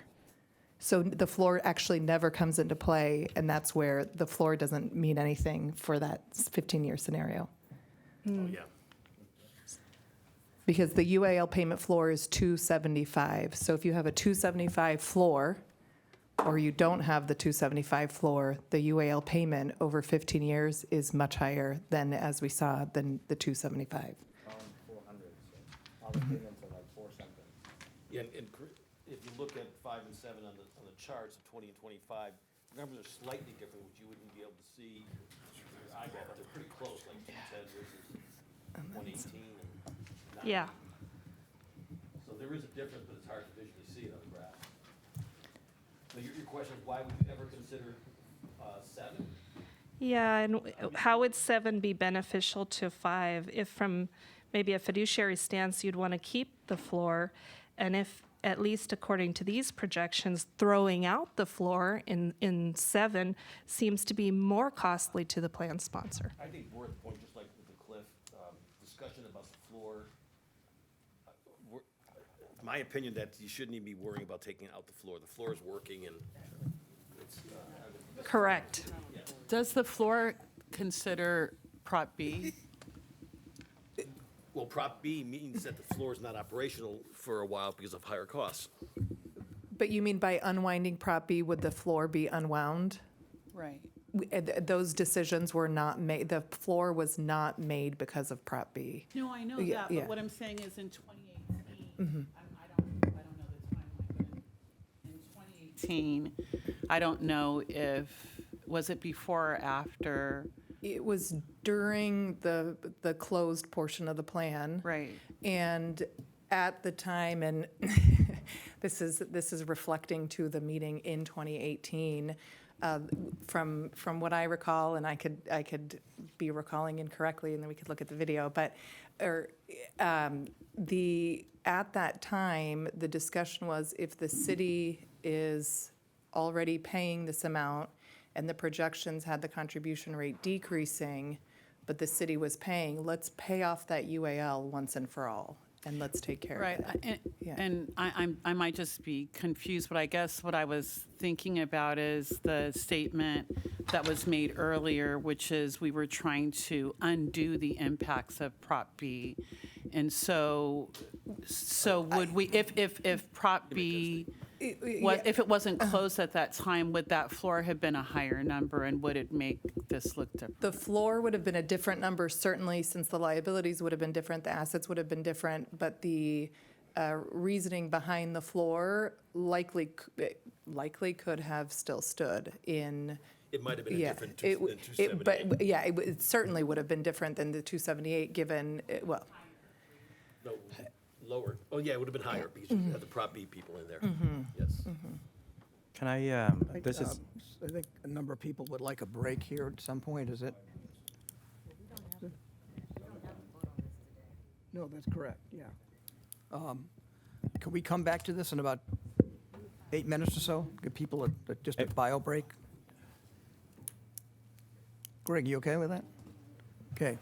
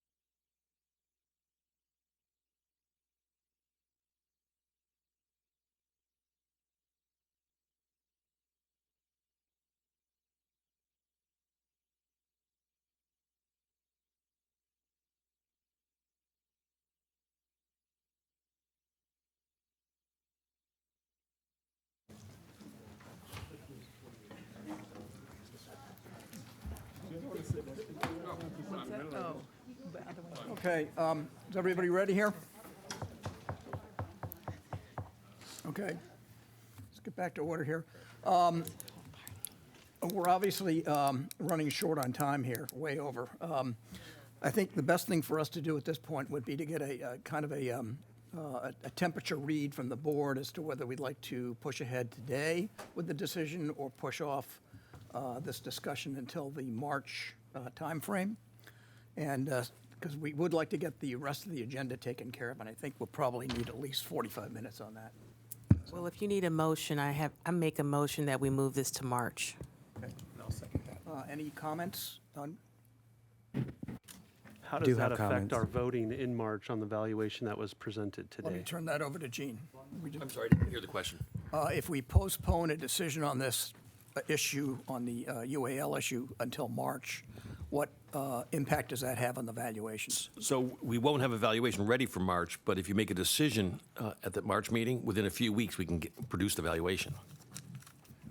So, Gene, the idea would be that if we continue this discussion at our next meeting, and then the board provides direction to the actuary, then we would come back in May with the final valuations. But you would still get Port and Airport in March. Yes. So I'm in support of moving this to March, but I would like to have the ability for us to go around and express what we would like to see in March, or what we would like to see between here and March. Okay. For us to get to a decision. So it's not a vote on one of these scenarios, it's just an issue, a key issues that you'd like to see taken care of when we get to March. Key questions, answers, correct. Yeah. Well, thank you, Lisa Marie. So, So We Lima, could also Lisa, probably take some of the scenarios off the table based on what Gene was saying about the no floor. I mean, that's several right there. Right. We could probably whittle this down a bit. right. So I'll have, Okay, so, correct me if I'm, does anybody have any questions on that? Well, personally, I'd rather try to get this resolved today, but if there's like a substitute motion that says, let's get rid of all the ones that take out the floor, maybe is that what you're saying? It is. I think it appears more complicated than it is. And I think if we do that, I'm with you. I'd rather resolve it. I don't like the uncertainty of leaving it. We've got council here. We've got all the vested parties here. I like that we're having this discussion. I'd rather not wait. But if we are going to wait, I'd say let's at least focus what we're going to be talking about in that conversation. So I would prefer to, and I appreciate that other people are not retired and have flexible schedules, but I can picture 2 months of media on this and all kinds of stuff, and it'd sure be nice in my mind if we could get this sorted today. So that's my thought. Well, what do you want? What's your motion? Can I speak to the motion after I make it? Or before the motion, can we whittle down and see where we are and see how narrow we can get this and then talk about motions? That's a good plan. Well, maybe, or I take it you'd withdraw your motion for the purposes? Okay, do you want to just make the motion to remove all the ones that, like you said, with no floor in them? Do we even need a motion for that, or can we just Oh, okay, agree so that- it's just a general agreement? Yeah, okay. To select one, why don't we start with that and then we can discuss it? Okay. Can I speak to it first? Sure. Okay. Thank you. I was in city management, so to speak, in the late 1990s when a similar thing went down. I was part of, I guess you'd say, the broad management team. The city was facing an extraordinary situation of budget shortfalls, and a concept was developed by the city manager at the time to address the shortfalls by getting relief from the pension fund. That's MP1 and MP2 that we talk about, Manager's Proposal 1 and Manager's Proposal 2, which I've read thoroughly, and I did at the time. As you all know, I think, who've gone through the history of all this, the pension board ultimately agreed to essentially give the city pay holidays or essentially reduce their obligation. And I think it's fair to say that all hell broke loose in this town shortly thereafter. Now, there's a variety of reasons that that happened, but from my perspective, the precipitating issue was an effort on the part of the pension board to assist the city with a shortfall in their budget. That was the big picture. Colleagues of mine that I worked with were indicted. They were on this board. Ultimately, they were not convicted, but they spent years on the front page of the paper. We were pilloried as a city, and the pension board was pilloried for the fact that our focus was on essentially managing the city by providing funds from the pension system rather than the city sorting things out.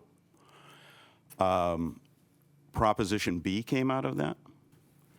Also, the city charter was amended as a result of a vote of the people in 2004 so that this would never happen again. So that piece of the charter that Alice is reading, that was a vote of the people after all this stuff came down.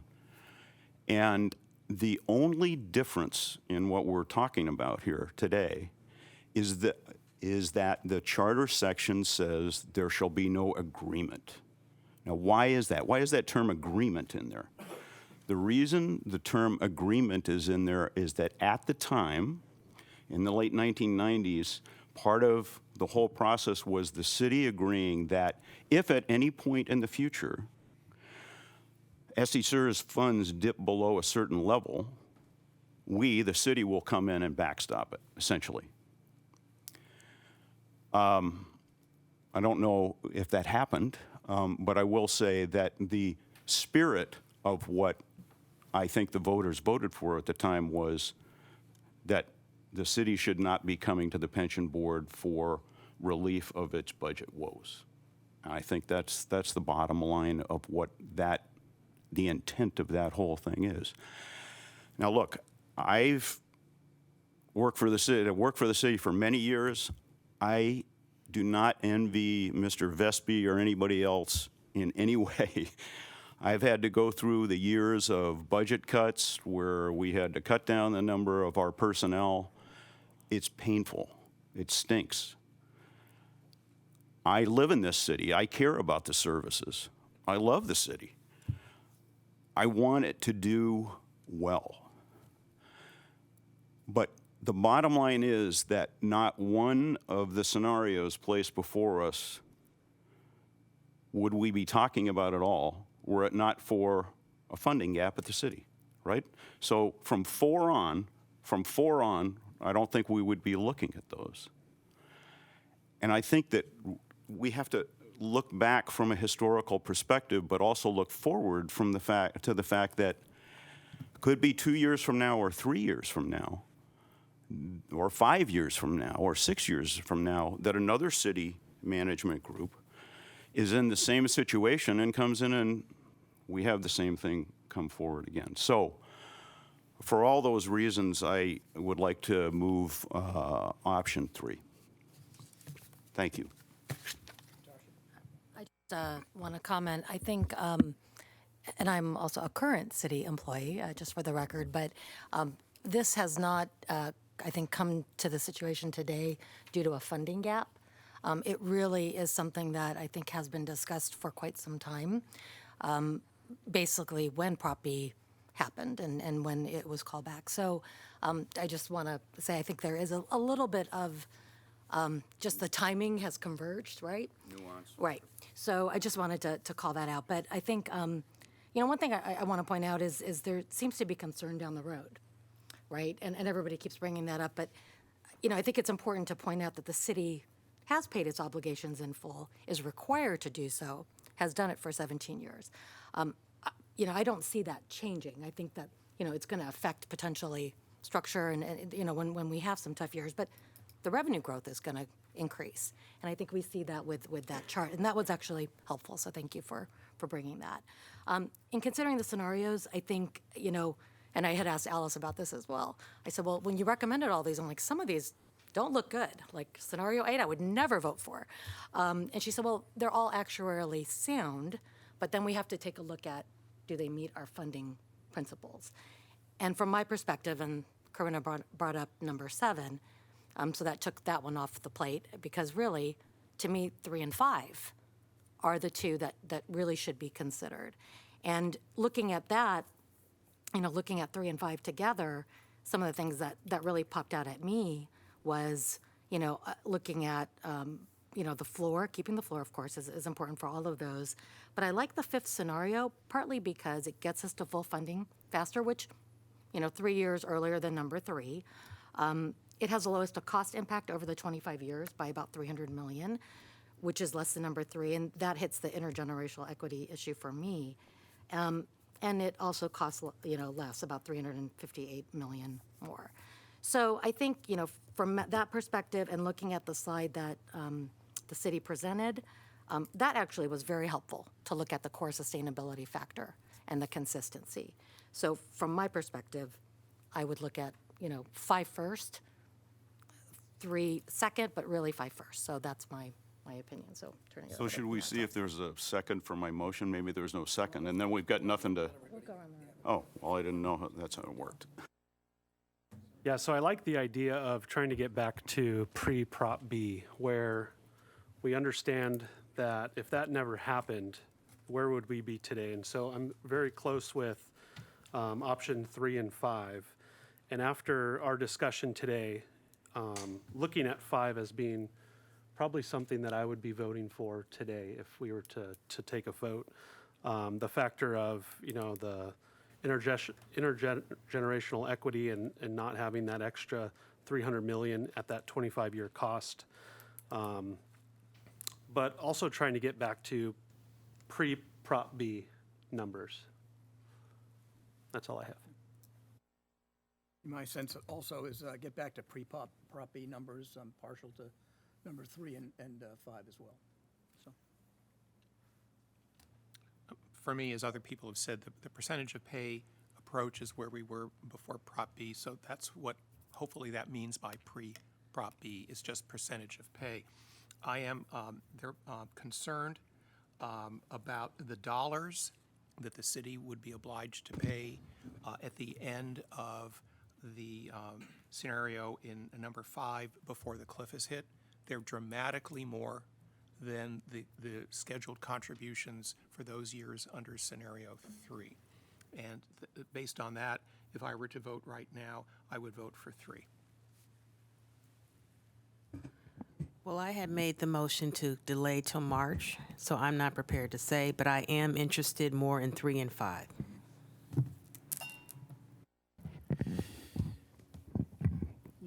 Yeah, I don't want to repeat what's already been said. 5 jumps out to me because of the fact that we'll be 100% funded a year earlier, 12 months earlier, which to me is a significant. Well, 5 is going to fund in 2039, which is a year earlier than the current policy, but also 3 years earlier than 3. And that to me is a massive risk mitigant. There are a lot of concerns about what potentially could happen on the macro level, what potentially could be happening at the city level. And to me, a lot of those questions are answered, or not answered, but mitigated by the fact that we can get to 100% funded. So that's why 5 jumps out to me. And if I was to vote today, I would vote for 5. I also don't want to repeat what's already been said, and I'm, if I was going to vote with the information that I have right now, I would be looking at scenario 5. I guess the one concern I do have is the arbitrary nature of the floor and it not really taking into account the Prop B scenario. And if the floor is not meaningful, it's almost less than 50% of the payment that's being made now, yet we're hung up on keeping the floor. I don't understand that aspect, and why it's important to keep it if it's not even close to what the required contribution is, it looks like into the future. So I would, I'm partial to 5, but I would also like to have more conversation about whether or not the number that we're using for the floor makes sense, and is there any benefit to us considering increasing it to give more comfort or assurance that a higher payment is able to be made at the time that it needs to be made. Can I make a comment on that? If we're only looking at 3 and 5, I think Karina showed us that floor and no floor for 5 and 7 really isn't that different. So the floor isn't a big issue, but if you compare 3 and 4, I guess, would you consider that, you see the 3 and 4 difference in the 20-year? So the floor does put in a lot less in the next 20 years.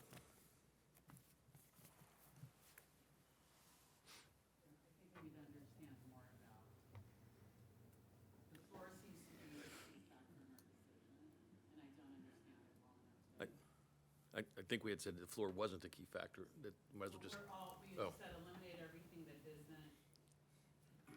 We talked earlier about eliminating all the scenarios that have no floor. Right. But I think that was just because they're all more expensive than ones where we just keep the floor. So why would you just? But isn't the point of the floor that if there is a year where the city would otherwise have a lower required contribution, that they would maintain that contribution in that year at that level? Yes. That's the concept? Yeah, and that's Yeah. why we Well, I just wanted to. keeping the floor. Yeah, no, I'm not arguing one way or another. I was just trying to clarify the point of it. Should it be higher? Those are, that number was Okay. 2018, and we had a significant change since then, in bringing back in the prop union. Would that help in the out years, the consideration, so that the plan gets that higher funding in the out years to? But I don't know how we'd come up with a higher number without having another series of meetings that analyzes a number of different numbers.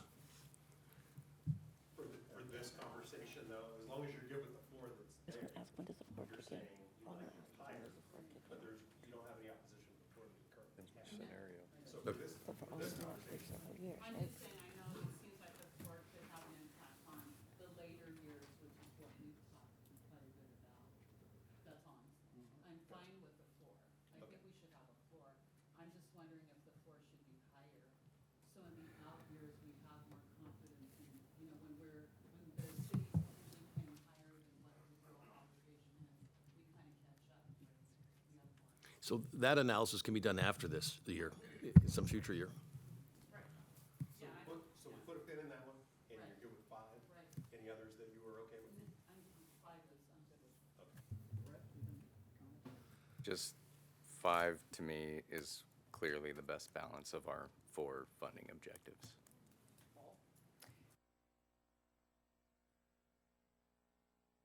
Nothing new to add, 3 or 5. Right now, I'm leaning towards 5. Also thankful for fielding all the questions we've asked and the public commentary by Paul, just recognizing those comments. And no, it's in a hard spot with what we have going on, but 3 and 5 is for me. The new guy, Elvin? New guy. Same thing, I'm leaning towards 5. If we're voting today, I'm voting 5 on the basis that, 1, it's getting us closer, and 2, it keeps to our members.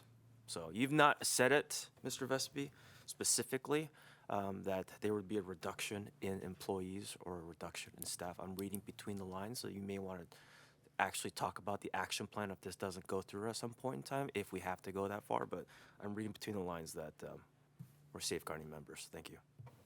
Lou? Okay, so I'm in agreement that 3 and 5 should be talked about further.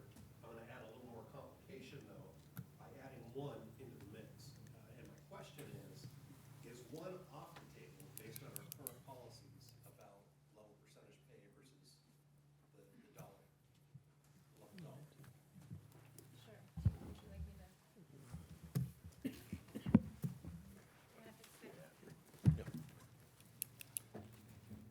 Thank you for that question.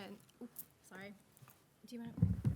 So the current funding policy that the board has in Board Rule 2.110 requires that any time the plan is open, you use the level percentage of pay. That's what's required in our board document.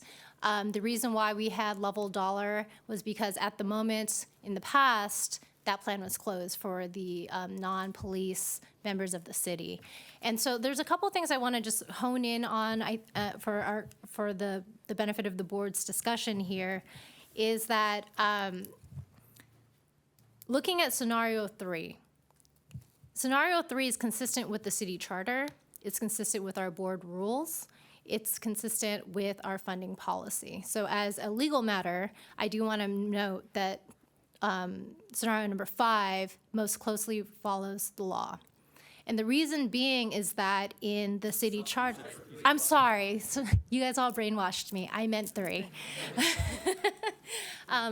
Sorry about that, 3. The reason why is that in the city charter section, Article 9, Section 143, is that it specifically says amortization periods and it's specified in the charter. And so if we were to reset the amounts and then reamortize them, we would not necessarily be in compliance with the city charter provisions, and that would need to be amended. So I did want to put that out there for the board to consider. Can you clarify that real?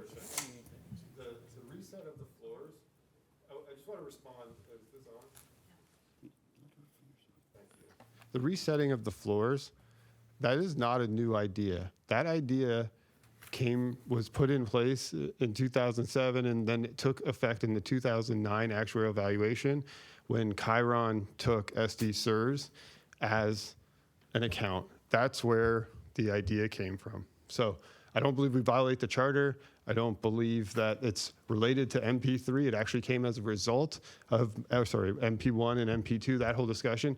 One of the outcomes was resetting all of the unfunded liability and re-amortizing over the period of time that we're still currently in. So just I understand that, but this language of the city charter specifically says every time you have a gain or a loss in liability, you have to amortize that for a period of 15 years. And each year, the board incurs additional liabilities, gains, and losses, and we have to amortize that by city charter language. You shall amortize that of a period of 15 years. And so I'm not seeing in the city charter, respectfully, where it says that we can reset it and not follow along with those provisions. But that is going forward. So I haven't read that section of charter, but that is saying going forward, which no one's saying we are going to lump in all future losses or gains right now. It doesn't say in the charter that you cannot reset and re-amortize. It does not say that. Well, let me grab it. I have it opened, if you don't mind. Okay. Thank you. So while she gets that, I'd just like to put in, she's mentioning our board rules. In our board rules, we're really using this to document the direction you give to the actuary. So she is correct. Rule 2.110 talks about what do you do when the plan's open and closed. But that's really just to document, to write down somewhere the direction this board has given the actuary. And if the board provides direction to the actuary, next meeting, I'm going to bring that rule back and say, hey, the board provided different direction to the actuary. We're going to change that rule. It's more of a governance document, not the driving document. The other thing that I'd really like MATAC to address is the California Constitution, Prop 162, which gives the board plenary authority to fund the plan. And so while the voters may have said, yes, you have to do this over 15 years, if the board believes that it's in the best interest of the plan to use a different amortization period, similar to what we do, we use 20 years for methodologies. Right, so there's that catch-all. There's, how do we reconcile those two thoughts and ideas? Sure, so there's 2 points I want to make. One's a legal point and one's a factual point. The first on the legal point, the city charter says, effective July 1st, 2008, the board shall place the costs associated with net accumulated actuarial losses on no greater than a 15-year amortization schedule, and the board shall place the benefit associated with net accumulated actuarial gains on no less than a 5-year amortization schedule. And so while I understand the past liabilities are coming into play, we currently have on the books already these layers of amortization. And so if we were to recollapse and reset them for 15, that would extend it out. So that's why I'm trying to explain that it's in violation. It would be not in the spirit of the city charter's provisions there. So that's the first of the legal point.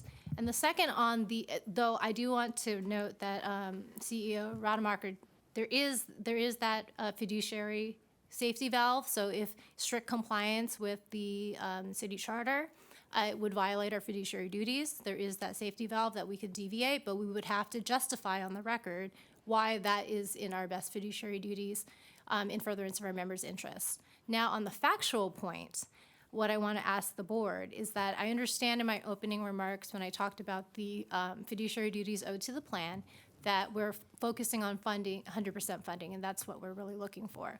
Now, I don't want this also to get lost. It's not just 100% funding. It is also regarding the consistency of our funding streams now and in the future. So that's a secondary issue for us to consider as a fiduciary. And from what I'm hearing from the board, there's a lot of discussion about hitting the target of funded status in 2039, a few years earlier, right? And my question to the board then, if you look at scenario 3 versus scenario 5, the volatility in terms of the employer contributions required is drastic compared to number 3. And so the question for the board really is the few years earlier funding worth the volatility in the funding stream in the later years? Now, that's up to your discretion, not for me to say. You're the trustees. But I did want to highlight that as a factual issue for the board to consider. So it's not only that we're constrained by the city charter. As Greg mentioned, we also have our board policy. Good governance requires, or councils, that you follow your board governance policies as a matter of good governance when things get tough. Because, you know, we create these rules for future generations so they abide by those same principles that are laid before them. And so with that, yes. Question for you. So part of the issue for me was the funding. Like you said, the drastic increase to $660 million at the end of the policy. So, and Brett brought up the fact that, you know, have the city come up and see the percentage of the dollars coming into the city of San Diego. And then my previous question of that glide path of kind of smoothing out of that payment stream, you know, trying to figure out who that benefits and the cash flow wise benefits the SDCERS, but that doesn't really benefit or really have any direction towards the plan sponsor, right? So now that we have a percentage, we have the payment stream towards the percentage of budget towards the city of San Diego in this case, that we don't know if it's going to make it or not, right? It's just all pro forma. I've never seen a pro forma that doesn't pencil out positive, right? But that being said, pro forma's there, and it's at 14%, and it's all the way through. So when you're talking about, and this is where I'm having the lapse, like this is where the gap is for me. The increase in amount, though drastic for us on cash flow, from $436 million to $660 million, is not represented on the city budget side, where it actually goes from 15% down to 14.1%, or whatever number, 14.9%, whatever that may be. So from your perspective as council, doesn't that evening, or doesn't that percentage of pay, which is what we're trying to go to, a percentage of pay, even the stream out? Well, the percentage of pay, I believe, is the action item before the board. Currently, we use level dollar amount for the valuation, and what's coming before the board now is whether or not we want to apply the percentage of pay. So if we could please go to Chiron's last slide, I believe it's 22. It has their recommendations there, what is subject for the board's consideration as their recommendations as actuary. Sorry, I meant percentage of revenue. No worries. Thank you.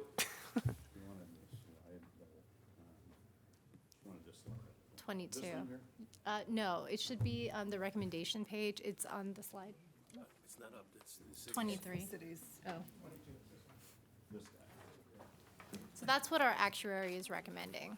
If I can get into this. Sure, of course. But the second bullet says the periods can change. But that's not, we don't have a specific recommendation. And I disagree that this is extremely more volatile than this. Thank you, Yeah, but that doesn't mean this is more volatile than this.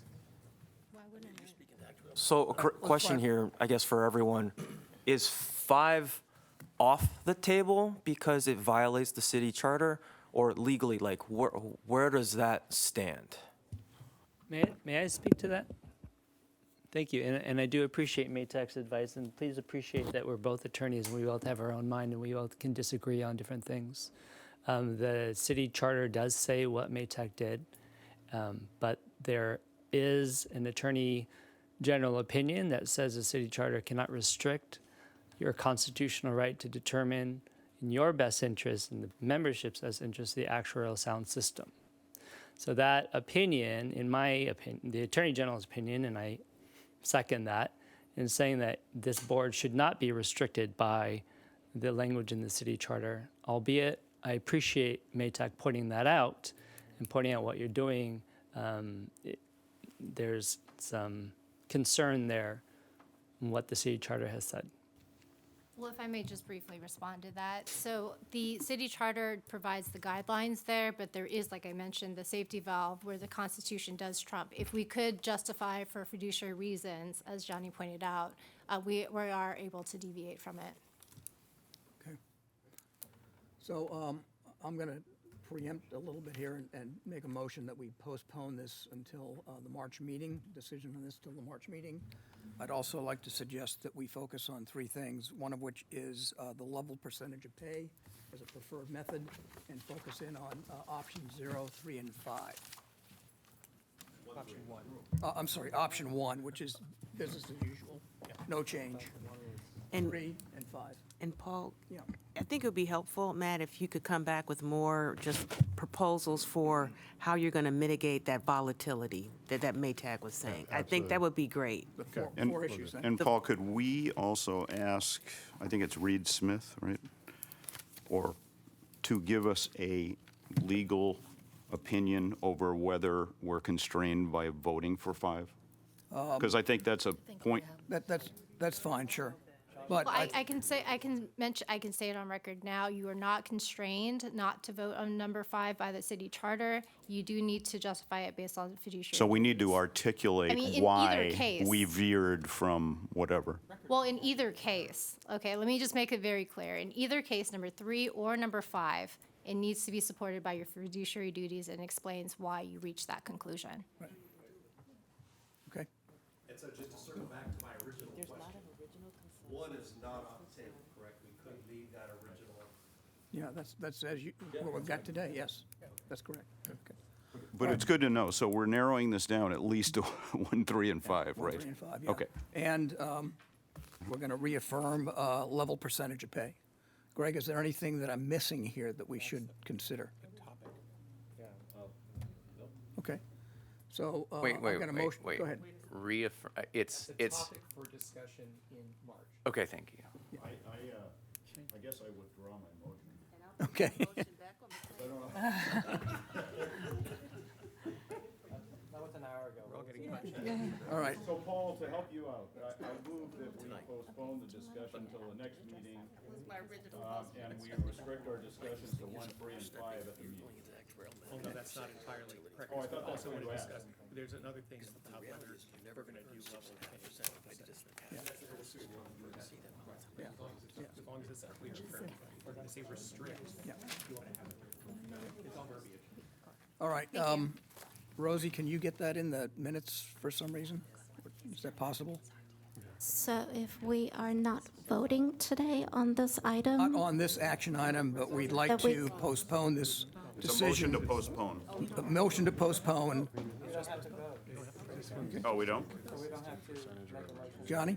Yeah, we can just, If there's no vote, you can continue it as president. Okay. So please just continue it till March and move on. Thank you very much for your, no objections to that, then, I assume. Okay. Guys, thank you very much for your very informative discussion, and thank the board for your discussions on a very, Greg, is there food available, or? Okay. Maybe not soon, Okay. Can we hold off? All right. So thank you very much for this. Gene, I'm sorry we didn't get a final discussion on this or a decision, but I guess we're going to, okay, so we're postponing the discussion on the amortization study until the March meeting. Thank you, Alice and Gene, for your work on this study. I guess they left already? Okay. So let's move on to the ad hoc committee recommendation for fiduciary council, which is, I think it's Cliff. This is, yeah. We tabled order here. Thank you. So as people may recall, there was an ad hoc committee that was selected to look at the regular evaluation of which law firm would serve as fiduciary counsel. And we're pleased to say that she's still here. She had to go. She had to go. She had to go. That Nossaman LLP has been selected by the ad hoc committee and is recommended to the board to continue as our to serve again. I guess they'd been a fiduciary counsel to the trust in the past. The team is based in Los Angeles, and several of us have separately attended one of their regular updates, and I think that there was unanimity, wouldn't you say, on the part of the members of the ad hoc committee. I want to thank my colleagues. I want to thank myself. It was a lot of RFPs to read, and I look forward to a what? Who's on the committee? Me. Right. It's Okay, whatever. Cliff, I'm question. punchy. I apologize. I'm reminded in good natured way that Lisa Marie Harris and Louise Yen. Brett, apologize. Hi, Brett. He's a lawyer. I'm truly punchy. This is embarrassing. It's going to go into YouTube. We're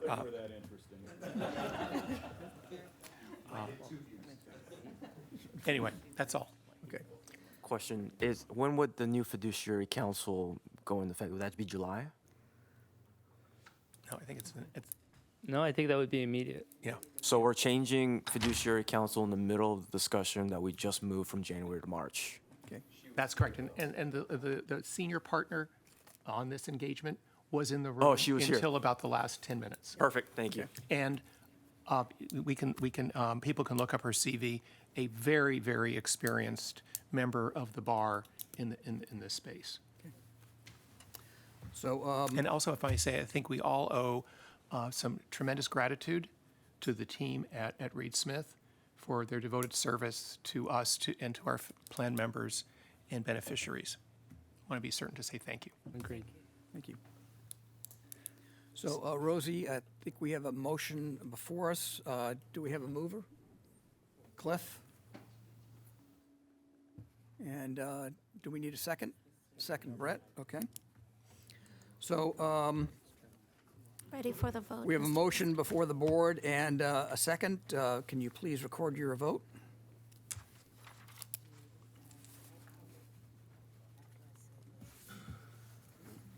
Sorry, I'm on the screen.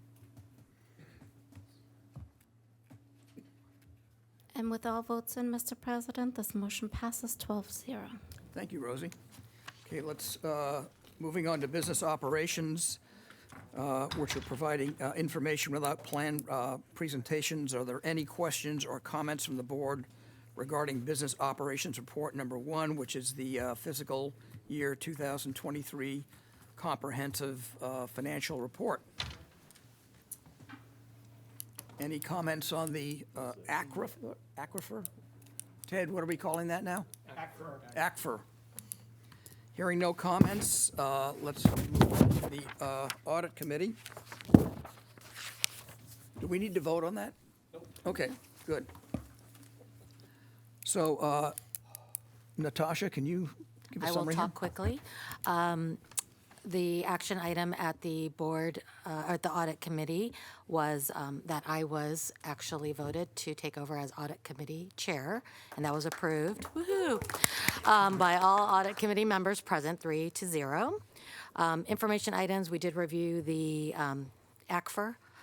Ted presented it with the audit committee and answered questions, and it's included in your board materials today.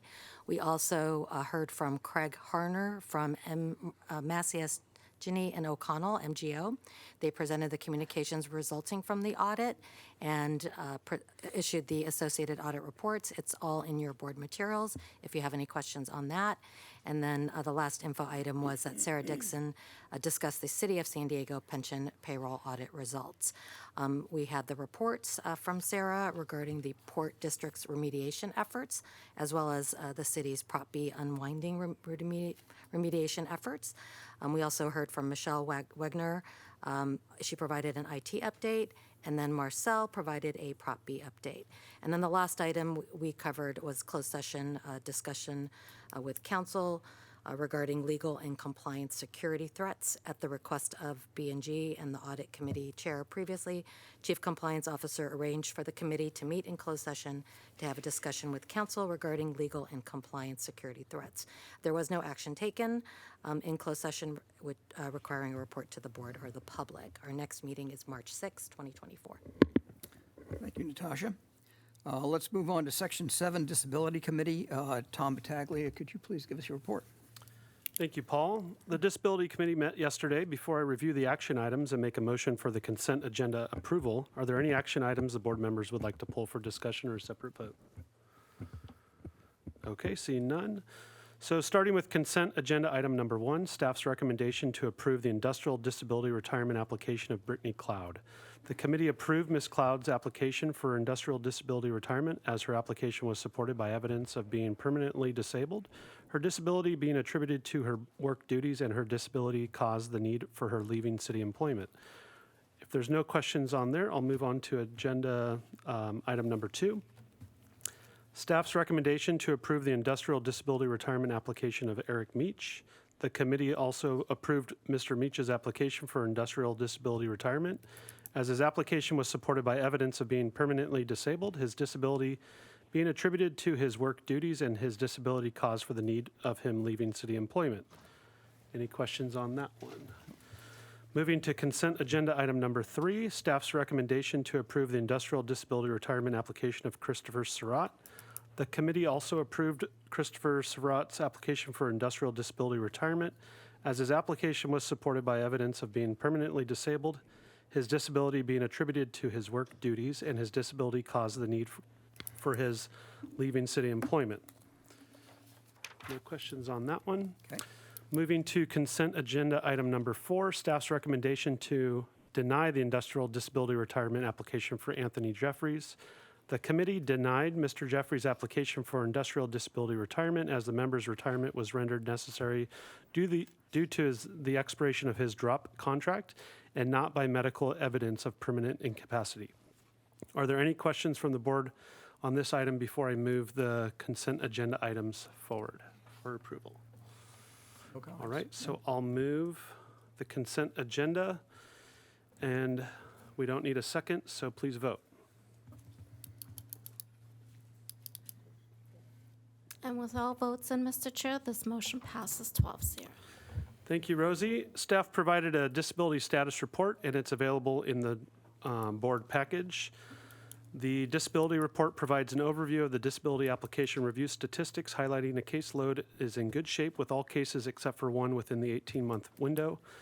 The one older case is due to the accommodating the member's calendar to schedule their medical review, and we're hoping to receive the doctor's report in time for this one older case before our next disability committee in March. And if there's no questions, back to you, Paul. Thanks, Tom, for your committee report. Let's move on to Section 8. Tom, as the interim B&G committee chair, could you please provide your committee report? Yes, so yesterday the Business and Governance Committee met, and before I review the action items or make a motion for the consent agenda approval, are there any action items the board would like to pull for a separate vote? Starting. Questions on 4, but we'll get there. Okay. Do you want to ask the question now? No. Or go through? Okay. Perfect. So starting with consent agenda item number 1, staff's recommendation to issue a request for proposal for actuarial consulting services. The consulting actuary contract is ending June 30th, 2024. In accordance with board policy, and the board shall utilize a competitive bidding process and select consulting actuary.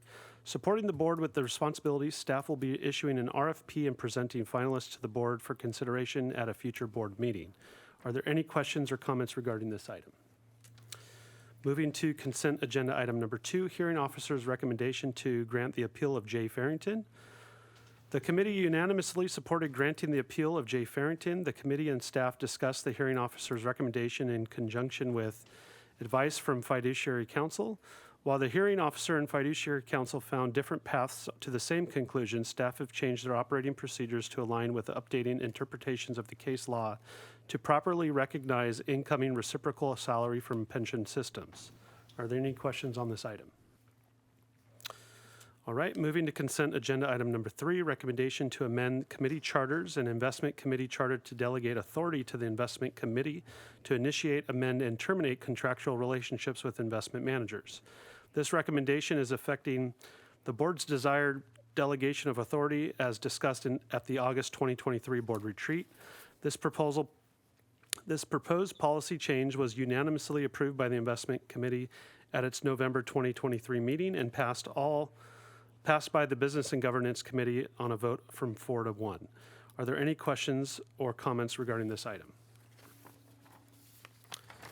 Moving to consent agenda item number 4, staff's recommendation to amend the Board of Administrative Charter, board member responsibilities and core competencies, ethical conduct, compliance, and training policy, public records policy, and Division 10 of the board rules. The committee made amendments to staff proposed changes for the board administration charter and the rule in Division 10. Johnny, could you please show the board committee recommended changes for these documents? Yes, Tom, sorry. These buttons aren't working. The committee had a healthy discussion yesterday and adopted all of staff's recommendations with the exception of 2, and I just want to highlight that so you know what you're voting for. On the Board of Administration charter, the highlighted section says it's responsibility of the board to prescribe rules concerning re-examining for disability retirements. The committee wanted to keep the word periodic in there to match what the municipal code specifically says, as opposed to take that out. And staff fully supports that. The second change that the committee made concerns a rule within the hearing procedure for administrative hearings in front of the B&J committee and the board, and as well as a hearing officer. And right now, the board has delegated the authority for the general counsel to add or subtract hearing officers as they qualify under this rule. As a board oversight piece, the committee asks that be added that the general counsel shall report any such adding or subtracting of a hearing officer and report that to the next committee. And staff also supports that. Thank you, Tom. And Louis, you had a question?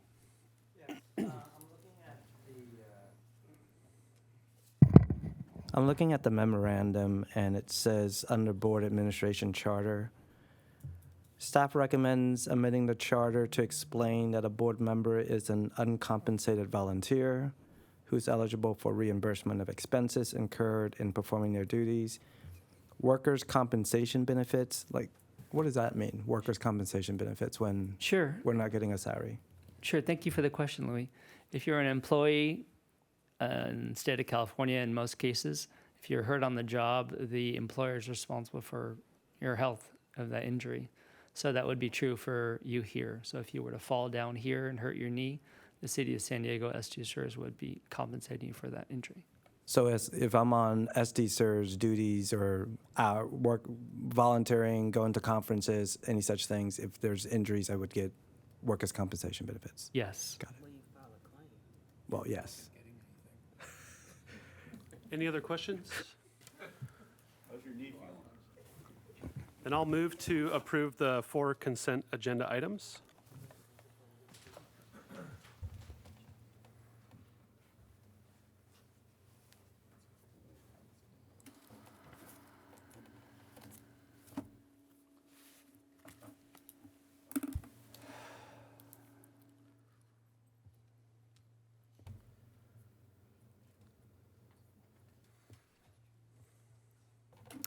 With all votes in, Mr. Interim Chair, this motion passes 12-0.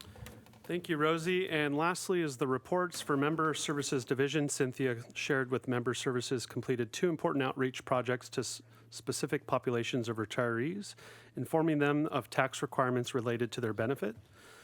Marcel reported that 62 members and 4 former spouses had their benefits recalculated based on an increase of their reciprocal salary. The new benefit amount was effective with the December retirement payments. A lump sum of retroactive benefits was also processed in December. Marcel provided her last Prop B update, where the city mailed approximately 2,000 letters to Phase 3 Prop B members who no longer work for the city, providing information on the option to purchase their Prop B time while working for the city. In IT, Michelle shared that the IT division conducted a business impact analysis with the organization. The outcome of this exercise will be incorporated into the SDCERS business continuity plan, as well as the IT strategic planning to better strengthen continuity of the organization in case of an unexpected event. Johnny provided an update on the Conway case, and Ted reported the annual tax form project for Forms 1099R, W-2, and 1099 miscellaneous NEC is on track to mail 12,358 tax forms to our members, beneficiaries, and vendors prior to the January 31st deadline. Staff expect the members' 1099R and W-2 tax forms will be available on SDCERS website well in advance of the hard copy mailings. If there's no other questions, back to you, Paul. Thank you, Tom, for your committee report and serving as the interim chair. We're going to move on to Section 9, Investment Committee. Cliff? Sure, and thank you very much. And to colleague Brett, I do apologize for my earlier oversight. We all can imagine why.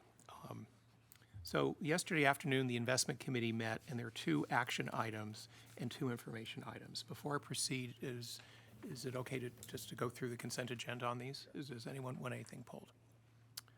Hearing nothing about that. The first agenda item was that has to do with the private debt fund recommendation, and this is our first active investment in the new designated private debt category.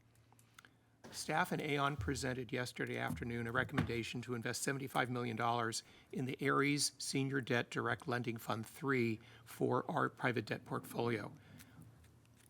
It will bring the allocation to 2.5% out of the target of 5% overall.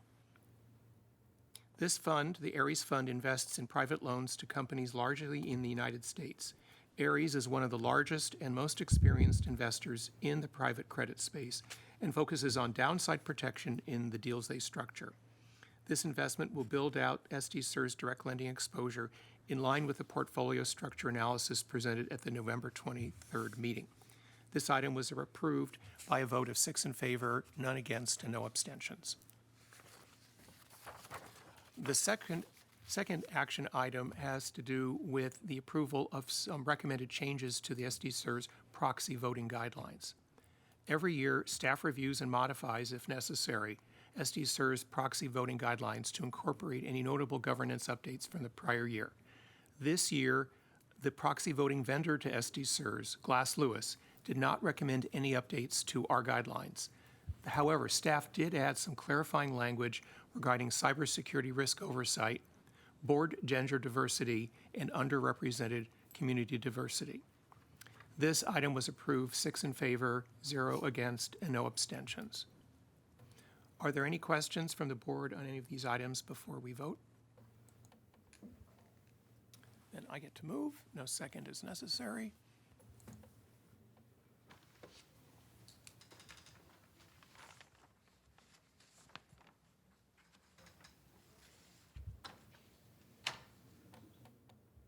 Mr. Bartolotta, your vote, please.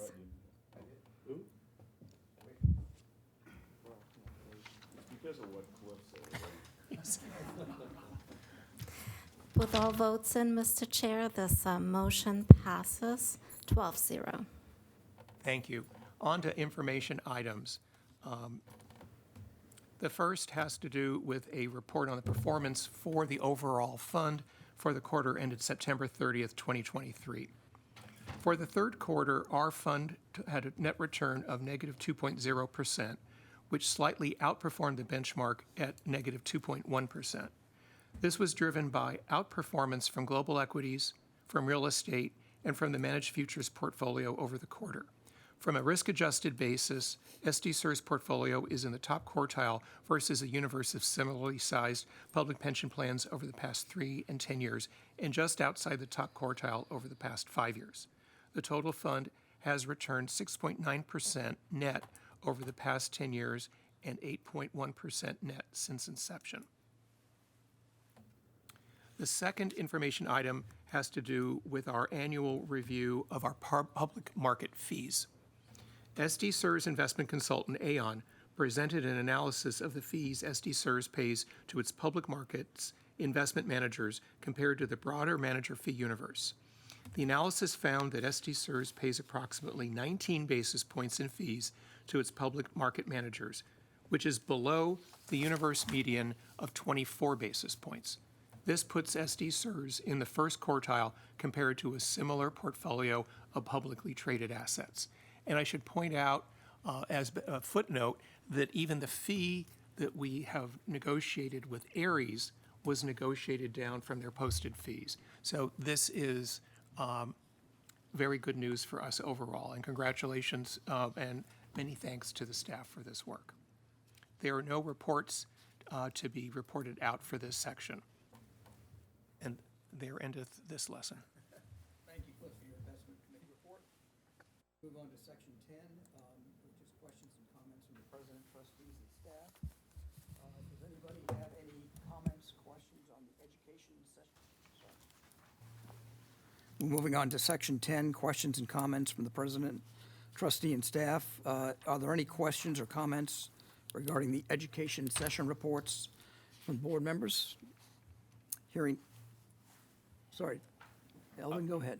Sorry, I remember, Greg, you gave me a list of training sessions that I should probably partake in this year. Would you mind giving me that again? I will certainly send that to you. It's in the, not like he went through and said, this one's good, this one's good. Actually, I owe you all a list of recommended conferences in the year. Just to remind everybody, last year, we had a different policy, which we had to actually go ahead and affirmatively approve those educational requirements. We changed the policy during 2023, where we approve the list, and you can select and go to the conference off the list without further approval. So we have sorry, and then do we run that by you of which one we want to go to first, so that we're not more than Brown Act people go to these similar I have an things? honorary bar card, so I can answer that question. You can all attend that conference, just please don't talk shop. Talk about your families, talk about other things, talk about what's going on at the conference, but just don't conduct business. Not a majority, anyway, right? Yes, not a majority. A couple of you can You talk. can have all the conversation you want, one-on-one, as long as it's not serial. That's right. So yes, I will send you the list. I'll send you all a list. Any other questions from staff or the board? Staff, board? Oh, here we go. I Greg, love doing yes. this. So I'd like to start by thanking Marcel for just being a wonderful colleague these past 6 years as we worked together to create the vision, develop the culture, run operations, to serve our members, to serve staff, and most importantly, serving this board. I'm really going to miss you, especially the rum cakes, the tangerines, the never-ending basket of chocolate. You have been a pension warrior wielding the sword of integrity in making decisions and solving problems. But most of all, I'm really going to miss that box of chocolate, that basket of chocolates. So wishing you well in retirement, Marcel. Thank you.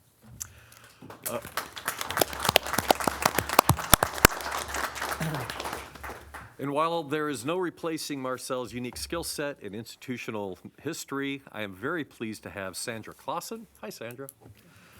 Step up from being our medical review officer to serve as our benefits administration director.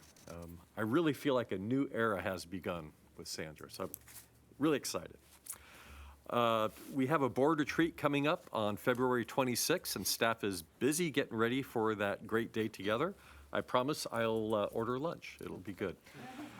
In our morning sessions, we will be spending time talking about strategic alignment with the help of global governance advisors. You should have received an invitation to talk confidentially with these consultants. I would recommend you take them up on that offer. We'll also be talking about investment portfolio vision with Aon and staff. Our afternoon sessions will start with continuing our board effectiveness project, and will include a skill survey for your completion prior to our retreat. And we will wrap up the day with CEO succession planning. So more information will be forthcoming. I would also like to congratulate and celebrate SDCERS staff member Vince Akels for his well-deserved retirement. Vince worked with our finance division for many, many years prior to joining the SDCERS retiree healthcare team. Helping the team with a determination and smile was Vince's MO. It was really evident in the way he worked at the city during his 33 career. So wishing you well, Vince. I would also like to recognize Johnny Tran for presenting a compliance session at the Calipers Advanced Course in Retirement Plan Administration. It was very well received, and he got high marks from the students. So thank you, Johnny. And that concludes my remarks. Thank you, Mr. President. Thank you. We're going to move on to section 11, which is closed session. Johnny, are there any matters to discuss in closed session? No. Thank God, okay. All right, so I guess we're moving on to section 12, closed session report, but there's nothing to report. Hang on.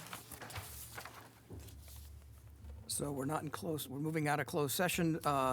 Thank you, Johnny. We're moving us on to section 13. I'd like to announce the adjournment of this meeting. Thank you very much for your patience and comments. Our next regular meeting will be held on March 8th, 2024, here in the SDCERS boardroom. We'll also be holding a special meeting of the Board of Administration on February 26th, 24 at the University Club, as Greg had suggested. So we'll look forward to seeing you all there. So thank you very much for coming in today and attending. Greg, where's lunch? I'm trying to figure out how to get to the third floor. Oh, So okay. Pizza's here, so there right. you go. Good work, everybody. That Okay. was a rough, Whoa. long meeting. Oh, Gene's still here, good. Great card, by the way. Oh, cheers. You're welcome. Woo!